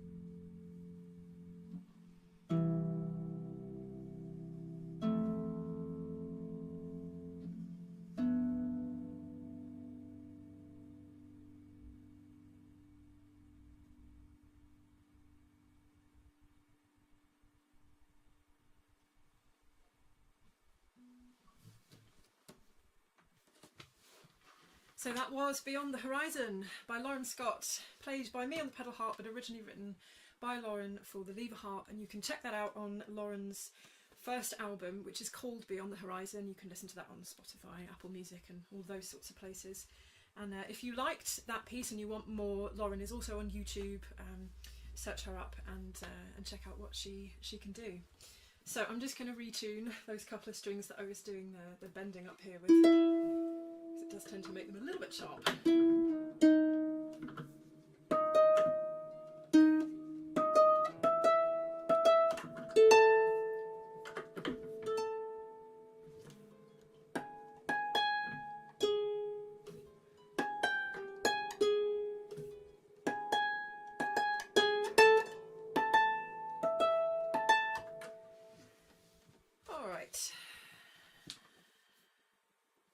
Okay, so I've got one more video game cover that I want to feature in this set, and this one is from The Sims, and this is music by Jerry Martin. So Jerry Martin's build themes that he wrote for The Sims, which are all piano improvisations based on sort of lead sheets, chord progressions that he came up with, they left such a huge impression on me growing up. And this is something where you might even be able to hear the influence of the build theme that I'm about to play in one of my songs, Wisdom, which I'm going to perform in a little bit as a part for my Syzygy trilogy of pieces. So, when I was growing up, I was just really entranced by these build themes because they have this wonderful kind of contemplating atmosphere and some really great harmony, really, you know, great stuff to sink your teeth into. When I used to play this game in the 2000s, I would actually, no matter what I was doing, whether I was in the build mode or the buy mode, I would keep switching back to the build mode every time the song changed, so I could keep listening to these piano pieces because I loved them so much. And as I got older, when I was in my 20s, I moved loads and loads of times, and I lived in loads of different rented houses, often as much as once a year. And every time I had that initial, you know, you get through the door and the whole house is empty and it's just you and the boxes, and you know, and you haven't got a clue where to put anything. This is the song that I would want to put on, that would sort of pop into my head as a way to centre me, to be able to figure out how to make a house a home. So, without further ado, this is Build 4 from The Sims.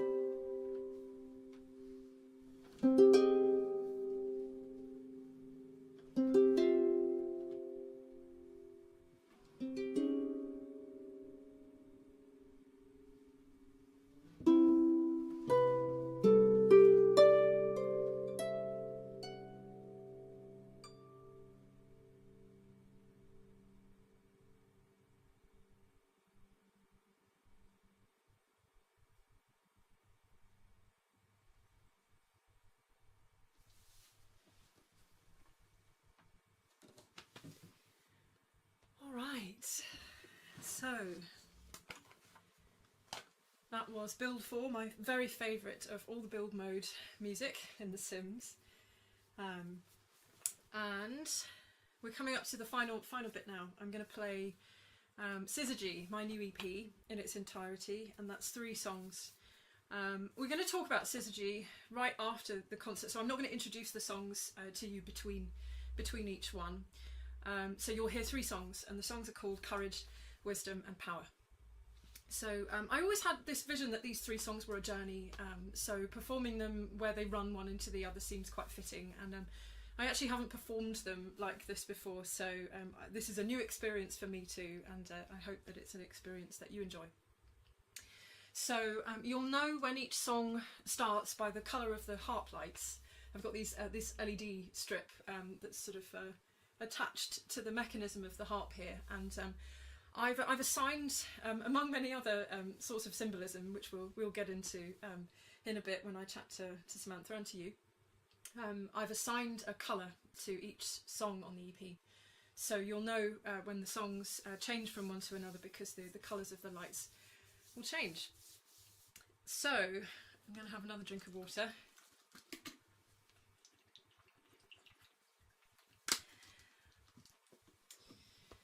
And here we go. This is Syzygy, Courage, Wisdom and Power.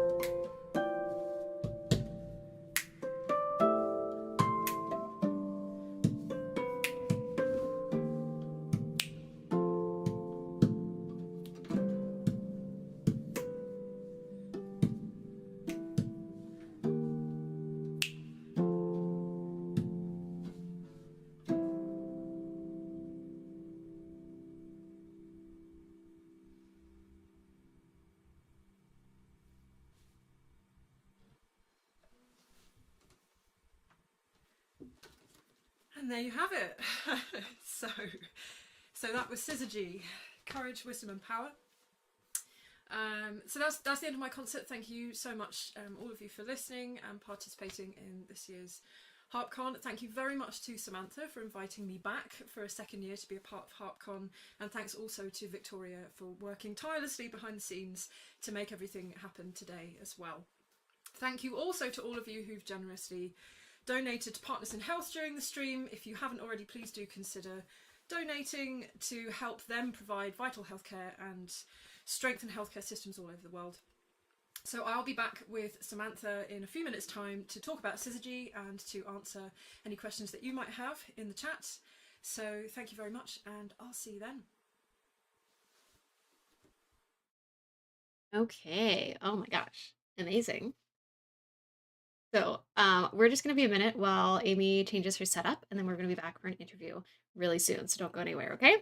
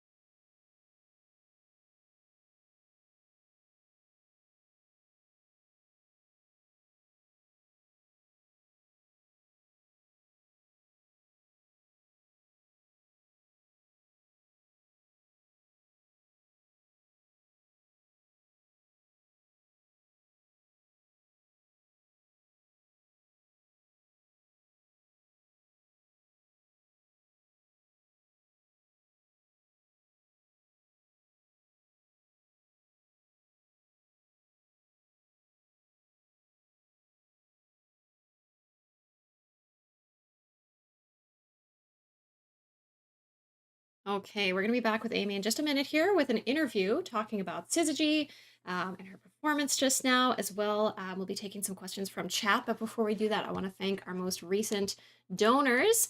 All of these donations are going to Partners in Health. We had John, who donated $25 and said, "Go Amy, hearing this song fills you with determination." I think that's when she was playing Determination. Angela had given $25 and said, "What great discussions. Thank you so much for putting this on." Sally with $50 said, "Wonderful collaboration of harpists." Thanks so much, Sally. We had $50 from Alexander, and from Steve W. we had $25 and said, "I cannot play the harp, but I've found so much music thanks to it." And we also had $10 from Jen. So thank you very much, everyone, for your donations. Keep those coming. We're currently sitting at $1,210, all going to a great cause. So thank you all so much for your generous donations. And we'll see how far we can get today. So keep those donations coming. So I will be back in just a couple of seconds. Gonna make sure Amy's all ready to go. And we'll get our interview started.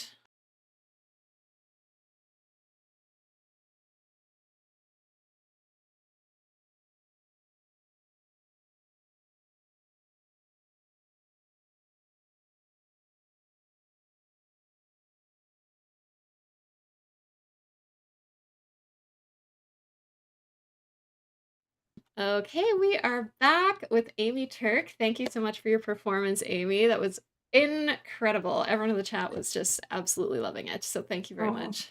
thank you so much for having me. It's really awesome to be back this year, and especially because this is such a great platform for me to play my own music. So I'm really grateful for the return invite. Thank you. Yeah, we're super happy to have you. I mean, it's been a really exciting year for you, obviously, with your debut EP of original music.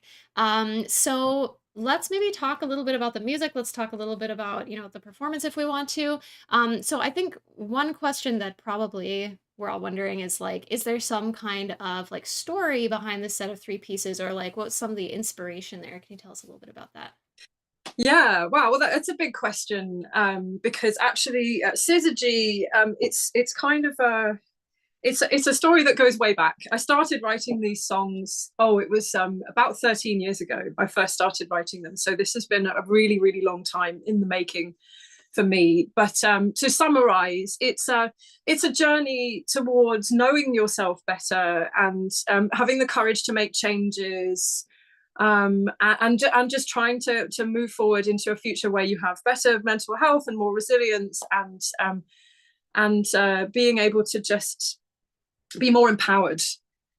So that's the kind of summary, if you like. Yeah, that's fantastic.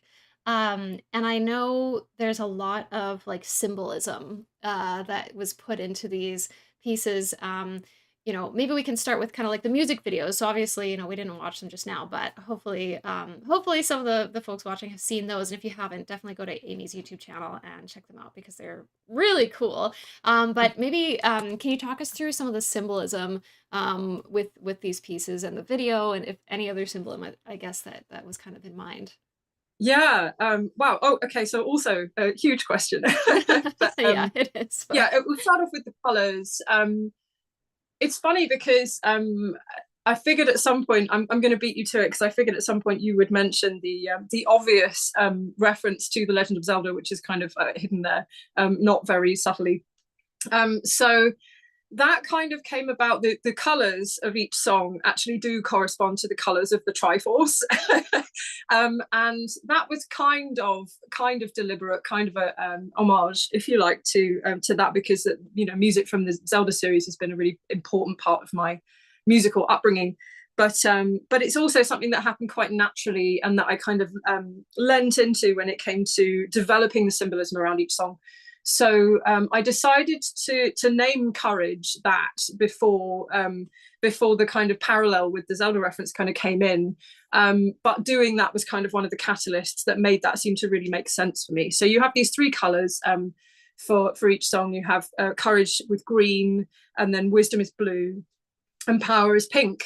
And the more I delved into that, the more I kind of really liked that concept. So with Courage, the green in the music video, you get this stark contrast between the beginning of the video, where it's in this kind of black void and it's just a spotlight on me, and I'm just very much there, nowhere, if you like, contrasted with the end of the video where you're out in the woods and there's all this wonderful greenery. And so that is a kind of an obvious symbol, if you like, for growth, and for also, well, with the trees, it's also about autumn and about the fact that trees go through phases as well. So it's kind of making a reference to change, if you like, from that point of view, and accepting change and going, sometimes change is uncomfortable, or things look different, like the trees lose their leaves and then they grow back again, and all that sort of stuff. So there's also some stuff in that symbolism in the forest section of the video about rebirth, and that's referring to the fact that with these three songs and talking about the journey, where you decide to make a change and then you accept that, even if it's sad or difficult, and then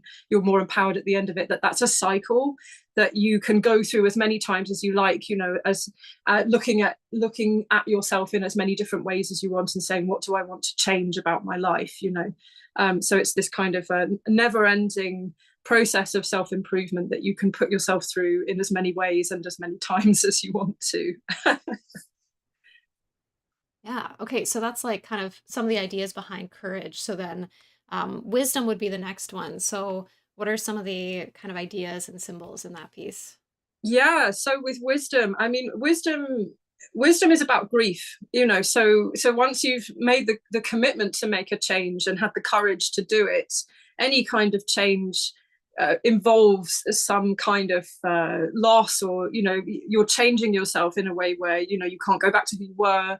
And so whatever kinds of changes you make, you know, whether it's you get a new job and you move to a completely new town or a new country, or you lose a friendship or a romantic relationship, or those kinds of things, you know, all of those things have their own kind of grief attached to them, where you have to look at them and go, who am I now that this isn't in my life?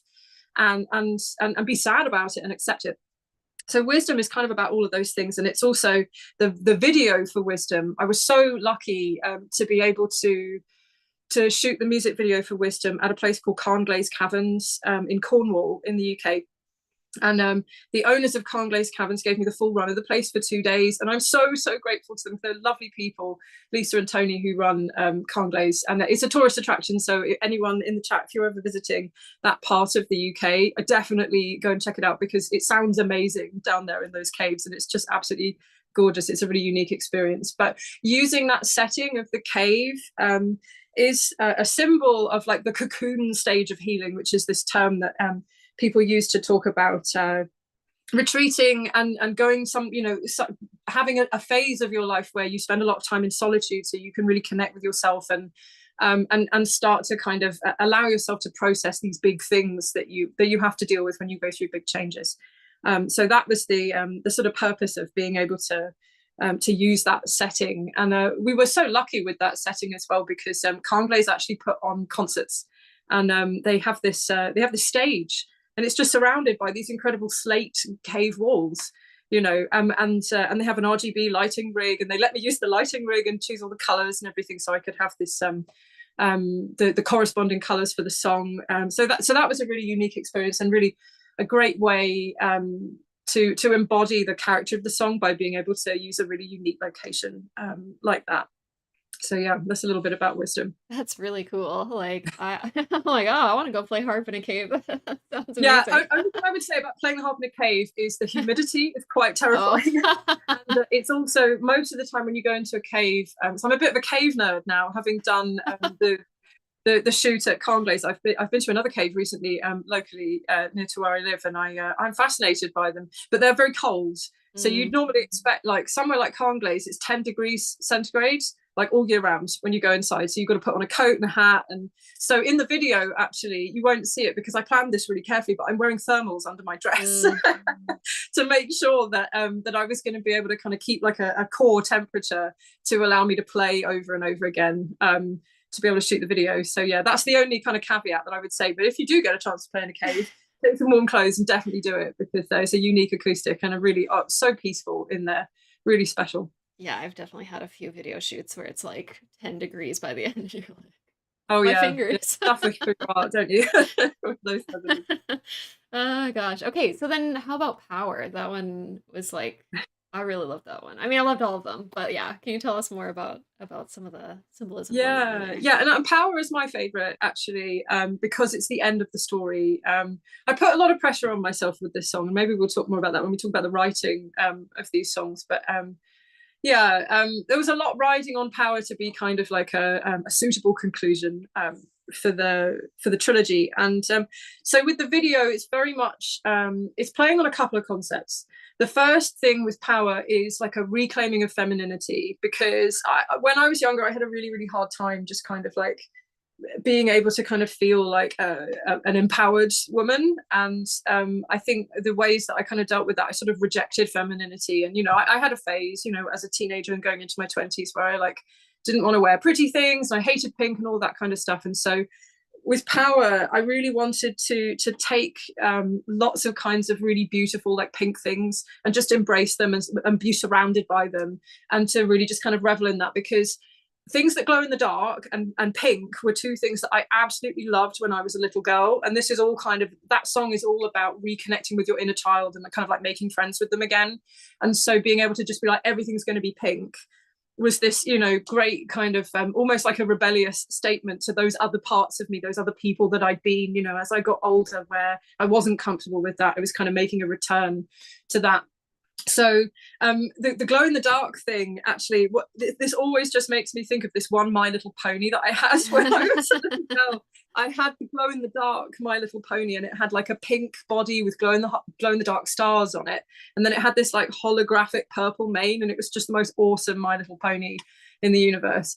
But yeah, so all of the kind of glowy pink lights, it was kind of all in that sort of territory where I was really tapping into the things that I would have loved when I was like 4 or 5 years old. And then the other theme that runs through Power, which kind of gets a bit more elaborate, is again kind of following on from Courage, this like theme of growth, and also of planting your own garden, and being able to do that like anywhere, anytime you want to. So we were so fortunate. Some friends of mine allowed me to film the outdoor bits of the video in their garden in June last year, and I knew that a lot of the flowers in their garden at that time of year would be pink, but we really lucked out, and we just got like so many natural pink flowers, and we had water lilies, and all sorts of wonderful things in different shades of pink. So you have that very kind of like joyous, abundant garden for that portion of the footage. And then we had 2 other video shoots that we did, because this was always my plan, to have like 3 phases for the song to make it really fantastical. So we did a second video shoot at like a local assembly hall in my old hometown, and we had a big stage. I wanted to have a stage in this one because there was a stage in Wisdom. There's also this kind of theme of like empty auditoriums, if you like, where it's just me on stage and you've got chairs but there's no one in them. That's kind of like another side of the symbolism that we could delve into. But so we had this stage and we set it up with black backdrops, and I brought all these fake cherry blossom trees. Some of them are LEDs and some of them are just like fake pink flowers. I'm pointing over here because I've got one in the studio over there, but you can't see it. And I use my other harp because I have this other Lyman Healy harp which has this custom paint job with Swarovski crystals on it and stuff. So it was just very much kind of tapping into all that, My Little Pony glow in the dark stuff that I was talking about earlier. But also it's a garden that I created, and it was also supposed to be like a garden in the dark. I've sort of ended up naming that footage like the shadow self footage, because it's supposed to be like another side of me, contrasting with the daytime footage. And then finally, the studio, you can see a little bit behind me. I've got some paper flowers over here on the wall, but I decorated my studio in my house that I moved to early last year with these paper flowers. I bought loads of patterns for paper flowers on Etsy, and then I cut them all out with my Cricut machine and hot glued them to the walls. And it took about 3 months and about 200 sheets of white cardstock, and a lot of help. My mum came over quite regularly to help me. So thanks, Mum.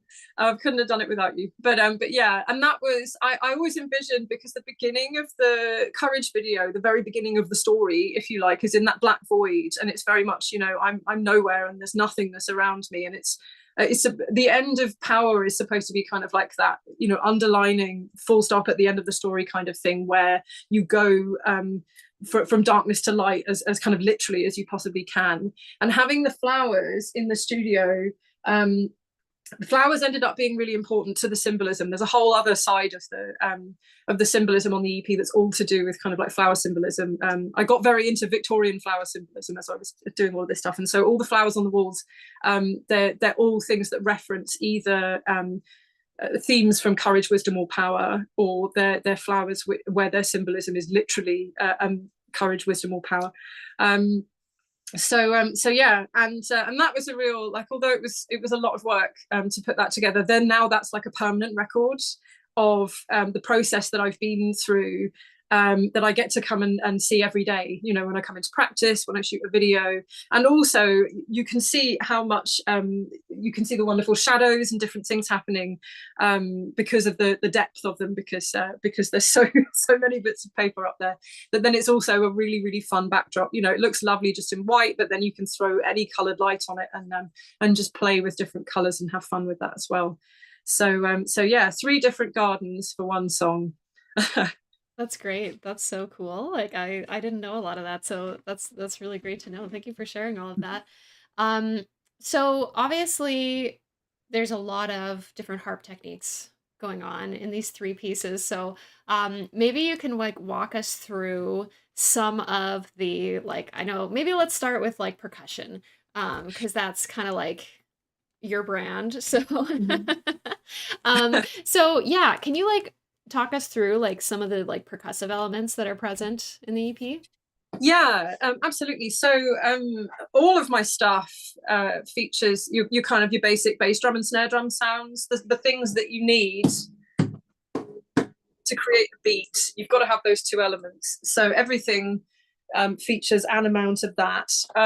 But then what's special with the EP, I explored a lot more muted and unmuted strums. So with Courage, that opening section, it's supposed to replicate like a record scratch. It's that kind of reference to, like, I liked a lot of like pop and R&B growing up, like late 90s, early 2000s, like Destiny's Child and stuff where you had a very particular kind of drum sound, and things like record scratches were like a lot more common in that era, although I think they're making more of a comeback now. So with the strums in Courage, I use my left hand and I just do a really, really secure, like pushing my hand into all the strings, kind of a damp. And then I throw my fingers. So I'm doing like a nail, I would say a nail glyph, but it's not like, it's like a strike on the strings. And so in order to get that down, up, kind of record scratch sounds, I strike the strings with the nails on the way down, and then I kind of like pull my fingertips up, so you get like a fistful of strings, if you like that. And so each one has a slightly different tone. So that's how that kind of came about, and that was really just kind of trying to replicate that sound. But it was also something that was built into that first section of the song from the beginning, because it's so satisfying to go from, well, you're damping a string, you're doing the strum, and then your hand's coming down onto the board. And you've got all of those kinds of things, those actions. It feels very kinetic, and they all kind of like feed into each other very nicely. So so that's the muted strums. There are 2 different forms of that in Courage, because you've got the one where it's the nails and the fingers, but then later on in that kind of finale section, you've got these bits where I wanted to have a tune. I had this tune. And I couldn't figure out a way to keep the strum going, and I really wanted to have that consistency of where the strum was. So what I do is I do this really, really fine-tuned mute, where I have to mute all the way up to the D above the E that I'm playing, and then I do like basically like a rapid glissando, but really hard, so it gives you that strum sound.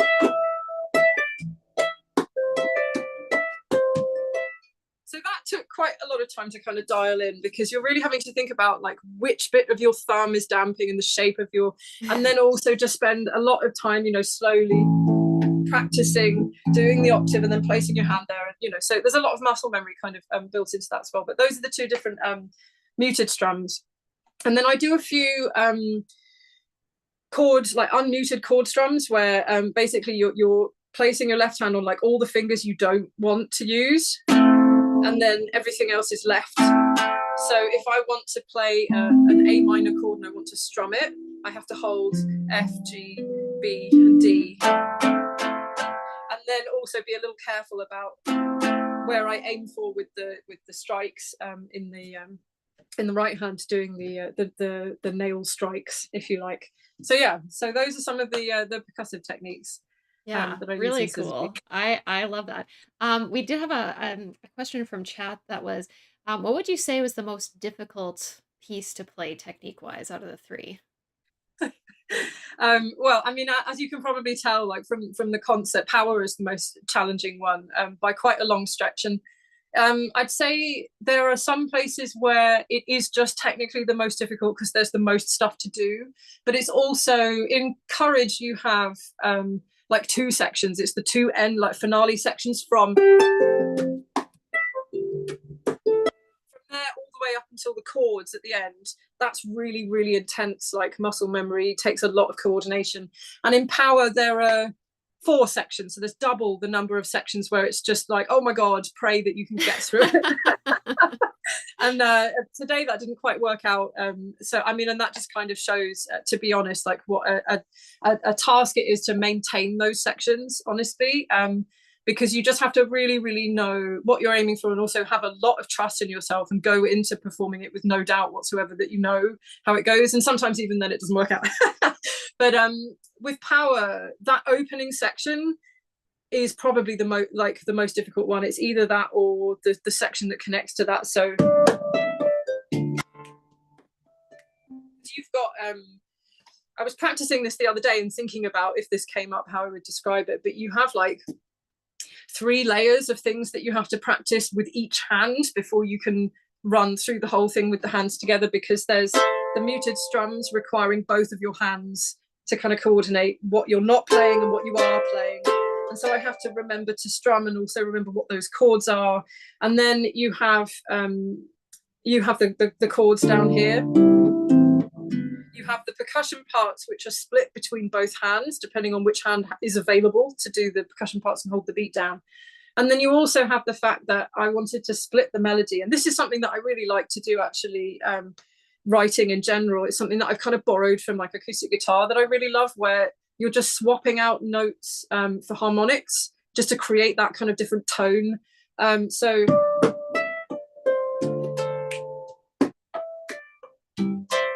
you've got a bit of melody there in the left hand, and then it swaps to the right. And again here. So it's a lot of coordination, because all the parts are in all the hands a lot of the time. Yeah, you started describing it and I was just like, so many things. I remember when the video came out and I watched it and I was like, oh, what? Because you're right, it's like you're an entire band, but you have 2 hands and you're doing all of it. And I think it leaves all of us with our jaws on the floor. Because I'm like, honestly, even just the strumming, and like, it always throws me for such a loop, muting strings that I'm not going to play. Yeah. Because it's like really goes against like the actual music that you're going to be making. Yeah, absolutely. It's super counterintuitive, and it's taken a long time to get comfortable with doing that. I'm happy to say that, having worked on it in a few different contexts, but primarily in Courage and Power, it feels a lot more intuitive now, because I'm able to kind of separate what I'm hearing from what I'm seeing.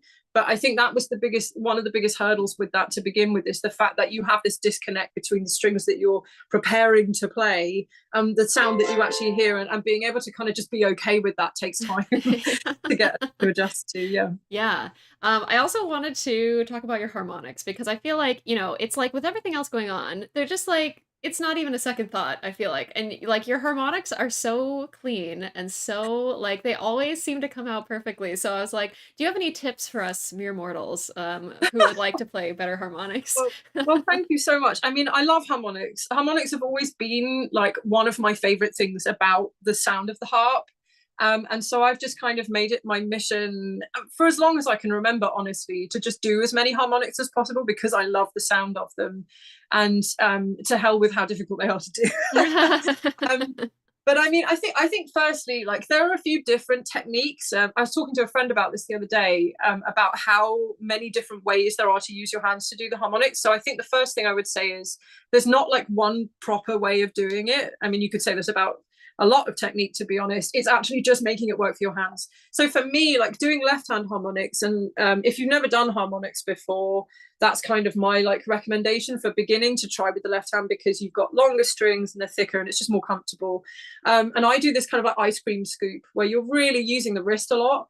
And I also, the contact point where I cut the strings off is like midway through the middle of my palm. That's what I do. I know that some people use the chunky like muscle at the base of the thumb, and that works for some people absolutely great. But that's the thing, you've got to just experiment. And also, I think it's one of those things where if you really want to improve your harmonics, to do it a little and often. Do scales of harmonics, but do it like for 5 minutes a day and not more than that, because when you're not used to doing them, so much more of your body is tense than it's going to be when you're really, really well versed in doing them, and you're just expending a small amount of energy and being tense for a very small amount of time. So yeah, just limit how much you practice them, but just every every time you feel like doing it, or like when you come to practice every day at the harp, just like do it for a bit and really concentrate for that time on like the form and trying to find the place vertically on the string where you're going to get the best tone and the most kind of ring out of it.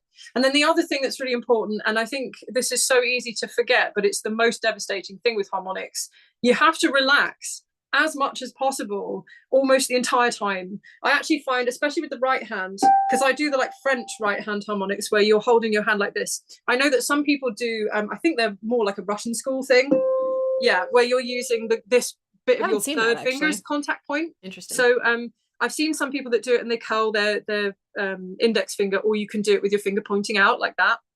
So that actually, if you find that that's more comfortable, that's great, because I think you can get a more comparable tone to the left hand, and you could argue that like you get a more round like bell-like quality with the left hand, whereas it's a bit of a struggle with the right hand for it not to be sharper, like more attacky sounding. But with my right hand, I find if I'm playing really duff harmonics with my right hand, I actually try to just think about relaxing the pinky finger, because I tend to be tensing here, and then it makes it impossible to kind of get the sound up here. So if your harmonics sound kind of rubbish, the first thing to do is just to like try and relax everything further up the chain, relax the other fingers, relax your arms and your shoulders a bit more, and then try again. The last thing you want is to kind of get more frustrated that it's not sounding good and get tense and more tense, because you're never going to do it then. So true. I always find that like I need to relax like right here for my harmonics. Yeah, that's interesting though, because I feel like I'm always seeing people doing the left hand technique with the base of the thumb, but I do the same way with the ice cream scoop. I just find that you get more wrist rotation and more of an opportunity to relax, because you're letting the fingers flop over more naturally to do the ice cream scoop kind of thing. So it works for me. I also find, I feel like it's got to be easier to do like multiple harmonics, because you have like just more real estate. Yeah, no, absolutely. And thank you for bringing that up, because this is my favorite thing about harmonics now, is to talk about the doubles and the triples, because every single song on Syzygy has got triple harmonics in it. So if you want to learn these pieces, good luck with those. I mean, they're totally possible. I believe they're totally possible for anybody, even if you've got small hands. It's not that it's inaccessible. It's making it work for what you've got. Yeah. And for me, like with the triples, the thing that I realized I needed to do was actually extend this contact point by tensing my pinky finger. So if you tense it for that brief second, you get all of the contact all the way along here, and that's what allows me to play like that. It's not because I have big hands, because I really don't. It's just that I've figured out this way that works for my hands, where you're just kind of tensing your pinky just for that one moment in time. Although obviously, again, that took me a long time. I spent about 9 months as a student working on this one piece that had triple harmonics in it in the left hand, just to be able to kind of get a handle on how I was going to do this. And then I've been working on it ever since, because I love them and I love the sound. That's so cool. That's a really neat trick to like extend the pinky farther. Yeah, there's an arrangement of Silent Night by Salzedo that like the whole second half of the piece, the melody is a double harmonics, and I love that one. So nice. Oh, I haven't tried that one. I'll have to give it a go. That is quite cruel, but also I think they're all in thirds. They're all in thirds, so it's like it could be worse. Yeah, it could be worse. Although saying that, when that's the other thing with doubles and triples, it's fine if if you've got every pedal on the same level, you're fine. But that's actually one thing with the end of power, because the end of power is doubles in both hands, but it's also doubles on the wires. I had to work really hard at the angle that I put my thumb and my third finger at in order to get the sound of both of them really ringy. Instead of thinking about it like this, where the fingertips are like level, I have to think about it like this, where the E flat at the bottom is much lower than the B at the top. But I think I've gotten to a point now with harmonics where when I come up against challenges like this, I'm actually just like really excited to figure it out, rather than being like, oh my God, this is an insane mountain to climb. So yeah, but that's just my, this is just the thing that I really geek out on. I'm sorry, you said that you did double harmonics in your right hand also? Yeah. How does that work? At the end of triples in your right hand. So at the end of power, and it goes so quickly that like most people I play this to kind of miss that this is happening, but it's one of my favorite things about this section. it was basically, I wrote this song. This song is kind of special compared to the other two, actually, because I got really stuck in the middle of writing it, and I ended up demoing quite a lot of it in Cubase in a DAW, because I couldn't figure out how to write what I wanted to hear at the harp, which is what I actually did do with Wisdom and Courage.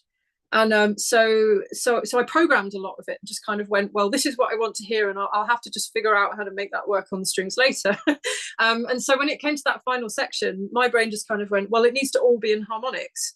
And I went, okay, well, we'll figure that out somehow. And when it came to actually learning that, it just ended up being that it was inevitable. There were some places where I had to do doubles in the right hand, and then there were other places where I had to do triples. And so I basically just took the same kind of idea of extending the contact point, and then kind of spent a lot of time trying to figure out how to do that, because you have so much less space over on the right hand side of the harp because the harp is angled towards your right hand.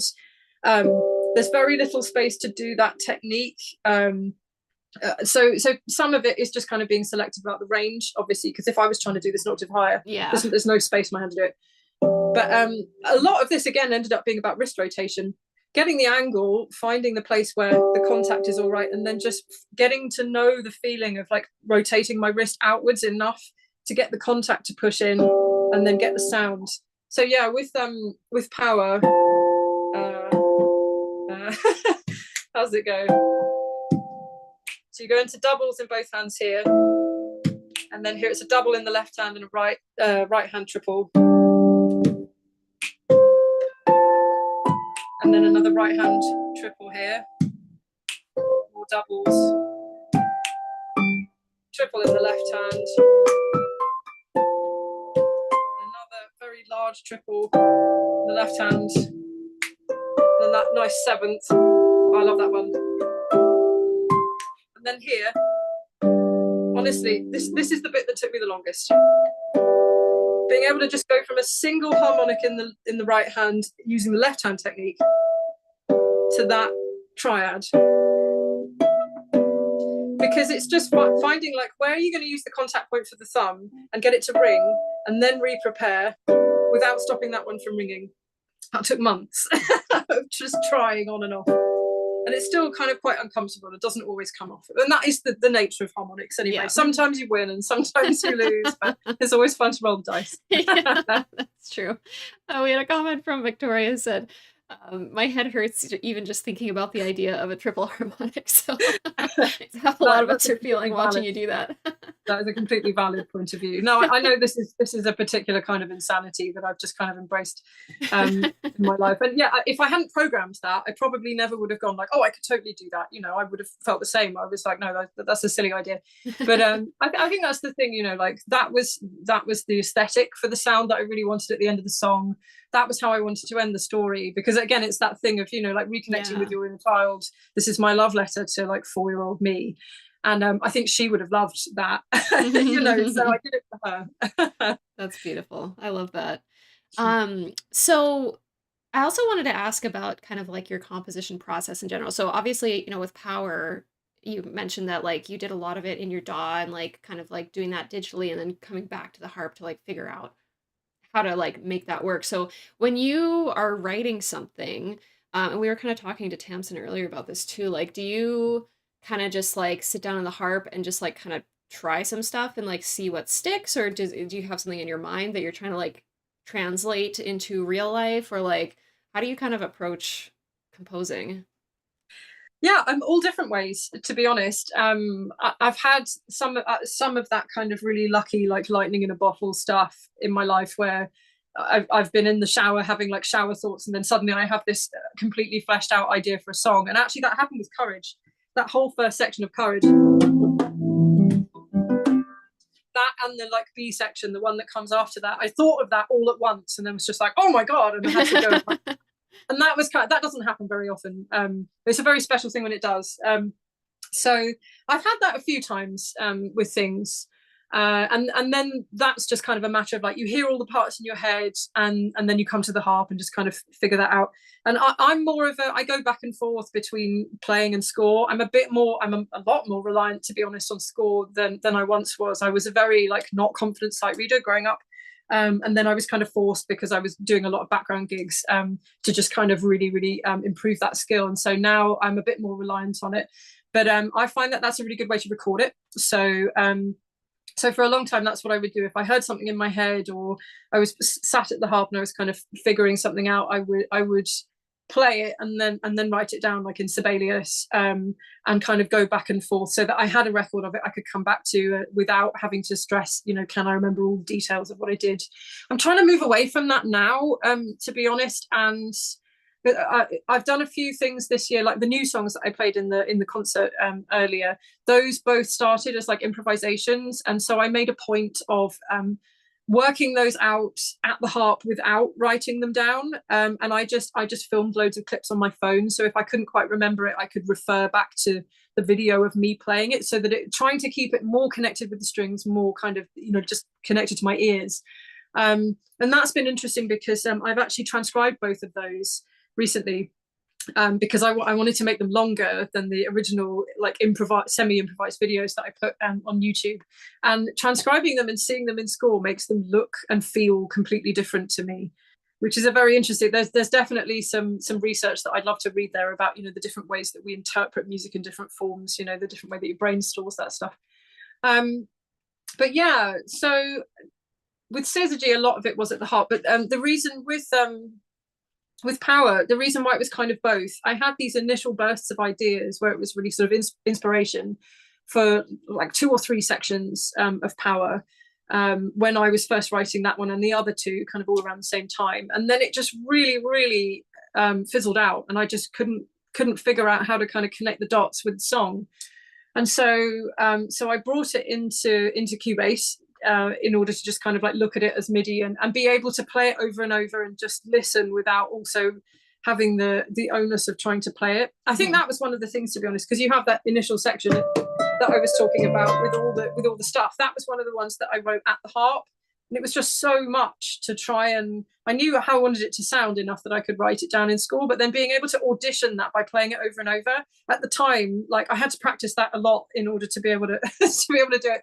And when I was writing it, I kind of didn't want to get that deep into practicing it, because I didn't know what was going to come next. I didn't know if it was going to need to change.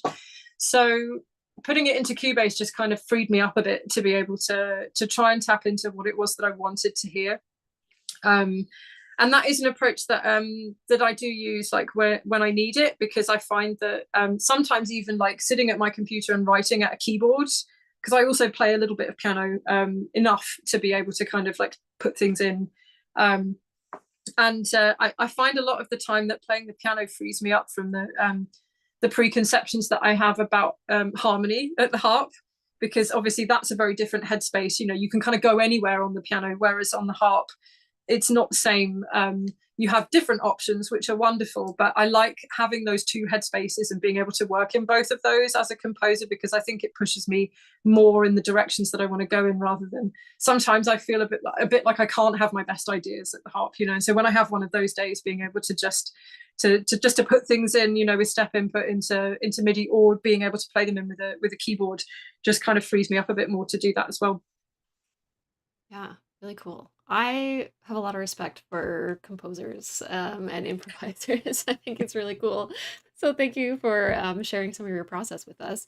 I also wanted to ask about your collaboration with Lauren Scott. So you have been touring with Lauren and doing some projects together. So can you tell us about sort of like what that collaboration has kind of looked like for the both of you, and sort of maybe how that came about? Yeah, absolutely. Oh, so I moved to a different part of the UK.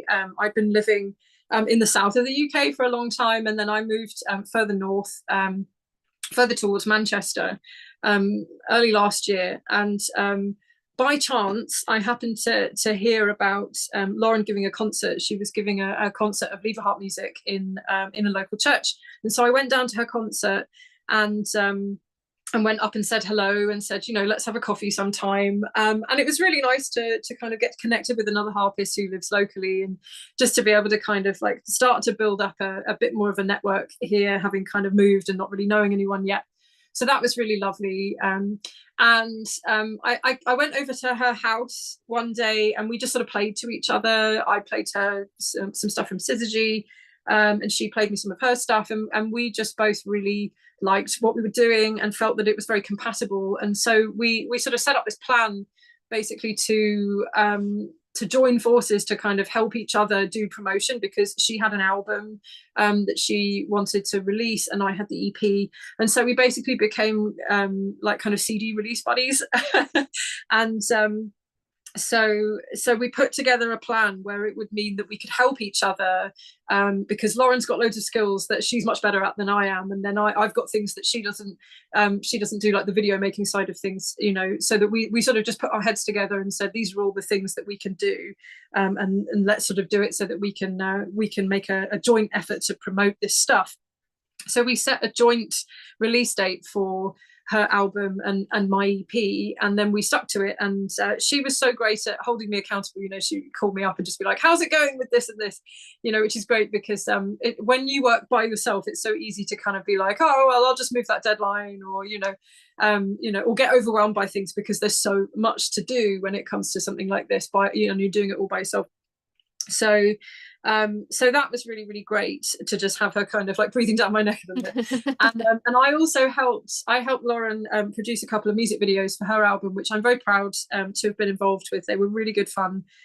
We did a video for, she has this wonderful arrangement of Be Thou My Vision, which is this gorgeous Irish hymn, which we filmed and I edited. And then there's a duet that she wrote for pedal harp and lever harp, which I think is amazing, called Sea of Stars. And we filmed that. We did one of those cheeky split shots, you know, where it's her playing both parts, and had some fun with lighting as well, because that one's about bioluminescent plankton. So we did a sort of a kind of a sea creature scene for that with blue and green lights. That was really fun. So those are both on her YouTube channel, and it was really nice to have that as a part of the kind of promotion campaign as we led up to the release. So yeah, and now we do live concerts together. We did a few to celebrate the CDs being released in May, and we're doing a few more up in Scotland and Cumbria actually in November. So if anyone in the chat happens to be in that part of the world, end of November, I think it's the penultimate week in November, we're performing at the Royal Conservatoire of Scotland with RCS students, and we're also performing in Dunblane and giving a workshop together talking about percussion and fun harp techniques, and then we're also giving a concert in Cumbria a couple of days after that. So yeah, all the details for all of that stuff, you know, all over my Instagram and things, if people want to join us for that. That's so cool. I think that's really fun because you know, sometimes I've given, you know, solo concerts, and you know, the concert's over and you're like, well, it's just me, time to pack up my harp and go home by myself. So I feel like that must be a lot of fun, being able to do that together. Yeah, absolutely. It's there's something really special about playing solo, obviously, and having everyone's attention to yourself. You know, I'm not going to knock that, but it's really wonderful having a duet partner. It's so much fun to have a buddy on stage and to have somebody to kind of share that energy with and play off of. So yeah, no, I'm very grateful to have met Lauren. It's been a really, really fun time. That's amazing. So we're going to take a couple of questions from the chat next. So for everybody watching, if you have any questions, we have our Q&A box. You can type a question in there, or you can just type it in the chat. We'll find it.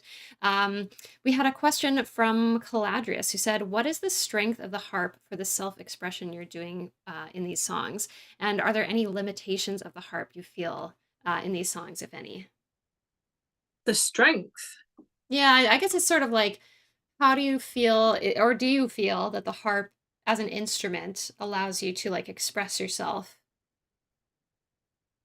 Yeah, absolutely, wholeheartedly. I mean, for me, like a big part of my mission statement, and this is something which has been a part of my career, like the entire time I've been online, is to be able to show the harp in as many different lights as possible, and to be able to demonstrate that it can do beautiful and, you know, tinkly fairy fountain stuff, you know, really, really well, but it can also do, you know, darkness and power and anger, and you know, there are so many different colors that you can get out of the harp, and I think we're so lucky as harpists to have all of the resonance that the harp offers us at our disposal. And I mean, you hear that with things like the simplicity of something like Build 4, the thing that I love so much about that is that it's just allowing you to play off the fact that you play 2 strings and the whole harp is ringing.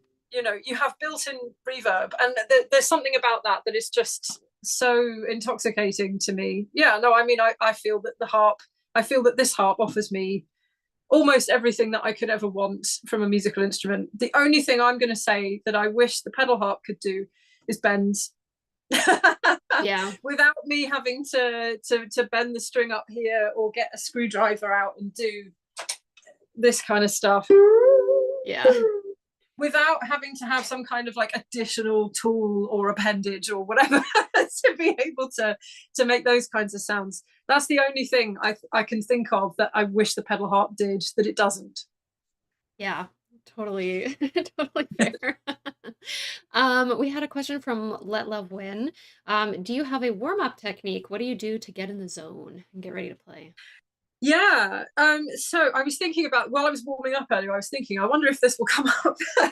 So, yeah, I used to be really militant about warm-ups. Sometimes I'm quite lazy now. And if I'm feeling really lazy, what I tend to do is I just use what I'm practicing as a warm-up. If I'm practicing something that's very challenging and I'm spending lots of time playing it slowly with a metronome or playing it hands separately slowly with a metronome, sometimes that's enough and you kind of don't need to worry about doing a dedicated warm-up. But for a concert or something like this, if I've got the time, I actually do this set of Russian exercises, which I've been doing since I was a student.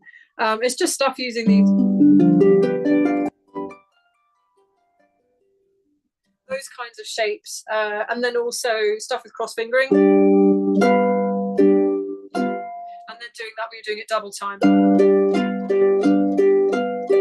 So doing those kinds of things just to kind of get through every combination of your fingers working, and stuff like cross fingering like this just really forces you to think about form and like think about the shape of your hand and make sure that your hand and your arm are at the right angle to be able to close the hand and have the dexterity that you need. So I tend to do stuff like that.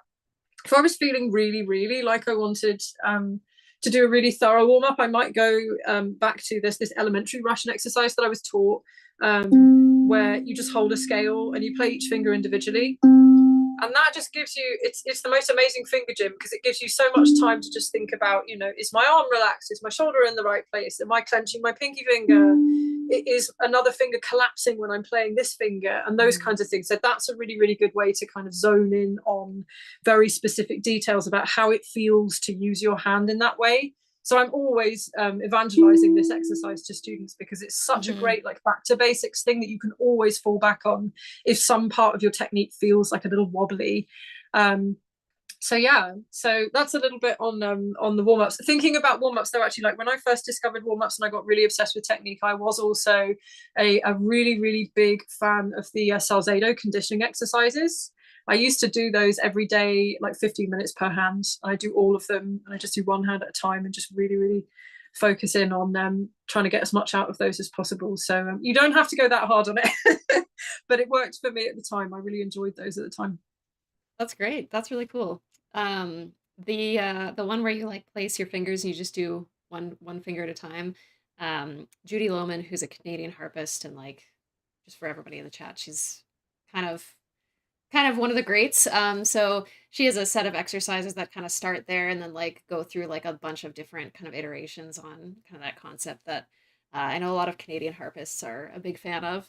And I'm a big fan as well. So I'll have to check those out. I didn't realize that Judy I don't think she's published them, which is a real shame, but I know a lot of people who have studied with her, or people who studied with people who studied with her. So I feel like in Canada it's like most people have like either studied with her directly or like studied with someone who studied with her. So yeah.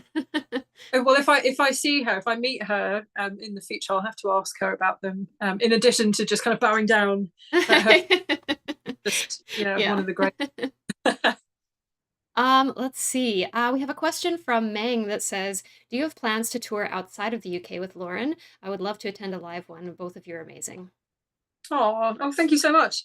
Yeah, I mean, I'm totally open to that. It's a matter of logistics. I mean, I've been doing international performances this year solo, which I've been really enjoying, and I hope very much to do a lot more of. But the main thing with touring internationally as a harpist is whose harp you're going to play.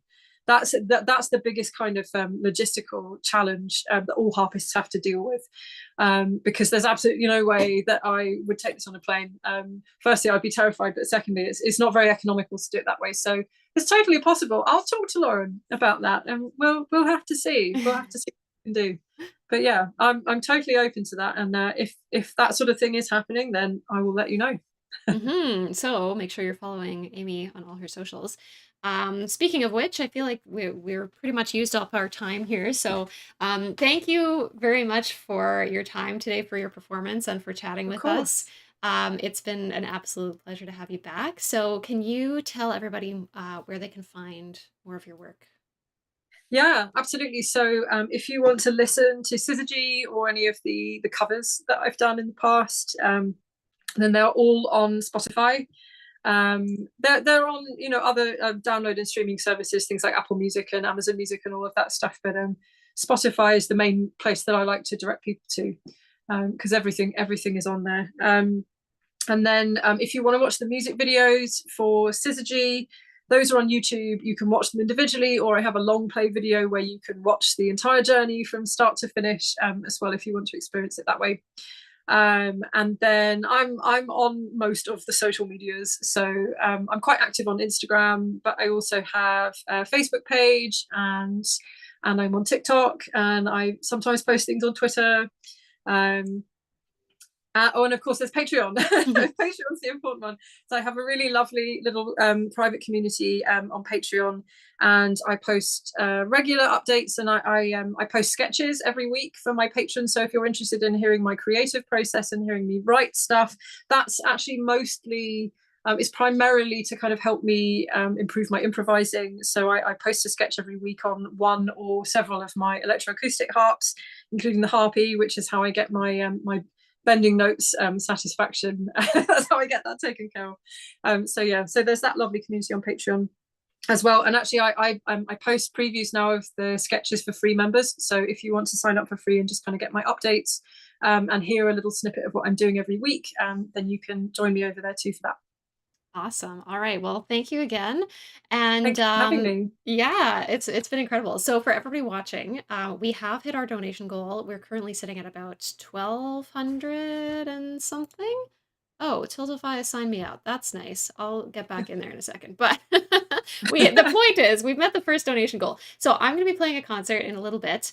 I'm going to get set up. I'm gonna have to bring the harp over and get everything set up for that. But it'll just be a couple of minutes. But thanks to Amy one more time, and I'll see you all again in a little bit. So see you soon.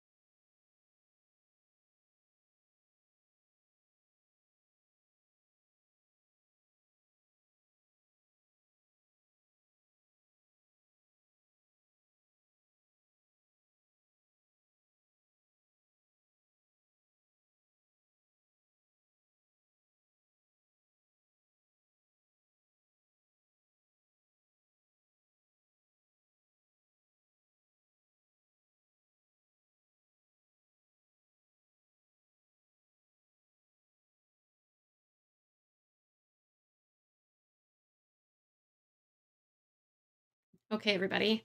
Couple of things. Number one, thank you for all your donations. We are currently sitting at $1,285, all of which is going to Partners in Health, a really great cause, supporting local healthcare systems in places that really, really need it in the world. So thank you very much for your donations. I'm still just logging back into Tiltify. I don't know why I got logged out, but that's okay.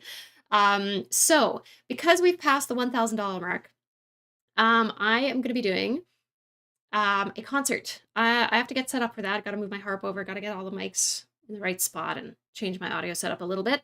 I will maybe try to get the playlist going again so that y'all aren't just sitting in silence. But if it still sounds bad, just let me know and I can figure something out. So yeah, I did want to say thank you to, we had a couple more donations come in now that I'm logged back in to Tiltify. So we had $25 from Rebecca, who said, I couldn't stay for the stream, but I wanted to make sure I donated. Thank you for organizing this lovely event. Well, thanks to Rebecca, if you're watching on the replay. Alexander gave $25, said, thanks, Amy, Sam, and everyone. I'm going to have to get a harp now. God bless and wish you all the best in life. We've converted one, guys. One of us. And we had a $25 donation from Meng as well. So thank you very, very much. I have some thoughts as well about the whole viewer's choice thing. So I'm going to maybe run those by Victoria. So I'm going to message Victoria. I'm going to see if some music will work. And then I'll get back here to play for y'all. Okay? Let's do it.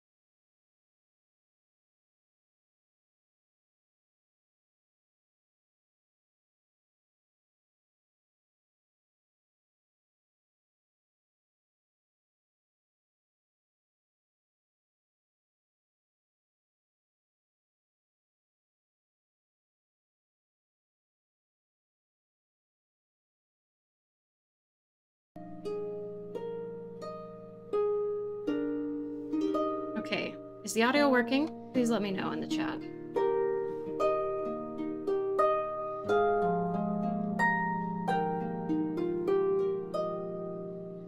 Okay, Victoria is informing me that it is fine, so that is good. Okay, so let me just turn this down a little bit. Here's my thought. Okay, so we're sitting at $1,285 for donations, which is amazing. Here's what I'm thinking. For the Viewer's Choice Challenges, so this is where you guys get to come up with some crazy challenges for me to do. They don't have to be that crazy, I suppose. They could be like mildly crazy. Perhaps even a little bit normal. But you guys can come up with challenges for me.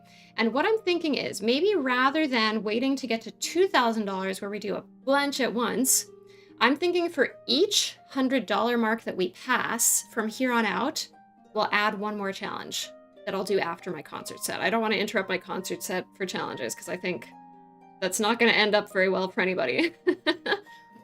So that means however many challenges we do is up to y'all. Yes, Caladria sent in a challenge earlier, so that's awesome. So yeah, that's I think what we're gonna do. So for each $100 mark that we pass, that's another challenge. So keep those donations coming, I guess. So for now, I am actually gonna go get set up. We'll leave the music playing now that it's working, and I'll be back in a few minutes. All right.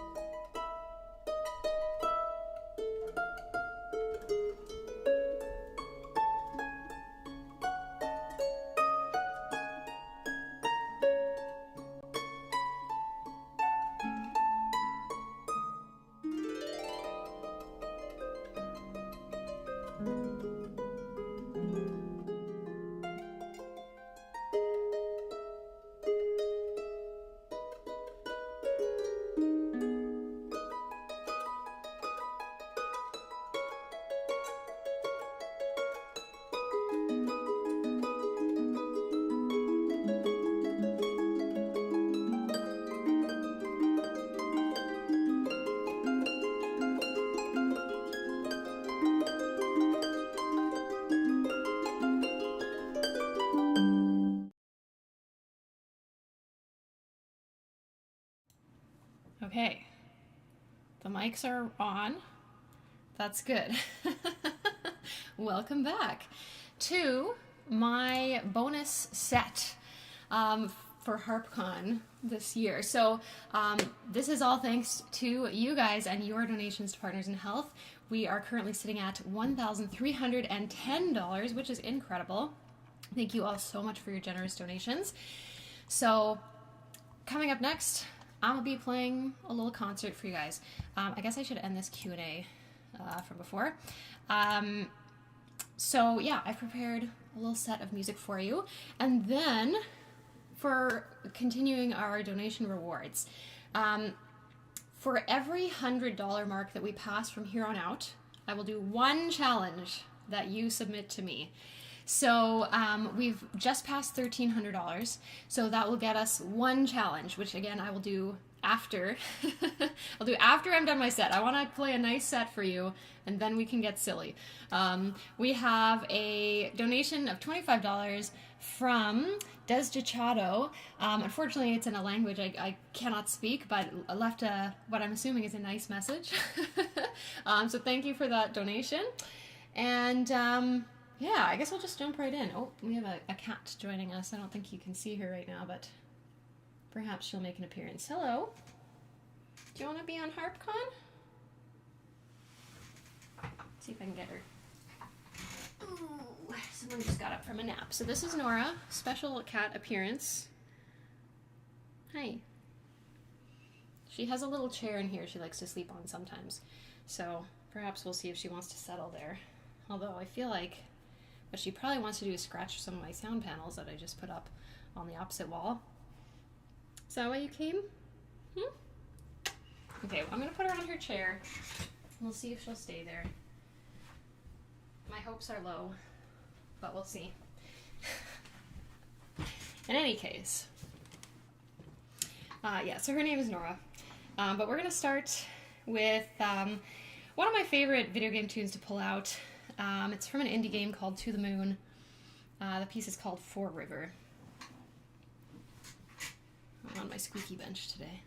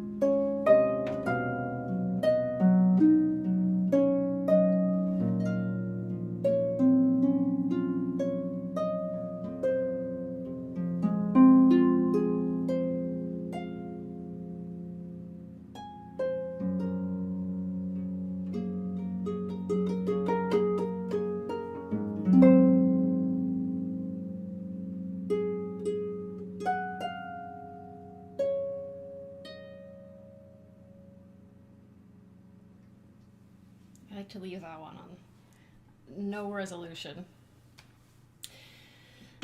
That is a favorite of mine. It's just very pretty. It's originally written for piano.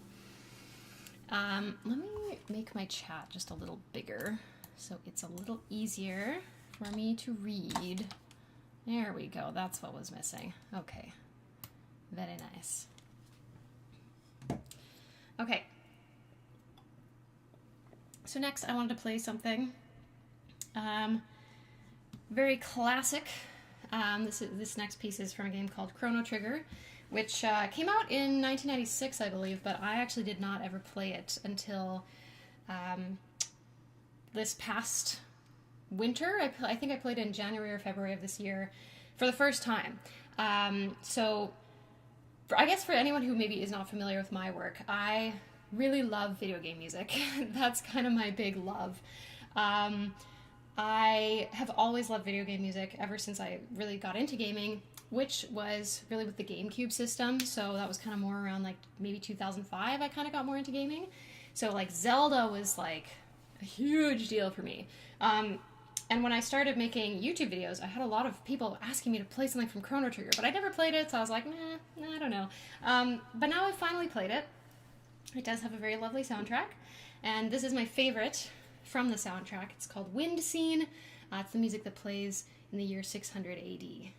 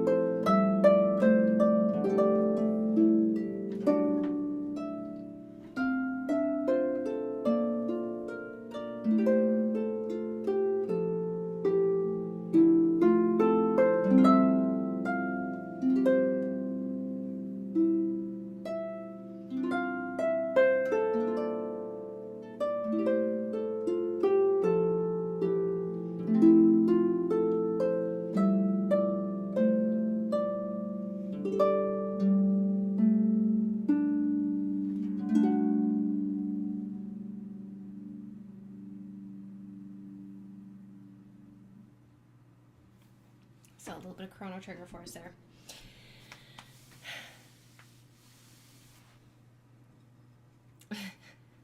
I see a comment from Victoria. I started playing video games way before I started playing the harp. That's also true for me. Now I play video games and I go, is there a harp cover for that piece of music? That's actually kind of how I got into making harp covers. Was when I got into university, I went to school in a different city from where I grew up, so I didn't know anybody there. And so I spent a lot of time in my dorm room by myself. And I would look up Zelda music on the harp. And at that point, the only people really doing it was the Harp Twins and this other guy who, I don't think he still makes videos, but at the time I was like, no one's done a cover of Gerudo Valley. I bet I could do that. So yeah, so I went home in the summer and I did that, and here we are today.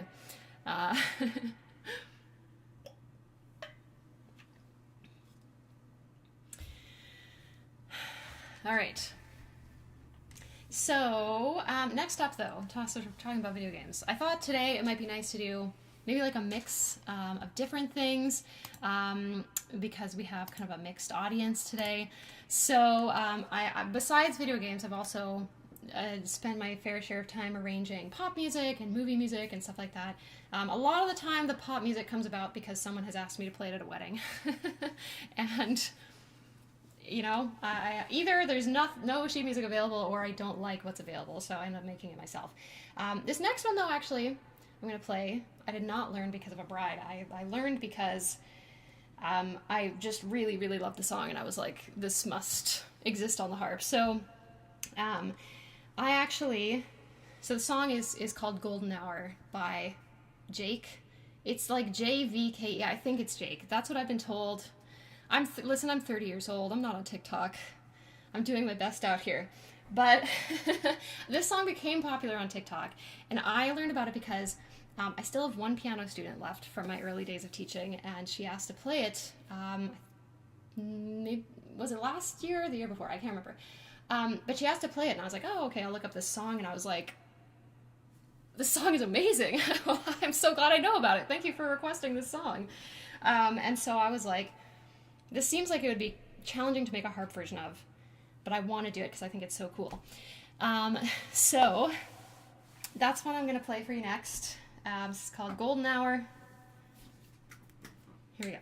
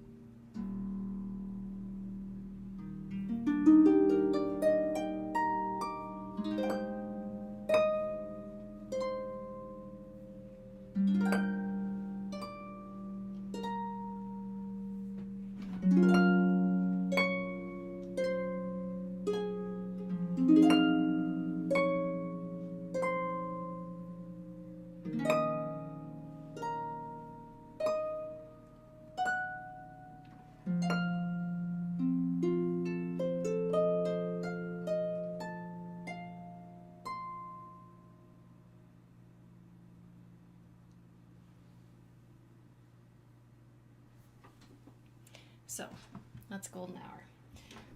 I'm gonna just touch up a couple of these high strings. Some of these are a little new.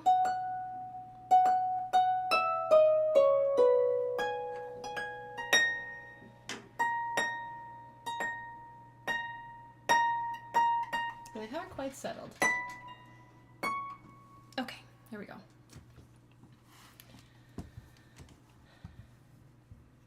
Oh, okay, we've got a few more donations that have come in. Miko Hazuki, aka Michael Rittenberry, thank you very much for the $10. Really, really appreciate that. He says, helping any way I can. Thank you so much.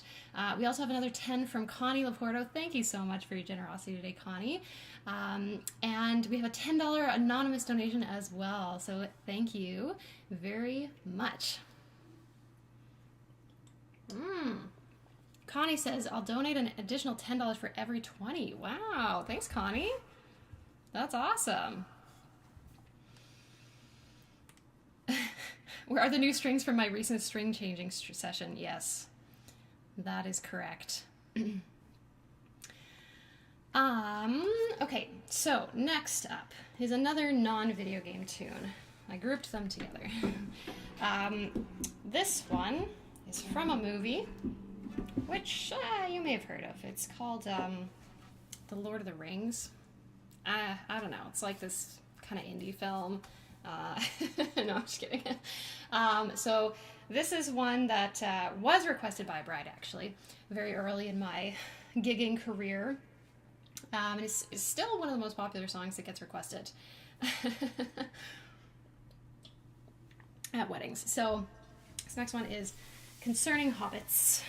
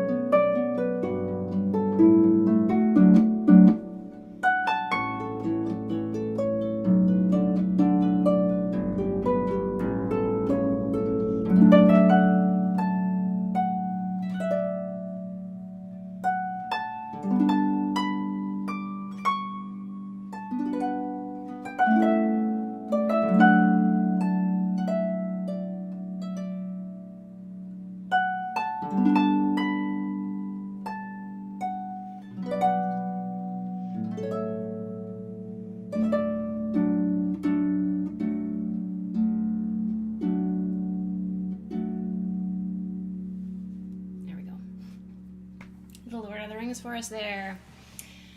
Okay, we have a few more donations that have come in. We have from Veneta, we have $20, an additional 10 from Connie. Thank you very much. And our donation total is sitting at $13.95. So for another $5, we'll get another challenge after the set is over.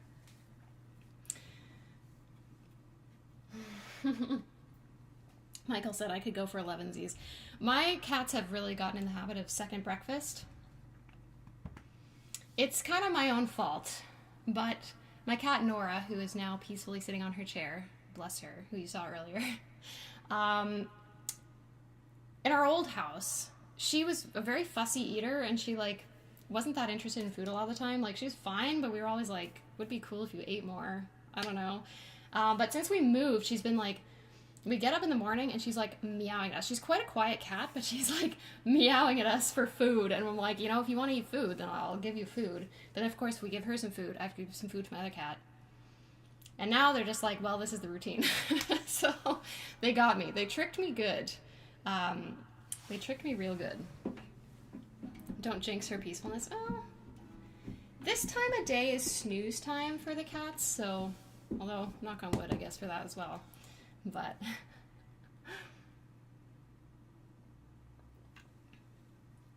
okay.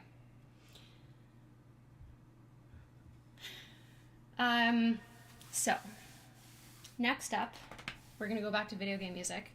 We're gonna venture into something a little more niche, and we're gonna do something from Xenoblade Chronicles. This is a soundtrack, absolutely beautiful soundtrack, amazing string writing. Bizarrely sad most of the time. You'll just be walking around an area and you're like, why is the music so sad? Sometimes appropriate, a lot of the time maybe a little unwarranted, but it is really beautiful. So I am going to be playing Aerith C, which is one of these fairly sad sounding tracks, but very pretty. Maybe let me just check some of these. Some of these octaves one more time. These are not new strings, these are just... These are just not well behaved, that's all.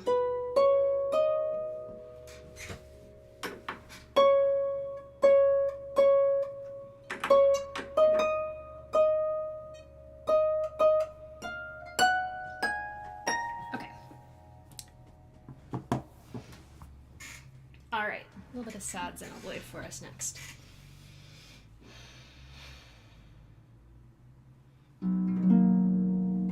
Oh, come on now. Let's go again.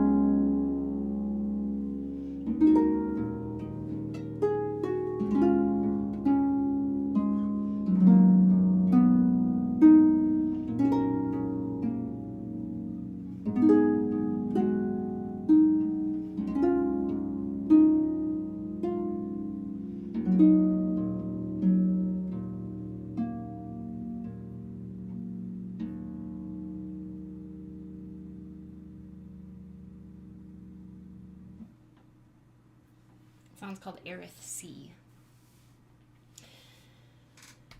So, now, wouldn't be very appropriate to not play any Zelda. As I mentioned, Zelda is really the thing that really made me fall in love with Zelda music. With Zelda music? With video game music as a whole. I mean, I guess Zelda was the thing that made me fall in love with Zelda music as well. It's been a long day. I don't know if you can tell. Yeah, so my kind of real entry into video games, aside from like a few PC games and like educational games when I was younger, was the GameCube. My parents got us an edition of the GameCube that came with this disc that was the Zelda Collector's Edition. It had the original Zelda, Zelda 2, which we never played because we couldn't figure out how it worked, Ocarina of Time, Majora's Mask, and a demo for Wind Waker.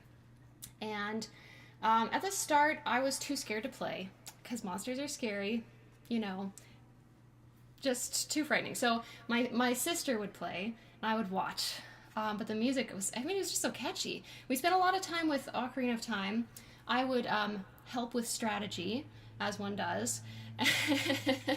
And yeah, it just like, it really grabbed hold of me. And it was, I think, really when I went to university that, I don't know why, that sort of just reminded me of like how much I liked video game music and Zelda music especially. Yeah, I don't know. I would like look up like Zelda harp covers and see what people were doing. I remember maybe it was that, I think it was that February or so, February or March, the Symphony of the Goddess tour came to Vancouver where I was studying, which is the Legend of Zelda like symphony orchestra tour. I don't know if they still tour, but for a while it was a thing. And I just remember I was emailing my harp teacher at the university, and we were talking about some other event, and she was like, oh, I can't do that night because I have to learn a bunch of notes for this Zelda concert. And I was like, excuse me, a Zelda concert? I must attend. She's like, oh, I'm so sorry, I don't have any comps. I'm like, no, I don't need a comp. I just want to go. And maybe that's the thing that really reignited it for me. But yeah, if you go way back through my YouTube channel, most of my first videos are Zelda. So you know, I kind of always like to include a little bit of Zelda in a set, if I can. Also, we have another $5 from Caladrius, so we can have another challenge. We were currently at $1,400, so thanks Caladrius for that extra donation. So once the concert portion is over, we'll have two silly challenges to do. But anyway, I was thinking, okay, well, which Zelda piece should I do? And a new Zelda game just came out recently. It's called Echoes of Wisdom, and I've really been loving it. And I recently arranged the music from the place in the game called Southern Village, and I thought I'd play that for you today.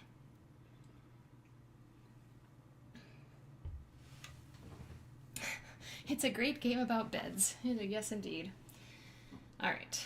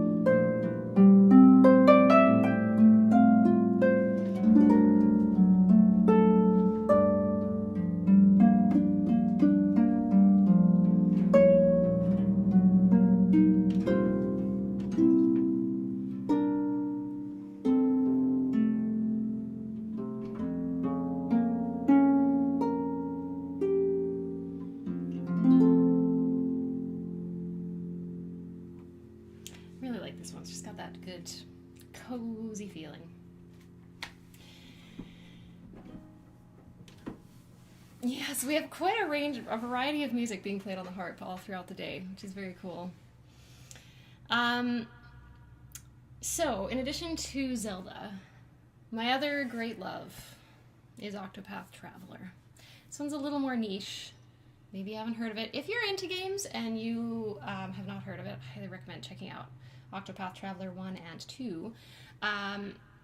If you don't play games, I highly recommend checking out the soundtracks of both, because they're both just it's so beautiful. The writing by Yasunori Nishiki is just like the melodies, the modulations, the harmonies, and the instrumentation. Like, it's all just so good. It's so good. I started playing this game in 2018. It was a time when I had decided to do a competition, which I don't know that it was like a good call. I learned a lot from the experience, but it was a really, really difficult time, to be honest, and I had a very bad time preparing for that competition. And it was really that period that showed me that, like, oh, I don't really want to be a classical musician. I like classical music, I respect it, but it's not where I thrive. Throughout this whole process of like preparing for this competition, this game came out. Some friends of mine were tweeting about it, and I was like, I'm just gonna do it. And it was like such a comfort in that really difficult time for me. And during the whole prep, I was like, all I want to do is play Octopath Traveler music. That's all I want to do. And that was really kind of the thing that gave me the push to like be like, okay, yeah, actually, like, I want to make video game music like my thing, and like that's like kind of my new career trajectory of sorts. And so after that competition was over, I kind of recuperated for a bit, and then went ahead and made a whole album full of harp covers from the first soundtrack, which is called Guiding Light. It's available in most of the places you might expect it to be.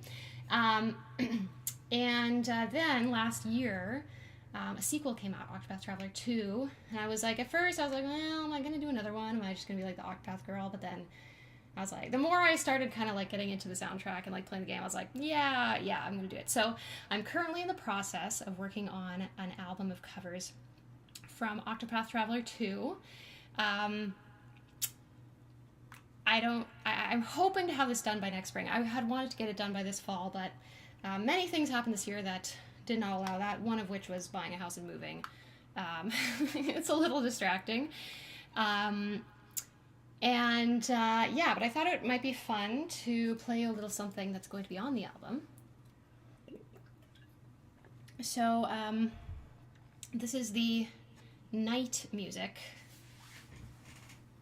This is the night music from Totohaha, which is a area in the game that's like a jungle-covered island with ancient ruins and monsters and secrets. So, here we go.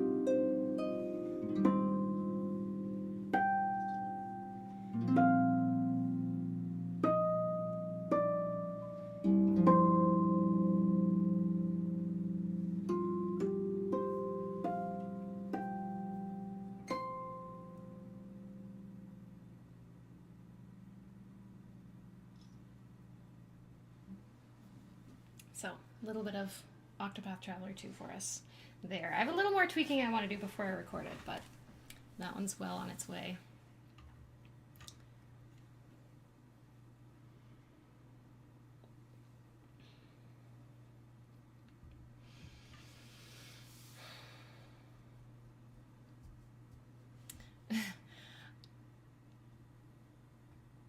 All right. So I have one more song in my set. It's not gonna be the last song of the day because those of you who come to my stream regularly know we have an ending song and we must abide by the rules. If we play the ending song, the stream's over, and the stream's not over yet. But I have one more song that I want to play, which is from Octopath 1, which is from my album. And this is a song that people get upset with me if I don't play it.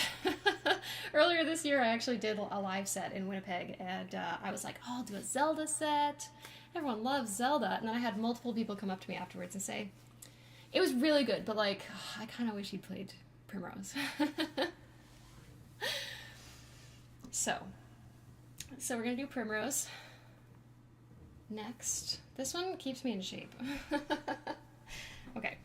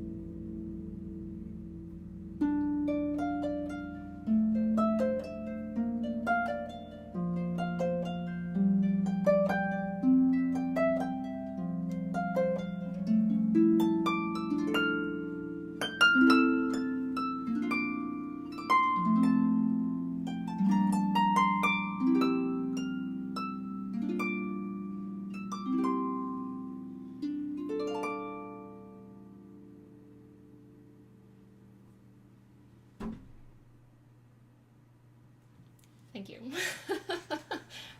Feeling proud of myself today. But yeah, that's the end of my current set. Thank you everyone for being here and for watching. Thank you for all the kind messages and the applause in the chat. Thank you very much.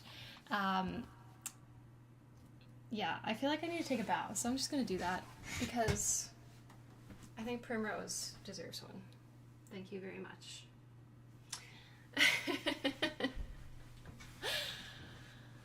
All right. So, yeah, I highly recommend checking out the Octopath Traveler soundtrack, both 1 and 2.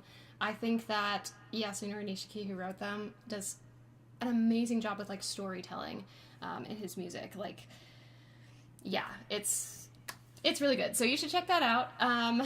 If you want to hear more from me, we're gonna do a couple of challenges in a second. But if you want to hear more from me, obviously this is my YouTube channel. You are here.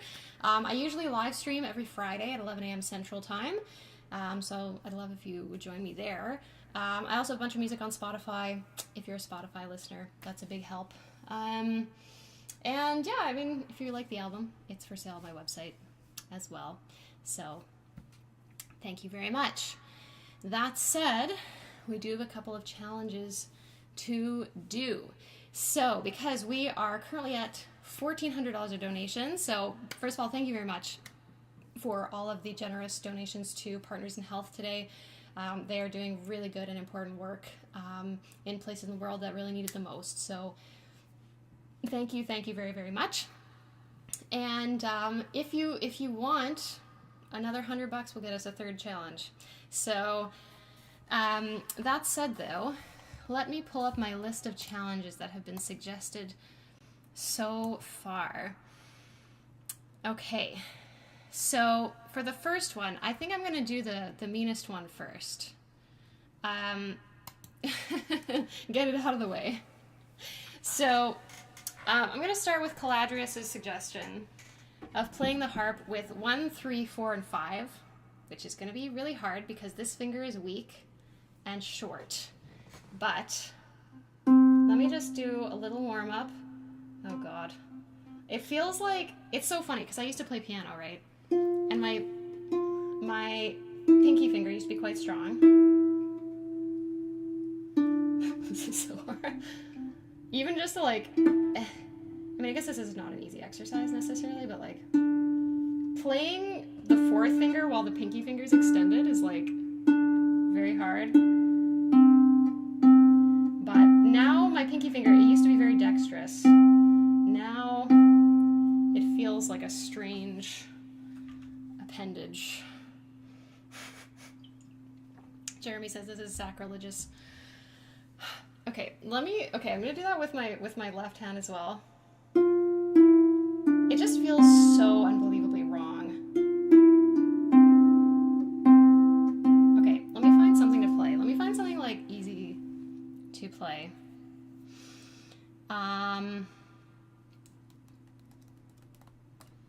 I don't know. We'll just do a little folk song. Oh god, okay. Let's see if I can even remember how to play, like, anything. I have my doubts. Okay. Okay.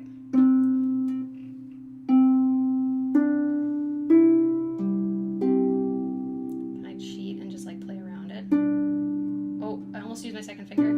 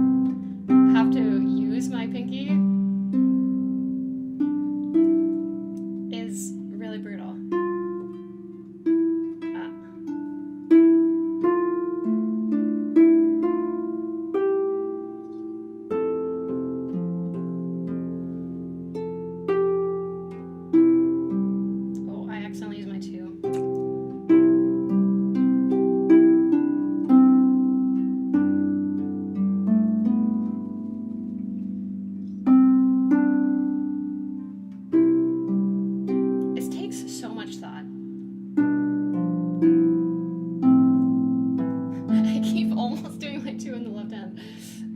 Okay.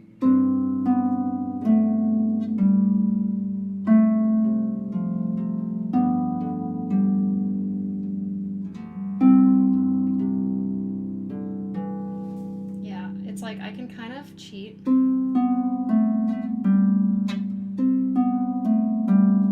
Until I have to do 4 notes in a row. I mean, I suppose even then I could cheat, but where's the fun in that?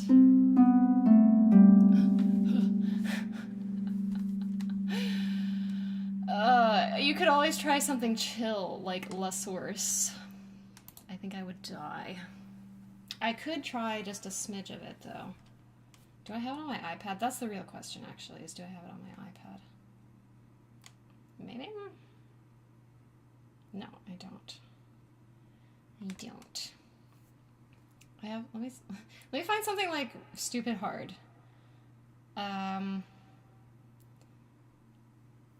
I won't try to play the whole thing by any means, but okay. I'm gonna take a little stab, maybe just at the right hand, of Spanish Dance Number 1 from La Vida Breve. just a little bit. In just the right hand, just to see if I can do it. Let's see.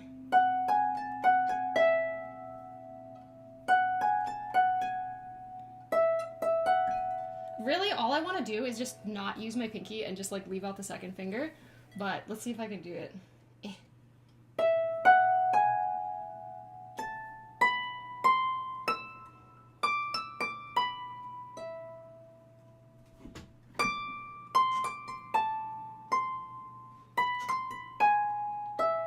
Yeah, so the main thing is just like, I cannot get my brain to want to use my pinky.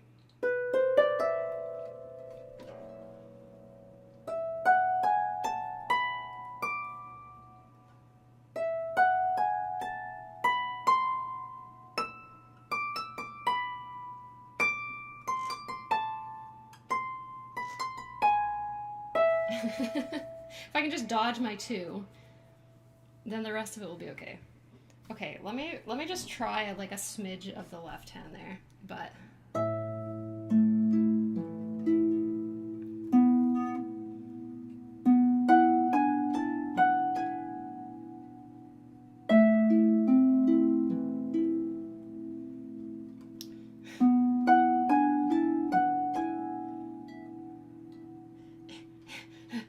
okay.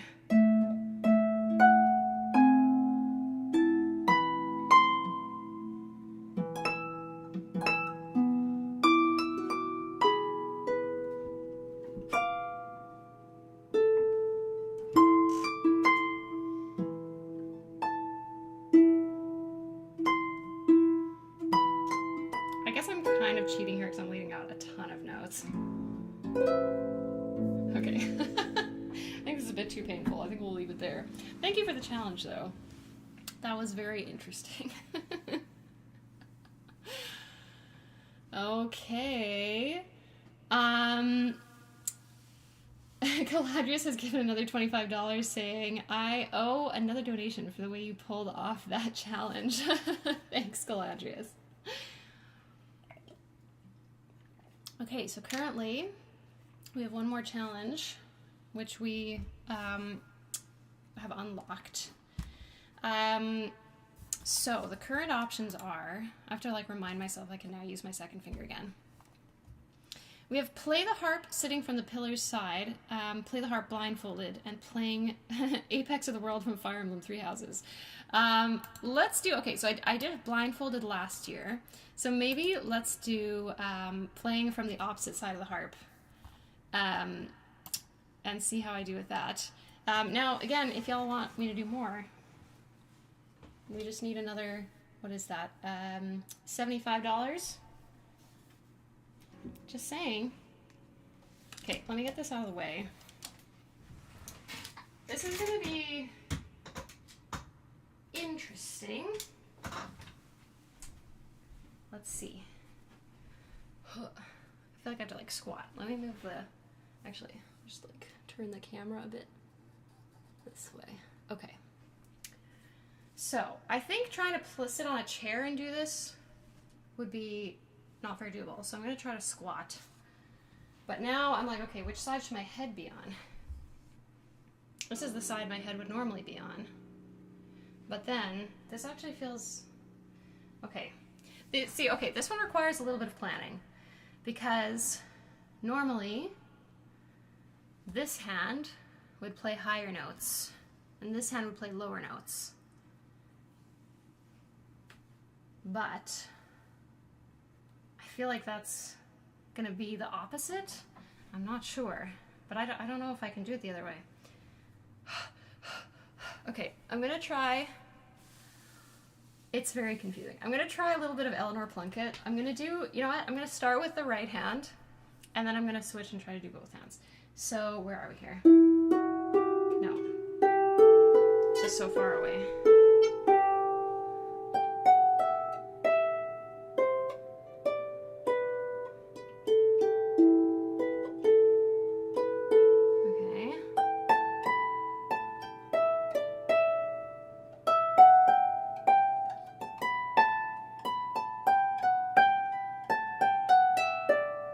Sounds really weird playing from this end, actually.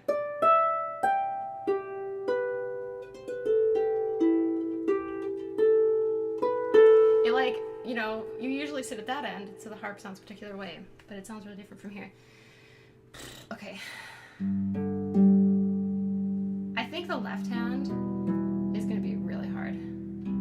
Ooh, it sounds so different sitting here.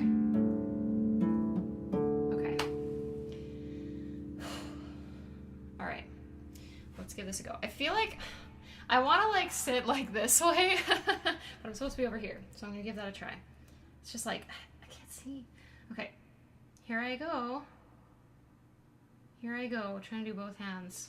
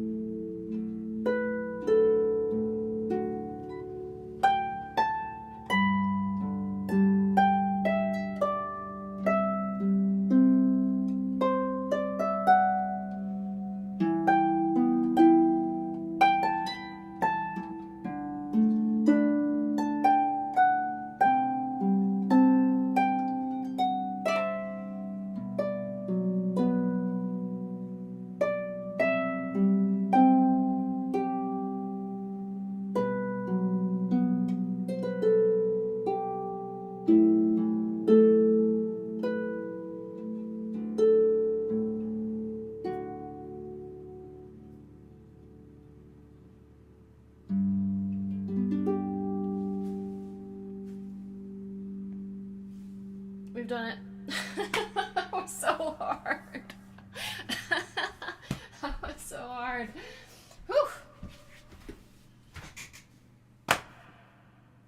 Was I still playing left hand with the left hand? Yeah, I was. Hang on, let me move the camera back. Over here. I was playing the bass part with the left hand. I was like, I don't think I can like switch it that far or else we'll just have a mess. I mean, I suppose I could try. I suppose I could do that, but all right. Thank you. Thank you for the challenges. So I guess that means it's time for HarpCon to end. We'll send us off with our closing song, of course, as we must. But before we go, I want to say a few words. What was the first tune I played with the 135? It's called The Sheeran's No For You. It's also, I think, repurposed into a hymn. But it's a really nice tune. I learned it out of Lori Riley's book, the green one. I don't remember what it's called, but there's some nice tunes in there. But yeah, I want to say thank you for being here. Thank you for giving your time today. Thank you for all of your generous donations. We are at $1,425, and that's all thanks to you. So thank you very much. That's all going to a very good cause. I want to say thank you to all of our guests who participated today. I know everyone's busy and everyone's got lots going on, so I really, really appreciate all of our guests taking time out of their schedules to join us today. I think it's really cool to just kind of get everybody all in one place and hang out and celebrate the harp. And yeah, I also want to thank Victoria, a huge thank you to Victoria, Talking Harps, who has been here in the chat all day today, moderating and posting links and helping me. Victoria has helped me so much with all of the planning behind the scenes. She's done so much work, and it's been so helpful. Yeah, I really could not have done this without her. So big thank you to Victoria. Seriously, just a huge thank you. Oh, Connie says, just for you, another $100. Another $100. So I guess I can't end yet. I will finish saying my thank yous. But we'll do one more challenge. But I do want to say thank you. Was there anyone else I need to say thank you to? I was going to thank my husband, who was going to moderate as well, but he's not here. So I won't. I mean, I guess thanks to him for being cool with giving me an entire bedroom in our house for harps. All right. Yeah, I think, yeah, I'm just very thankful in general. Just very thankful today. So, yeah, so I do have to do one more challenge. And so I think since Connie brought us over the finish line here, I think I will do Connie's request, which was to play blindfolded. Now, do I have to play Lon Lon Ranch blindfolded?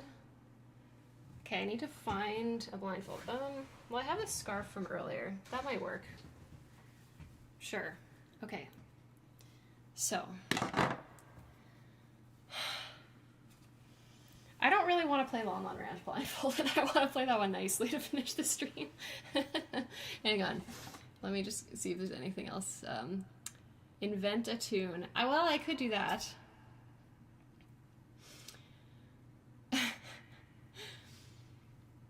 All right. Yeah, so we're gonna do blindfolded. I can maybe improvise something first. That's easy enough. I can do that. This scarf is a little large for tying, but that's okay. Hopefully I don't get eyeliner all over it. All right.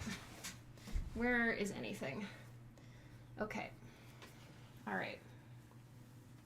Here I go. I'm sure I look quite silly, but that's kind of the point, isn't it? So.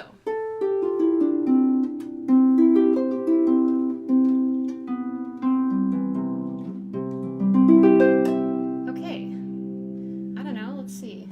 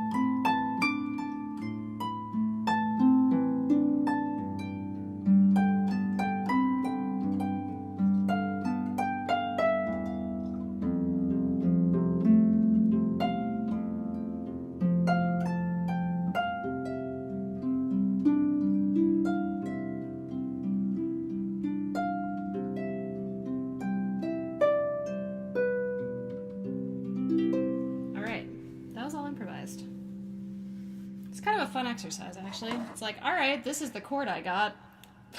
Let's figure something out. Oh, Connie, it's your birthday. Is it your birthday today, or is it just like soon or recently? But thank you for all your donations today, Connie. Yeah, someone can screen cap that. Go back and screen cap.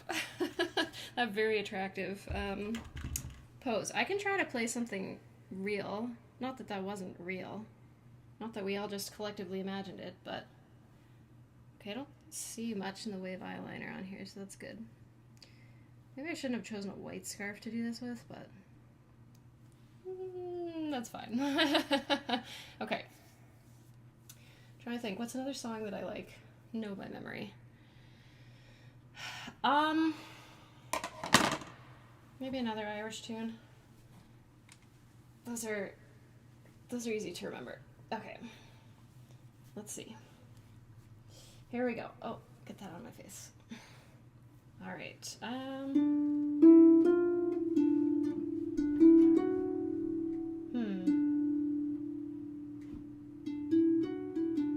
don't really want to do that in D. Let's go. We're gonna do Sally Gardens. Okay.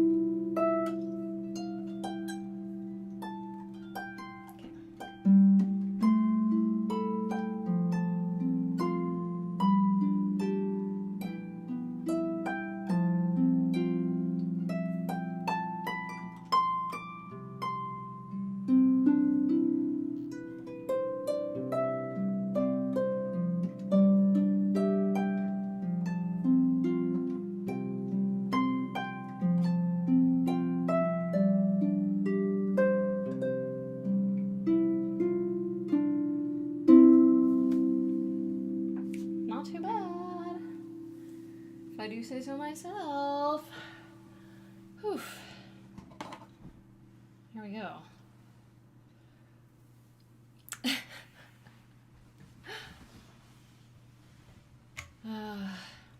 Sally Gardens was the first tune you learned to play. Aw, that's sweet. Thank you for the challenge, Connie, and thank you for all your very generous donations. Really, really appreciate it. And a happy early birthday.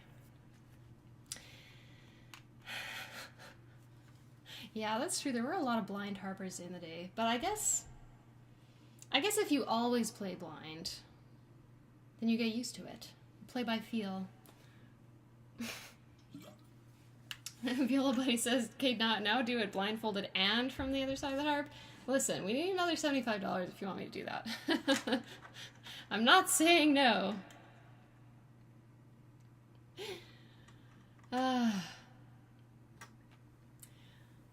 But, yeah. All right. Well, I guess I can start saying my goodbyes again, and then if someone donates another $75, then...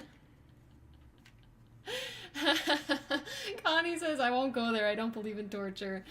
Yeah, fair enough. I mean, I'll do it. I'll do it for the charity of it, but... If not, that is totally fine. We've raised $1,525 already today, which is really, really incredible. So yeah, one last time, thank you very, very much for all the donations today. And yeah, I guess I keep being like, is another donation gonna come out and like jump scare me? But otherwise, we can wrap things up.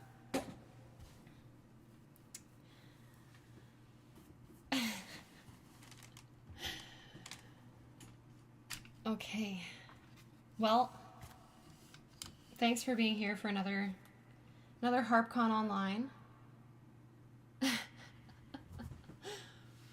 I'm getting my last tune ready. I'm getting it ready. Thanks for being here. It's been a super fun day. Super, like, awesome conversations, awesome music. Just really lovely to kind of bring the harp community together a little bit. But yes, as Victoria mentioned in the chat, be sure to check out all of our guests from today. There are links to their YouTube channels and their websites, and all that is in the description of the live stream. And if you missed any of the event today and you want to go back and watch, this page that you're on right now once the stream ends, will turn into the replay page. So you can just come back here and watch any part that you want to. But yes, we'll end with Lon Lon Ranch. That's our tradition on my live streams, is that this is the last song. The stream doesn't end until we play it. Zelda lady, that's me. I will accept the title. Thanks again, everybody.